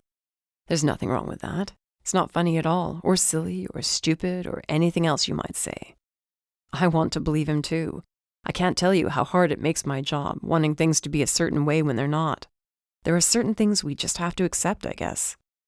Yeah, like the idea of him dating Brianna. No matter how wrong it was, I couldn't help but think of him as mine in a way. like he was some rare discovery that I'd uncovered, that only I was responsible for. How silly was that? How selfish. This whole situation had me looking at myself through different eyes, and I wasn't sure I felt comfortable with it. I had no idea I was going to cry until the first tears fell. He took me by the shoulders before I could turn away and wrapped me in a tight hug that couldn't have come at a better or worse time. Chapter 21. I just thought you would want to know, since I doubt he contacted you over this. It's not exactly something a person wants to brag about. Janice was quiet for a moment, and I could only imagine what this would do to her, but I wanted her to hear it from me, not some gossip who would probably care more about gauging her reaction and sharing it with others than they would about her actual feelings on the situation. "Will you be okay?" I asked her after she didn't say anything for a long time. "Do you need me to come out and see you?" I'd made this phone call knowing it might throw her into a spell or something. It was a calculated risk on my part. Again, better she heard this while at home than while she was out in public. From the way she'd made it sound, her migraines could come on very suddenly. Her voice was weak, but it was there. "I'll be all right. You are so kind. Really, I don't think I've ever met someone so kind and thoughtful as you. Thank you for taking the time to call me." The slight tremble in her voice told me she was only waiting for me to get off the phone before she unleashed some pretty heavy emotions. It would be better to wrap this up quickly then. The last thing I wanted was to intrude on her in such a moment. "I just wanted to let you know the police are still doing everything they can, and I won't let them slack off either, I can promise you that." "Why does this mean so much to you?" she asked, seemingly out of nowhere. How many times had I been asked a question like that? Normally it was Deke or Joe asking. I gave her the same answer I would have given either of them, without the sarcasm. "I don't know. I don't want to see anybody paying for somebody else's crime, I guess. The time I've spent with Bob, I never got any feeling from him that he would be capable of this. I've been told my instincts are generally on the money, and I just don't feel that about him. I hope you don't mind me saying it, but that's not exactly comforting, given the situation. You don't have a say in this." "I wouldn't expect it to be comforting," I assured her. "No offense taken. I'm just trying to explain why this matters the way it does. And then, of course, there's my mother. She cares about him. She doesn't want him to rot in prison for something he didn't do. No one wants to believe someone they've come to care for, even a little bit, is capable of murder. If there's a way we can help him, we'll do it." "Bob is very fortunate to have the two of you in his life," she mused with some warmth in her voice. "I have to say it puts my mind at ease knowing you're on his side." "I wish it made him feel a little better," I chuckled in spite of myself. "I have every confidence he'll be cleared of this," she predicted. "Like you said, I know he didn't do it. I know he doesn't have it in him." "It's a shame none of us has much to do with the outcome of this, isn't it?" "Yes, it is," she observed. I got off the phone feeling lower than ever, but at least that was out of the way. I could hardly sleep all night, knowing she could find out at any time, and had barely waited until dawn to call. If her health really was as fragile as she made it out to be, there was no telling how she would have reacted if somebody broke the news to her in the wrong way. Why did I care so much about this perfect stranger? In this instance, the reason was clear. Worrying about her gave me a way out of worrying about myself. I could admit that much, if only in my head. I'd already been hard at work with Mom and Darcy both since before dawn. The previous day's high volume had left us short on just about everything. "Good thing I hired help," Darcy muttered for Mom's benefit as I stepped back into the kitchen. "What's that mean?" Mom asked, innocent as always. "It means I should be at my own shop." My sister rolled her eyes in my direction. "I think she's trying to tell you to hire help," I sang softly, tunelessly. "Maybe I should," Mom admitted. I almost hit the floor. That was the last thing I'd expected to hear. Judging by Darcy's expression, she was just as surprised. "You mean that?" I asked, tentative. We'd only been trying to get her to back off a little and stop micromanaging long enough to hire assistants for years. I couldn't even remember how long it had been. Heck, even Dad used to try to convince her. "Sure," she shrugged, looking back and forth. "It's time for things to change around here. Don't tell me you don't agree." "I wouldn't dream of it," I smiled. "Neither would I. I might throw a party," Darcy suggested. "With a marching band?" I asked. "And a drumline. I love a drumline." "Guys breathing fire. Clowns?" I hate clowns, I whispered with a shudder. Okay, Darcy agreed. No clowns. Are the two of you finished? Mom sighed. I could leave the room and let you keep making jokes at my expense. We're not joking at your expense, I laughed. Come on, we're happy. We're so glad you're even considering letting some of the weight off your shoulders. Honestly, what's the point of having worked your fingers to the bone if you can't take a day off every now and then? Darcy tossed a blueberry into the air and caught it in her mouth. I'm super glad. You should have done it years ago. I haven't done anything yet, Mom reminded her before turning to me.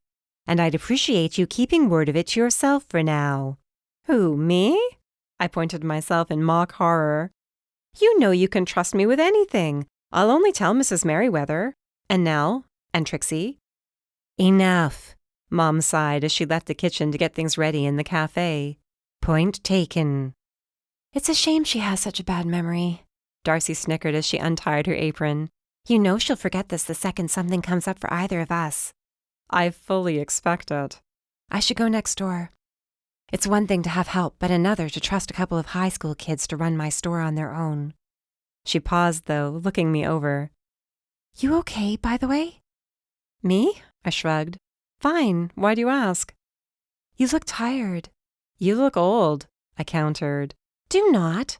Maybe not, but how do you like it? I wasn't making a comment on your looks, my dear sister. I was speaking out of concern. Have you slept in days? Of course. I looked at Lola, chilling out on her bed in the corner. Right? Tell her. Go ahead. What would you do without a dog you could use to change the subject? She shook her head, leaving through the back door. Sometimes it disgusted me how easy it was to see through my motives. She was my sister, though, and she knew me better than just about anybody. She'd been acting like a snotty, know-it-all big sister my entire life. Emma, you have a visitor out here. Mom's voice didn't carry the normal, knowing, suggestive ring it normally did when Joe came to visit. I guessed the combination of him arresting her would-be boyfriend and dating a girl who wasn't me had soured her a little. Joe was busy with the blueberry muffin when I joined him. Good morning, I yawned. I'm glad to know my presence bores you, he mumbled over a mouthful of food. You don't bore me, you exhaust me. I glanced toward Mom, who was shaking her head as she turned on the coffee machines. She'd probably scold me for being snarky, but what difference did it make? He wasn't mine. He wouldn't be mine. Why butter him up? I guess I won't tell you what I came to say then. He polished off the last of the muffin, which he must have eaten in maybe 4 bites. What is it? You're exhausted. I'll be on my way now. He turned away with a smirk. I knew I shouldn't play into his little joke, but I ducked around him and stood in front of the door anyway. Talk, Sullivan, I warned, or that'll be the last blueberry muffin you ever eat. You're not the only bakery in the world. You can't chew if you don't have any teeth. I held up a fist. Strong point. Okay. He sat at a table by the window. We finally got the information from the fund managers. Wow, what took so long? Were they all on vacation? I sat across from him, my heart pounding. What did you find? A poorly managed office, I'm afraid. He rubbed his temples. The mailings didn't go out because they were outsourced to a third party that didn't get the mailings processed. It's as simple as that. Otherwise, everything seems to be on the up and up. We handed everything over to the forensic accountants, but I'm not holding out much hope. Besides, it still wouldn't prove anything if there was shady business going on. I can't believe I'm so disappointed to hear that, I sighed. I know, I really do. I hoped. Well, it doesn't matter what I hoped. We've reached another dead end.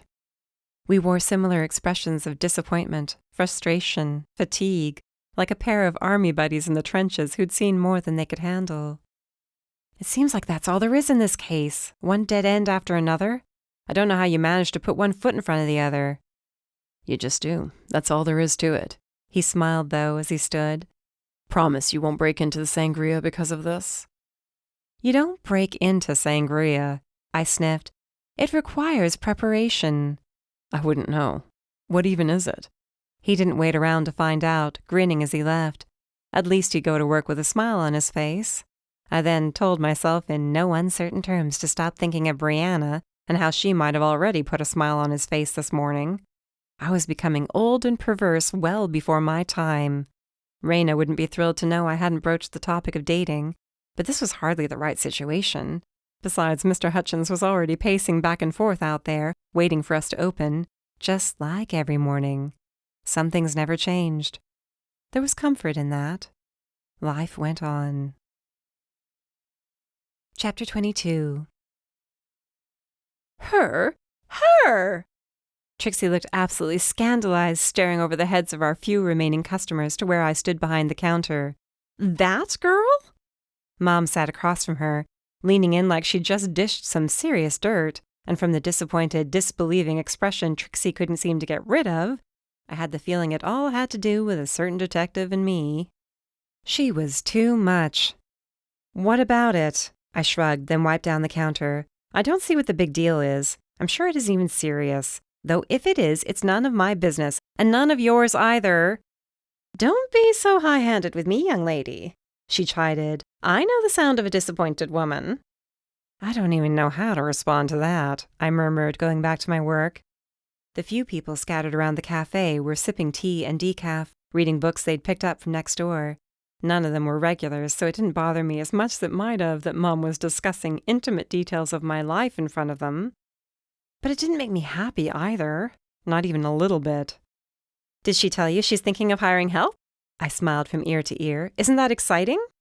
Emma Jane. Mom seemed disappointed, if not surprised. What? I asked, still smiling. I'm just so excited about it. You deserve a little time to yourself every once in a while. Trixie was either unaware of the underlying subtext or she just didn't care. As always, she was in her own world. That's terrific. You deserve it. And goodness knows Emma won't always be here to back you up. She's all ready to start traveling far and wide for work. Maybe she wasn't as oblivious as I thought. She both reminded Mom of how important it was not to rely on me, and reminded me that I'd promised to start taking more chances and broadening my horizons. Very clever. She knew it, too, throwing me an arch look. Right? Right. I was still smiling after all this time, though my teeth were clenched a lot harder than before. Smarty pants. Maybe she'll find the right man someplace else, Mom mused. In Europe, maybe. Those Italian men know a good woman when they see one. Why don't I just throw myself through the window to get away from this conversation? I whispered to myself, barely refraining from saying it louder for the sake of the customers still seated nearby. Or Frenchmen, Trixie added with a twinkle in her eyes. What I wouldn't give to have your youth again. All right, Mom warned. Let's not put ideas in her head. No, I beamed. No, I want to hear more. Now that you've started us on this topic, I want to hear more about these European men and how interested they'd be in me. Do you think I should take a dose of penicillin with me just to be on the safe side? Trixie burst out laughing, along with two women at separate tables who were still reading. I was maybe a little embarrassed at saying that sort of thing in front of them, but it drove my point home. The customers wandered out shortly after that, and we got ready to close up for the night. It would be nice knowing Mum had help around here. I was starting to spend more time with her than working on my articles, and there was a trip to Seattle in my near future, followed by Portland. Even though I knew my life was my own and I couldn't be responsible for her, there was no shaking my guilt over leaving her alone with so much work to manage. Listen, I warned Mom after Trixie had left, the two of us wiping the tables down one more time before wiping the chairs and putting them on top. It's not fair to Brianna to spread stories about her and Joe. She's such a nice person. I've been thinking for ages now that I should try to spend more time getting to know her better. She doesn't deserve gossip just because she's dating somebody you'd like to see me with.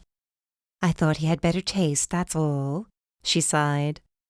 Watching her work was like watching an artist at their craft. She'd gotten the whole business of closing up for the night down to a science over the years.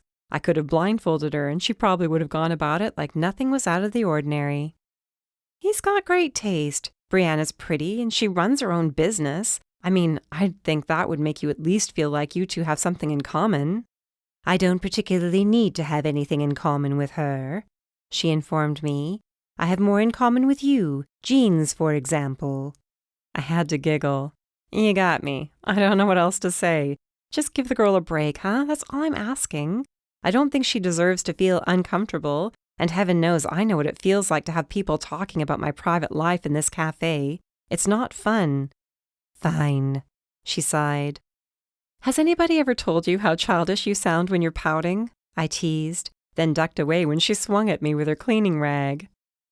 Sometimes I think you forget who the mother is and who's the daughter, she grumbled.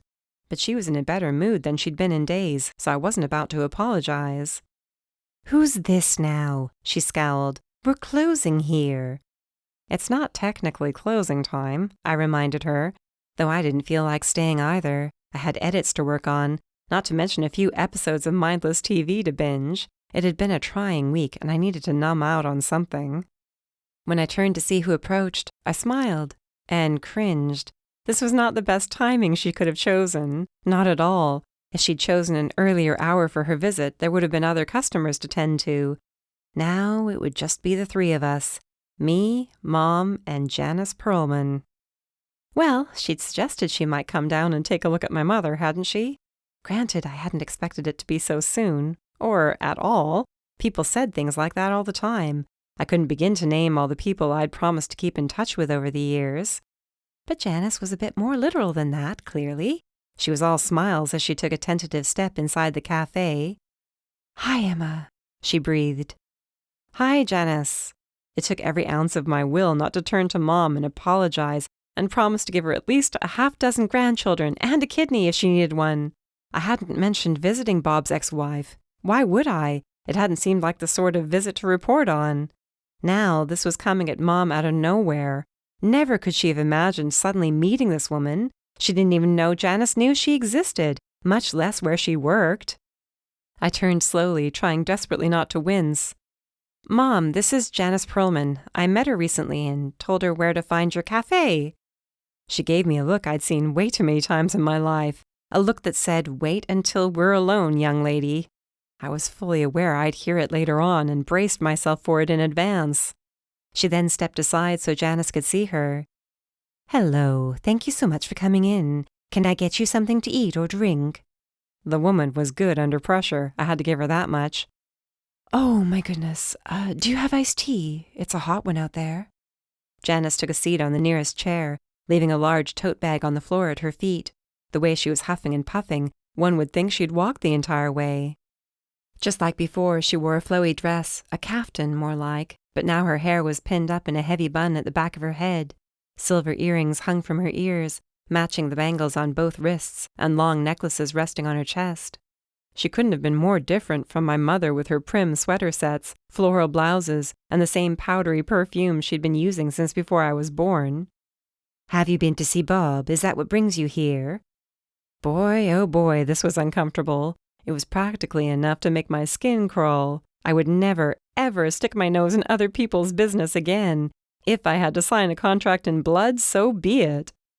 She shook her head with a sad smile. "I don't know if I could see him that way, and I doubt he wants me to. He's a proud man. I know that all too well. But this is a lovely place. I'm glad he's been spending time in such a lovely place. I'm sure once this is all over and he's cleared of all charges, he'll be happy here." Mom's smile was awfully tight as she walked a glass of iced tea to where Janice sat.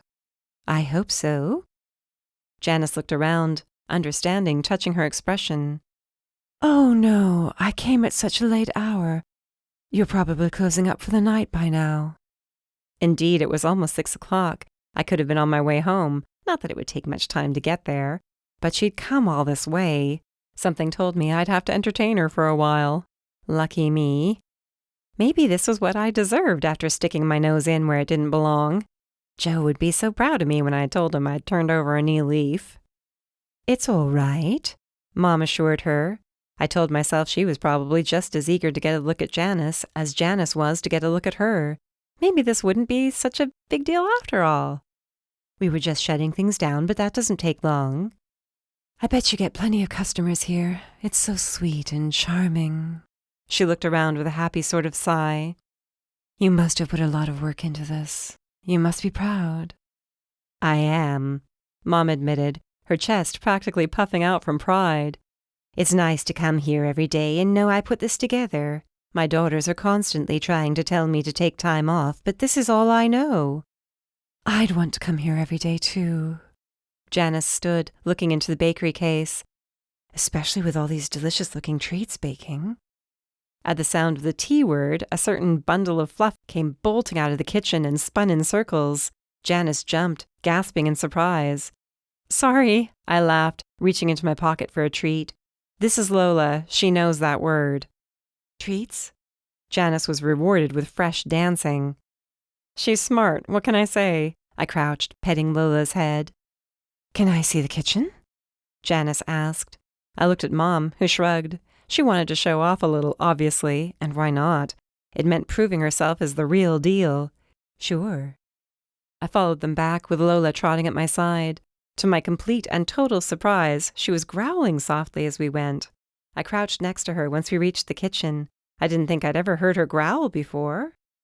"What's wrong with you?" She was looking at Janice as she did it, too. What the heck? One second she was doing the treat dance, and now she was almost snarling. "She'll have to get out of here," Janice fretted, placing her glass on the prep table.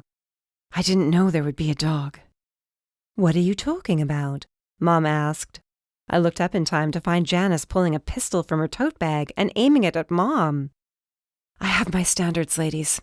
I don't hurt animals. Put the dog outside or I'll shoot your mother right this minute." Chapter 23. I froze solid. "Huh?" I breathed. It was the most I could do, being frozen and all.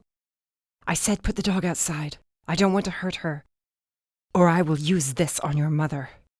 She had Mom in her sights. "Now. And no funny business." "I don't understand this," Mom whispered, looking back and forth. "What's happening?" I knew what was happening. Geez, how stupid could I be? It was you. "Dog, outside. Now!" I flinched at the way she shouted. So did Lola, before she started barking like crazy.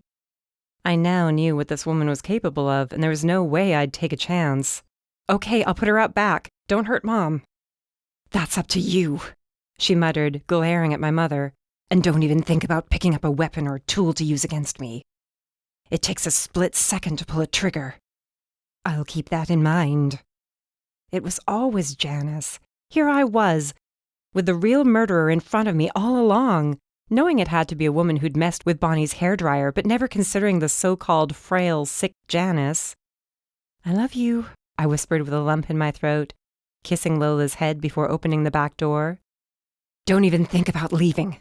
I'll blow her head off," Janice promised, while Mom had no choice but to stay completely still. "I won't leave," I promised. I held the door open and hugged Lola once more. When I placed her on the ground outside the door, she looked up at me in surprise. Go away.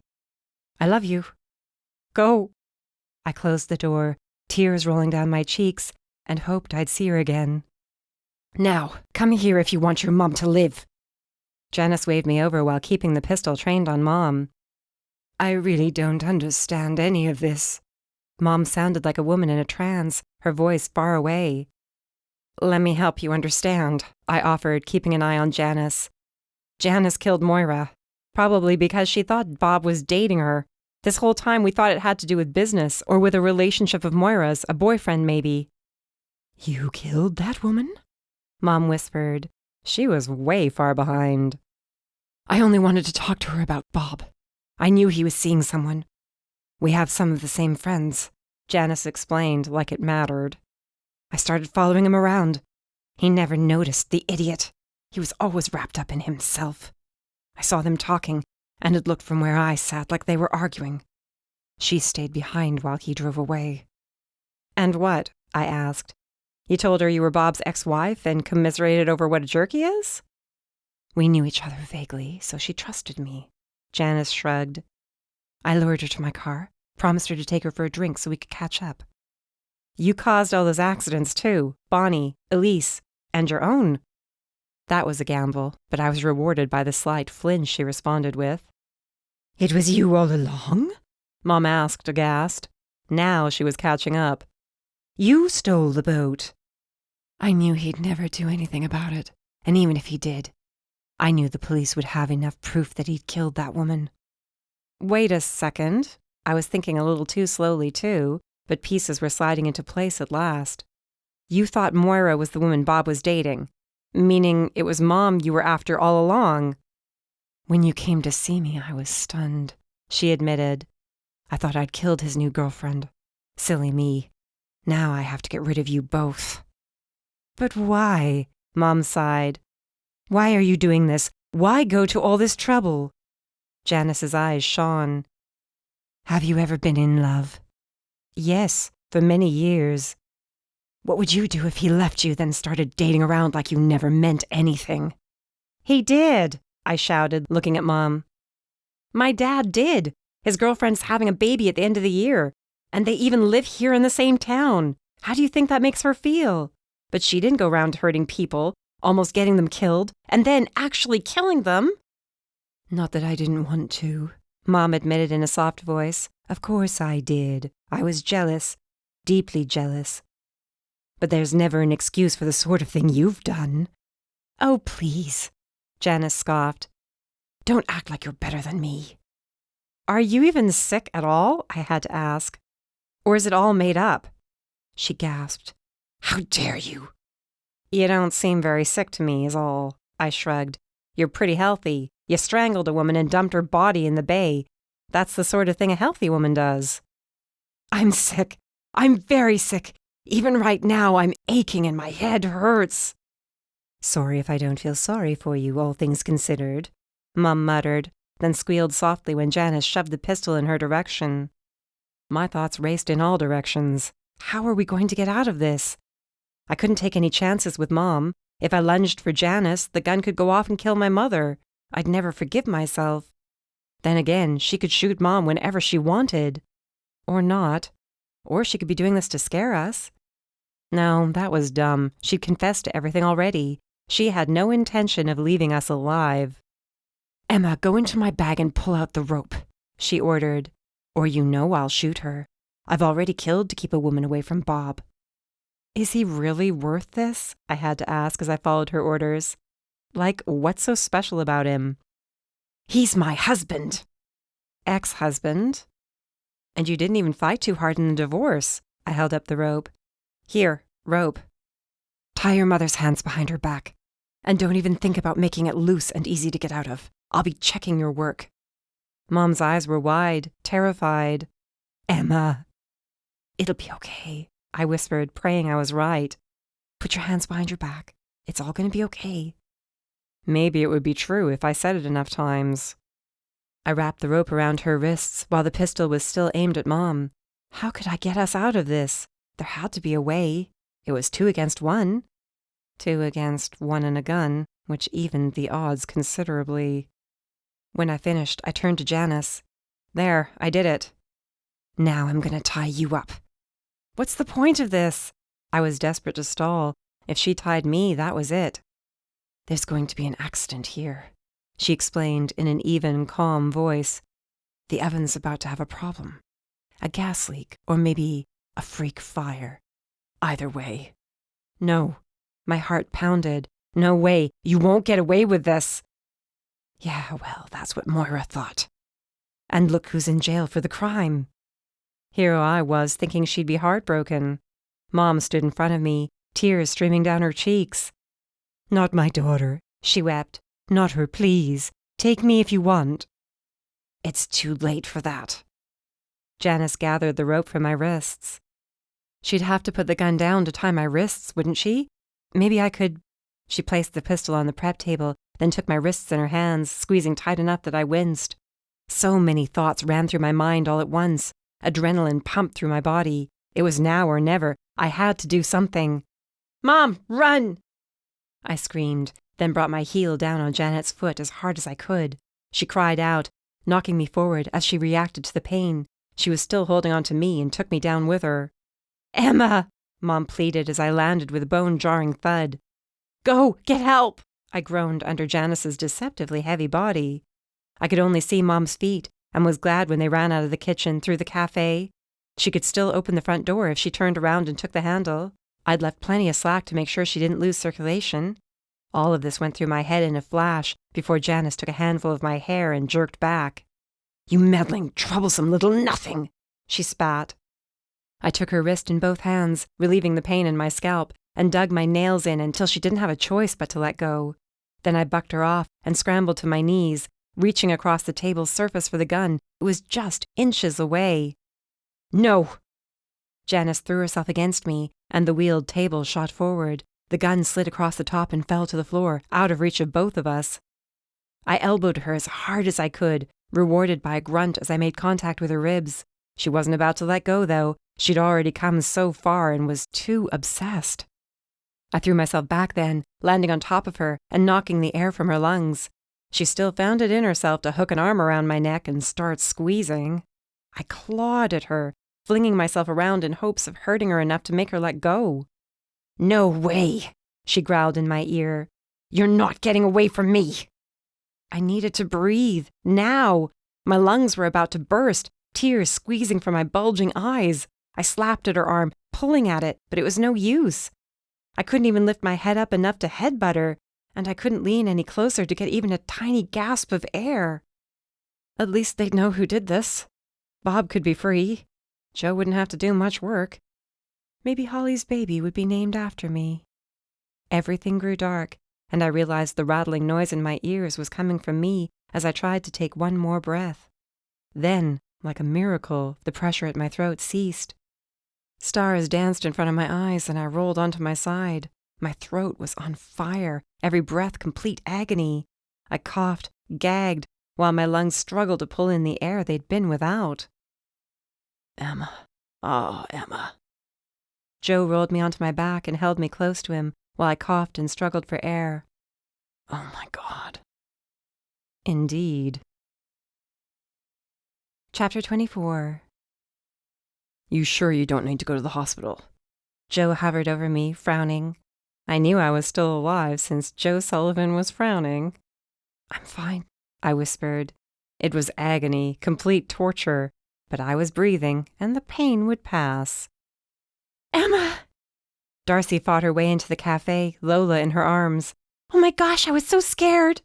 I reached for Lola and cradled her close to my chest, while Darcy hugged us both at once.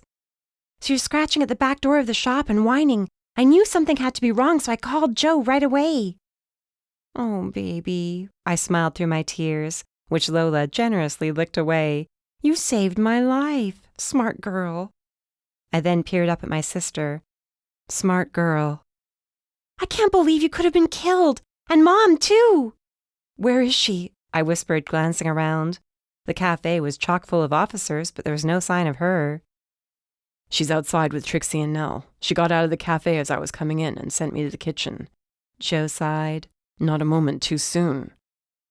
Darcy went out to get her, leaving me looking up at my savior. "Thank you." "You don't have to thank me for anything. I only answered a call." "You hurried?" "I did. That I did." He crouched next to me. "I should have seen it. You told me about meeting her and about the accidents, but I didn't put it together." "Neither did I." "But it's my job to make those connections, not yours. If I'd listened a little more closely when you told me what you'd learned, instead of getting all worried about you and angry that you took yet another risk, none of this would have happened." "No." I took the chance of touching his shoulder, and he didn't flinch away. The memory of being cradled against his chest was still fresh. It had only been 15 minutes since it happened, after all. If I hadn't been struggling to breathe after almost being choked to death, it might have been a nice memory. If Janice hadn't made the choice to do what she did, it wouldn't have happened. It isn't your fault, okay? I held his gaze. I mean it. He didn't want to agree, I could tell, but he nodded anyway. "Emma!" Dad burst in and rushed over to me. "I came as soon as I heard. Are you all right?" I touched a gentle hand to my throat. "Been better," I rasped, "but okay." He hugged me gingerly. "No more investigating. Got it?" "Got it," I whispered.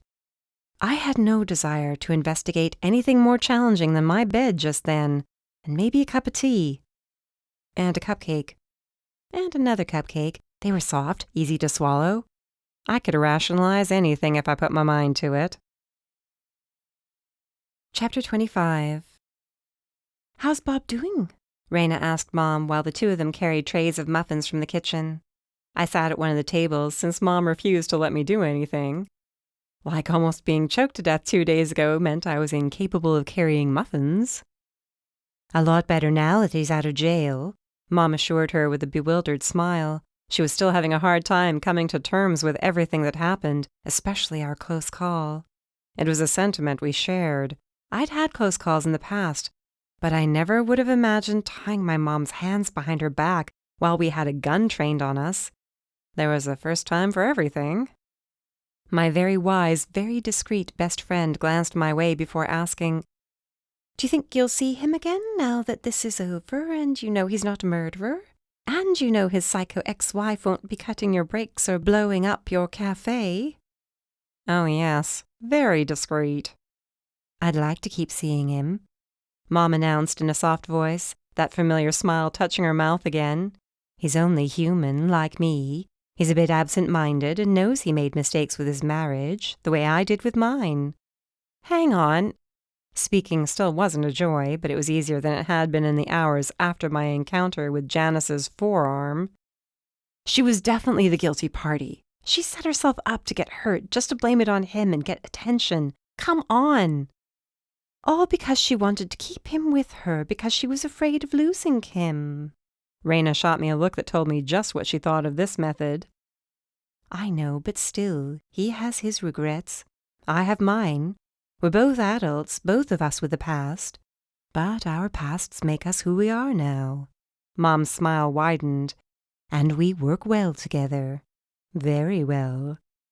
I hoped she wasn't talking about what I had a sick feeling she was talking about. Raina clearly regretted starting Mom down this road, blushing and looking at the floor. "It was very nice of you to come down and visit with Emma, and to be such a big help these past 2 days. Mom praised Raina as she passed her on the way to the kitchen. "It's a pleasure. Besides, you pay in sweets, and I can't think of a better salary."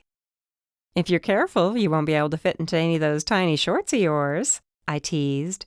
"Don't say things like that," Mom chided. "Besides, she can afford a little meat on her bones. I never knew it would be this easy to have someone besides you girls working with me." "You know this isn't the same thing as hiring help," I reminded my mother. She pretended not to hear. Raina leaned on the counter and smiled. "I'm glad she's not letting this stuff get in her way." She's a strong woman. She'd opened the cafe at a normal time the morning after the attack. When Nell asked if she was sure she wanted to do that, Mom had looked at her like she'd lost her mind, as if the mere thought of taking a day off after almost being shot was insane. "It must run in the family." Raina winked. "I can't tell you how much fun it is seeing you working like a regular person." She laughed. "It's good practice for when I help Nate run the bed and breakfast." "I still have to get down there," I mused. The fact that she'd just made it sound like she had a future with Nate Patterson hadn't escaped me, but my throat was still too sore to pursue the topic. I had to be careful with what I chose to talk about. "First you have your trip to Seattle and Portland, right?" I nodded. "Maybe after then." "Maybe. It'll be nice." And it would be nice to see Raina and Nate. It had been a while, and they'd gotten together as an actual couple in the months since I'd last visited Nate's farm. I could hardly wait to tease her mercilessly over how starry-eyed she probably got whenever she was around him. Lola nudged my leg, and I bent to lift her onto my lap. "Here you go," I whispered, kissing the top of her head while giving her a treat. The poor thing would burst by the time I finished rewarding her for saving my life. If Joe had arrived just a little bit later... The fact that I'd be out of town for 2 weeks would probably be good for her health, though I doubted Mom would refrain from shoving treats down her throat at every opportunity. "Oh, look who it is! What could he be doing here at the cafe at this early hour?" Raina hustled from behind the counter to unlock the door for a certain detective who'd just crossed the street on his way toward us. "Be cool," I pleaded. "I was born cool." She winked before flinging the door open. "What a sight for sore eyes you are!" "Hi to you, too," he grinned, giving her a quick hug. "How have you been?" "I've been glad you got here so quickly and saved my best friend." He earned a quick peck on the cheek for that one. I tried not to roll my eyes too hard. She was laying it on pretty thickly. "I think Mrs. Harmon needs my help with the muffins." She sashayed back into the kitchen. I tried to catch her eye as she passed, but she wasn't about to make it that easy. She was a piece of work. "Good morning." Joe smiled, hands thrust in his pockets. How's the throat today? Better, I whispered, touching gentle fingers to my neck. The bruise was gnarly and would only look worse once the color changed to green and yellow. Good thing Raina had brought so many scarves for me to wear while traveling for work. He sighed while pulling up a chair and patted Lola's head before sitting. Janice will probably end up in a hospital versus a prison. He glanced toward the kitchen. We just got word from the judge's office. It makes sense, I admitted. She needs help. He tipped his head to the side. You're unreal. What do you mean? She almost killed you and your mother, but you're glad she's getting help. She needs it, I shrugged. I can't take it personally. His mouth opened, then closed. I don't even know what to think about that. I have to accept you the way you are, I guess. Forgiving to a fault? Infuriating, but capable of humbling me. How does that sound? I tried not to smile too hard. What, do you take it personally that she did what she did back there in the kitchen? What do you think, Miss Harmon? You're the professional detective, Sullivan. I'm tired of solving mysteries. I doubt that. He chuckled as Mom and Raina came out holding trays of muffins and scones. That caught his attention. Tell me there's blueberry in there. I think I need 2 this morning. You can have all the muffins you want, Mom promised. It isn't every day that I almost lose my daughter, though it happens more often than I'd like, come to think of it. I'm convinced she's taken years off my life, he chuckled, accepting his breakfast with a grateful smile. At least you're living more healthfully now, muffins aside. Mom added with a grin. I hear you've been taking yoga lately.